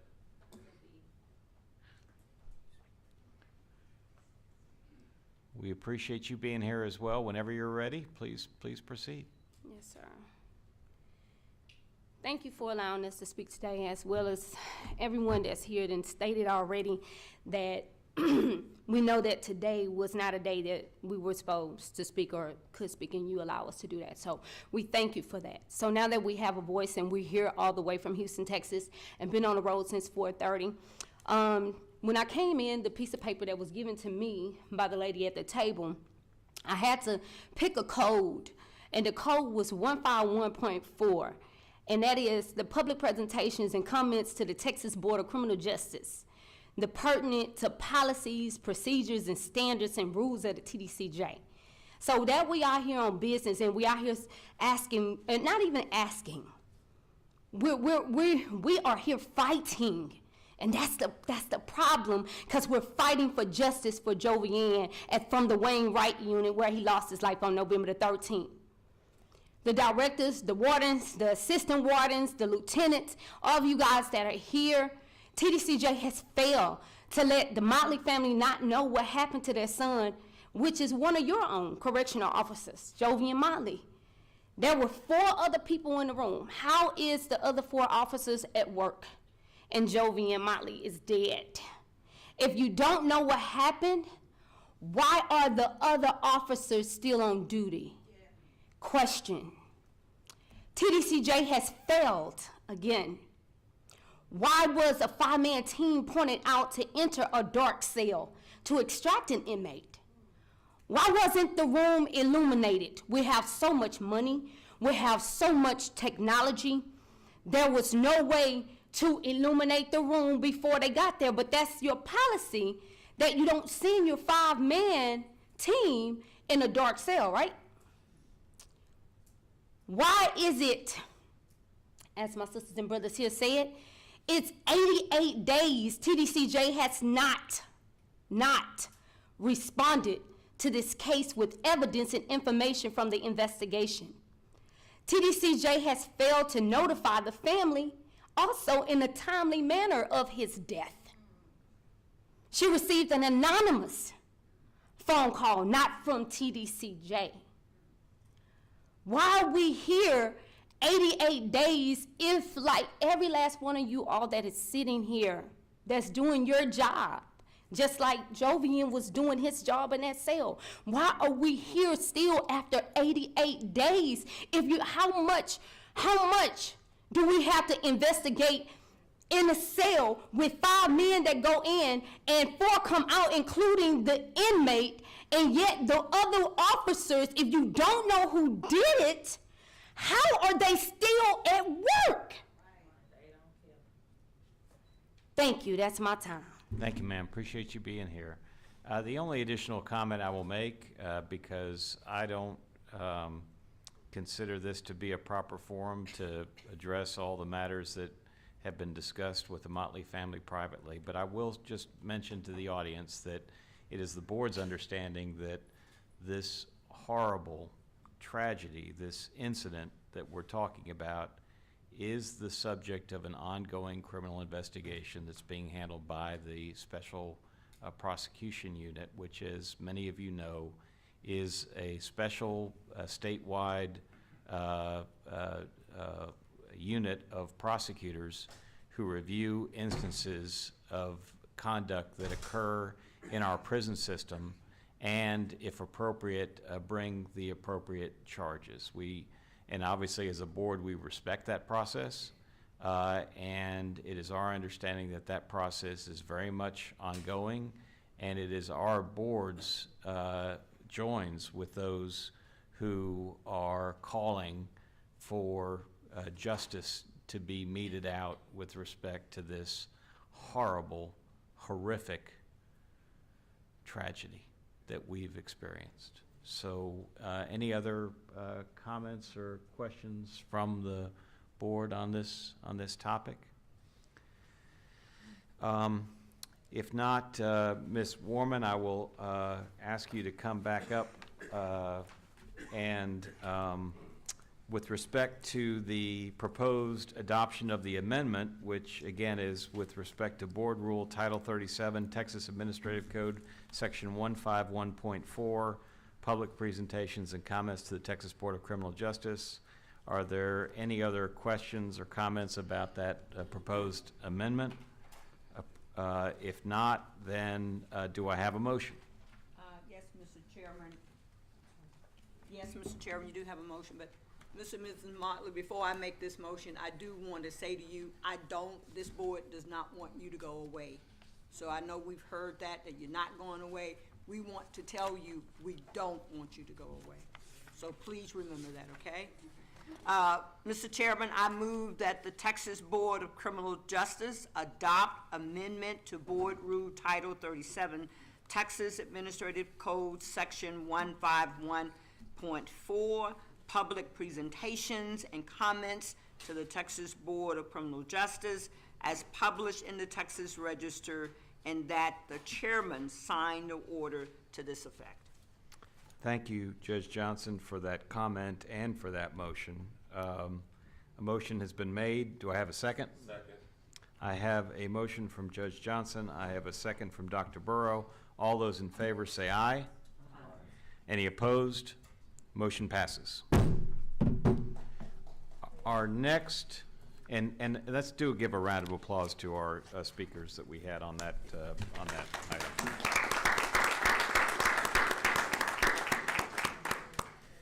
Our next agenda item is discussion, consideration, and possible action regarding proposed adoption of amendment to Board Rule Title 37, Texas Administrative Code, Section 151.6, entitled Petition for the Adoption of Rule.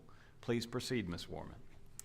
Chairman Nichols, board members, and Mr. Collier, the amendments in this rule revise Section B3E little I to include that an economic impact statement will also include the projection of the impact of the rule on rural communities, which mirrors language in Government Code Section 2006.002, adoption of rules with adverse economic effect.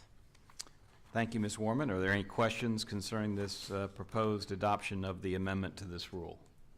If not, do I have a motion? Yes, sir, I move the Texas Board of Criminal Justice adopt amendment to Board Rule Title 37, Texas Administrative Code, Section 151.6, petition for the adoption of a rule as published in the Texas Register, and that the chairman sign the order to this effect. I have a motion from Judge Francis. Do I have a second? Second. I have a motion from Judge Francis. I have a second from Judge Johnson. All those in favor say aye. Aye. Any opposed? Motion passes. The next agenda item is a discussion, consideration, and possible action regarding proposed adoption of amendment to Board Rule Title 37, Texas Administrative Code, Section 151.25, entitled Tobacco and Vapor Products. Ms. Warman, please proceed. Chairman Nichols, board members, and Mr. Collier, the amendments in this rule revise offender to inmate throughout the rule, and that's the only change being made. Are there any questions about this proposed adoption of an amendment to the board rule? If not, do I have a motion? Yes, sir. I move that the Texas Board of Criminal Justice adopt amendment to Board Rule Title 37, Texas Administrative Code, Section 151.25, tobacco and vapor products as published in the Texas Register, and that the chairman sign the order to this effect. Thank you, Ambassador Siv, for the motion. Is there a second? Second. I have a motion from Ambassador Siv. I have a second from Pastor Sprinkle. All those in favor say aye. Aye. Any opposed? Motion passes. The next item on our agenda is a discussion, consideration, and possible action regarding proposed adoption of amendment to Board Rule Title 37, Texas Administrative Code, Section 151.71, entitled Marking of Texas Department of Criminal Justice Vehicles. Ms. Warman, please proceed. Chairman Nichols, board members, Mr. Collier, the amendments in this rule revise offender to inmate and also include an additional exemption for vehicles used primarily for administrative purposes and assigned to TDCJ officials holding administrative positions as determined by the executive director, for which confidentiality is necessary to prevent undue risk of danger or injury to those officials operating the vehicles or damage to the vehicle. Thank you, Ms. Warman. Are there any questions concerning this proposed adoption of an amendment to the board rule? If not, do I have a motion? Yes, Mr. Chairman. I move that the Texas Board of Criminal Justice adopt amendment to Rule Title 37, Texas Administrative Code, Section 151.71, marking of Texas Department of Criminal Justice vehicles as published in the Texas Register, and that the chairman sign the order to this effect. Thank you, Dr. Burrow, for the motion. Do I have a second? I have a motion from Dr. Burrow, a second from Ambassador Siv. All those in favor say aye. Aye. Any opposed? Motion passes.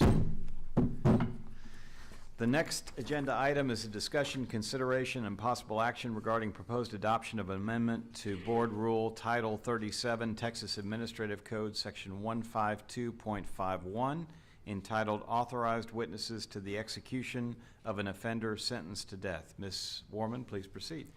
Chairman Nichols, board members, and Mr. Collier, the amendments to this rule replace offender with inmate and public information office with communications department throughout the rule, including the title. Language was also added to section B2 to specify victims scheduled to attend an execution. Section C1B, a requirement was removed for witnesses to be on the approved inmates visitor list. In section C1C, that language was added to require an inmate to submit a request in writing to the death row unit warden to have a chaplain or the inmate's spiritual advisor present inside the execution chamber within 30 days of being notified of an execution date, and the inmate must explain in writing what actions the inmate requests the spiritual advisor to perform. Language was also added in section C1D to require the spiritual advisor to have established an ongoing spiritual relationship with the inmate, demonstrated by regular communications or in-person visits before the inmate's scheduled execution date, or that spiritual advisor is currently employed as a TDCJ chaplain. Section C2 is revised to state that the inmate shall submit a request in writing through the death row unit warden to the CID director to change the previously designated witnesses. And section C3, language is removed specifying the spiritual advisor for the inmate shall be a bona fide pastor or comparable official, such as a minister, priest, or rabbi of the condemned inmate's elected religion. Section F4 has been revised to reflect current practices of the Victim Services Division, notifying the CID director of witness and support persons' names and relationships to the victim if they plan to attend. Additional grammatical and formatting changes are also made. In addition, the board did receive comments during the comment period for the amendments to this rule. Those comments were from Mr. Larkin, who asserted that the proposed amendments were not within the board's authority to adopt. He also commented on section 152.51B4, saying that Texas law does not require any clergy to be licensed or certified, and that the amendment violates the U.S. Constitution. To remind you, that section states that the spiritual advisor shall be licensed or certified pastor or comparable official, such as a minister, priest, or rabbi of the victim's or close relative's religion. Staff is recommending no changes to the proposed rule because the proposed amendments replaces the term bona fide pastor or comparable official to use more commonly understood language of licensed or certified. This generic terminology merely recognizes that some religious organizations grant a license or certificate of their religious officials. There is no change to the intent of the rule as a result of this proposed amendment. Additionally, Mr. Larkin argues that the requirement of an established ongoing spiritual relationship is vague, unenforceable, and violates the Establishment Clause.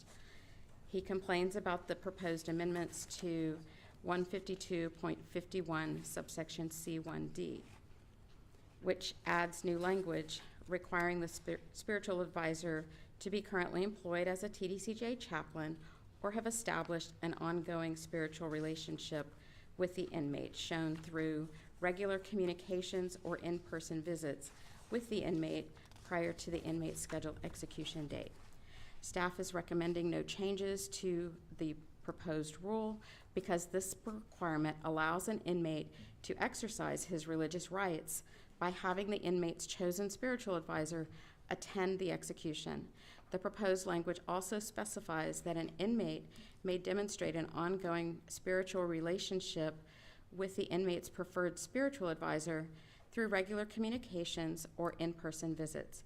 For these reasons, the requirement is not vague or unenforceable, and no establishment clause violation occurs. Thank you, Ms. Warman.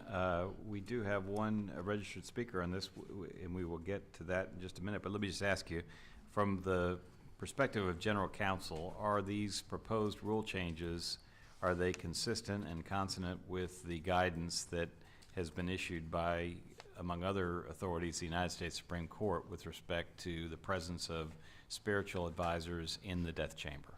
Yes, they are. Okay. Thank you. If you don't mind yielding the podium for a minute, we have a registered speaker, Nikki Kaiser, if you would step forward.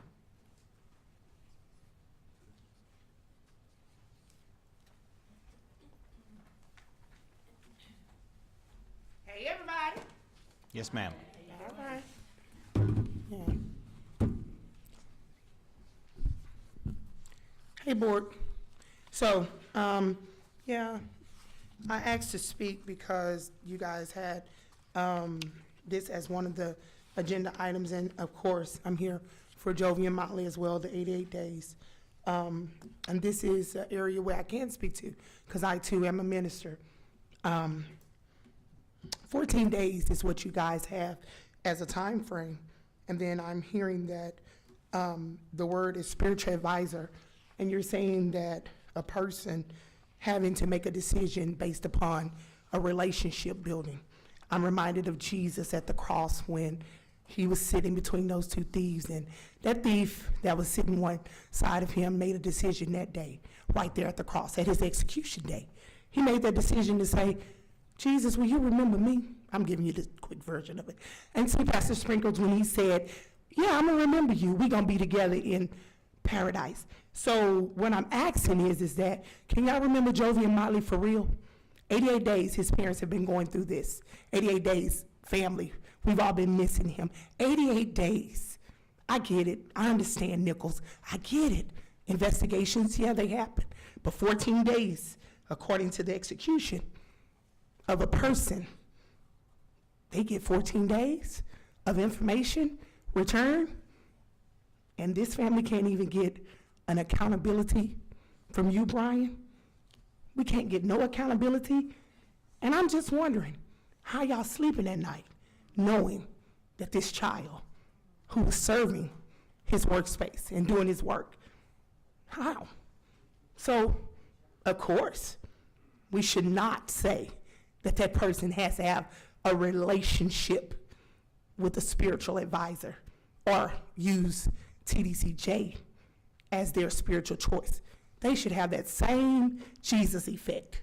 And that is, if someone comes along and say, I'm gonna die tomorrow, I want somebody to come and pray with me, you should open that door. So no, don't put them in more misery. Please, Lord, don't do them like you're doing the Motleys. Give them some information. We understand privacy, but one thing I can tell you is, we also want a public accountability. You guys have been sitting here too long, Brian. Too long. You've been in this system. You know the system. All of you who have been in this system well over one day, you know this system. Do your work. We'll be back. See you in April. Thank you, ma'am. Appreciate you being here. Ms. Warman, if you would come back up for us. With respect to the proposed adoption of the amendment to board rule, Ms. Warman has gone through the other public comments that we received on this as well. Are there any other questions or comments on the proposed adoption of the amendment to the board rule? If not, do I have a motion on this? Yes, Chairman Nichols. I move that the Texas Board of Criminal Justice adopt amendment to Board Rule Title 37, Texas Administrative Code, Section 152.51, authorize witnesses to the execution of an offender sentenced to death, as published in the Texas Register, and that the chairman sign the order to this effect. Thank you, Pastor Sprinkle. I have a motion. Is there a second? Second. I have a motion from Pastor Sprinkle. I have a second from Judge Johnson. All those in favor say aye. Aye. Any opposed? Motion passes. Our next item on the agenda is the discussion, consideration, and possible action regarding proposed adoption of amendment to Board Rule Title 37, Texas Administrative Code, Section 159.15, entitled Go Kids Initiative. Ms. Warman, please proceed. Chairman Nichols, board members, and Mr. Collier, the amendments in this board rule revise offender to inmate where applicable, and that is the only amendment being considered. Thank you, Ms. Warman. Are there any questions or comments about this proposed adoption of amendment to a board rule? If not, do I have a motion? Yes, Mr. Chairman, I move that the Texas Board of Criminal Justice adopt amendment to Board Rule Title 37, Texas Administrative Code, Section 159.15, Go Kids Initiative, as published in the Texas Register, and that the chairman sign the order to this effect. I have a motion from Mr. Welch. Do I have a second? Second. I have a motion from Mr. Welch. I have a second from Dr. Burrow. All those in favor say aye. Aye. Any opposed? Motion passes. The next agenda item is a discussion, consideration, and possible action regarding proposed revisions to Board Policy 07.03, Revision 4, entitled Go Kids, open parens, giving offenders kids incentive and direction to succeed, close parens. Ms. Warman, please proceed. Chairman Nichols, board members, and Mr. Collier, this policy is proposed for revision to Section 2D, which is being revised to clarify the responsibilities of the Go Kids Divisional Liaison. The signature authority is being updated, and formatting and grammatical changes are also made. All right, thank you, Ms. Warman. Are there any other questions or comments about the proposed revisions, or possible actions regarding proposed revisions? If not, do I have a motion? Yes, I move that the Texas Board of Criminal Justice approve the proposed revision to Board Policy 0703, Revision 4, Go Kids, Giving Offenders Kids Incentives and Direction to Succeed, as presented. I have a motion from Ms. Zeiker. Do I have a second? I have a motion from Ms. Zeiker. I think I have a second from Pastor Sprinkle. All those in favor say aye. Aye. Any opposed? Motion passes. I would like to extend my sincere thanks to everyone for coming here today and remind you that the next meeting of the Texas Board of Criminal Justice will be Friday, April 26, 2024, here in Austin, Texas. The board, it is now 1:47. The board will reconvene at 2 o'clock to conduct executive session, which is closed to the public in accordance with the Texas Government Code, Section 551.04. Executive session will be conducted at the ATX boardroom. The 233rd meeting of the Texas Board of Criminal Justice is now recessed. It is now 1:48 p.m. Thank you.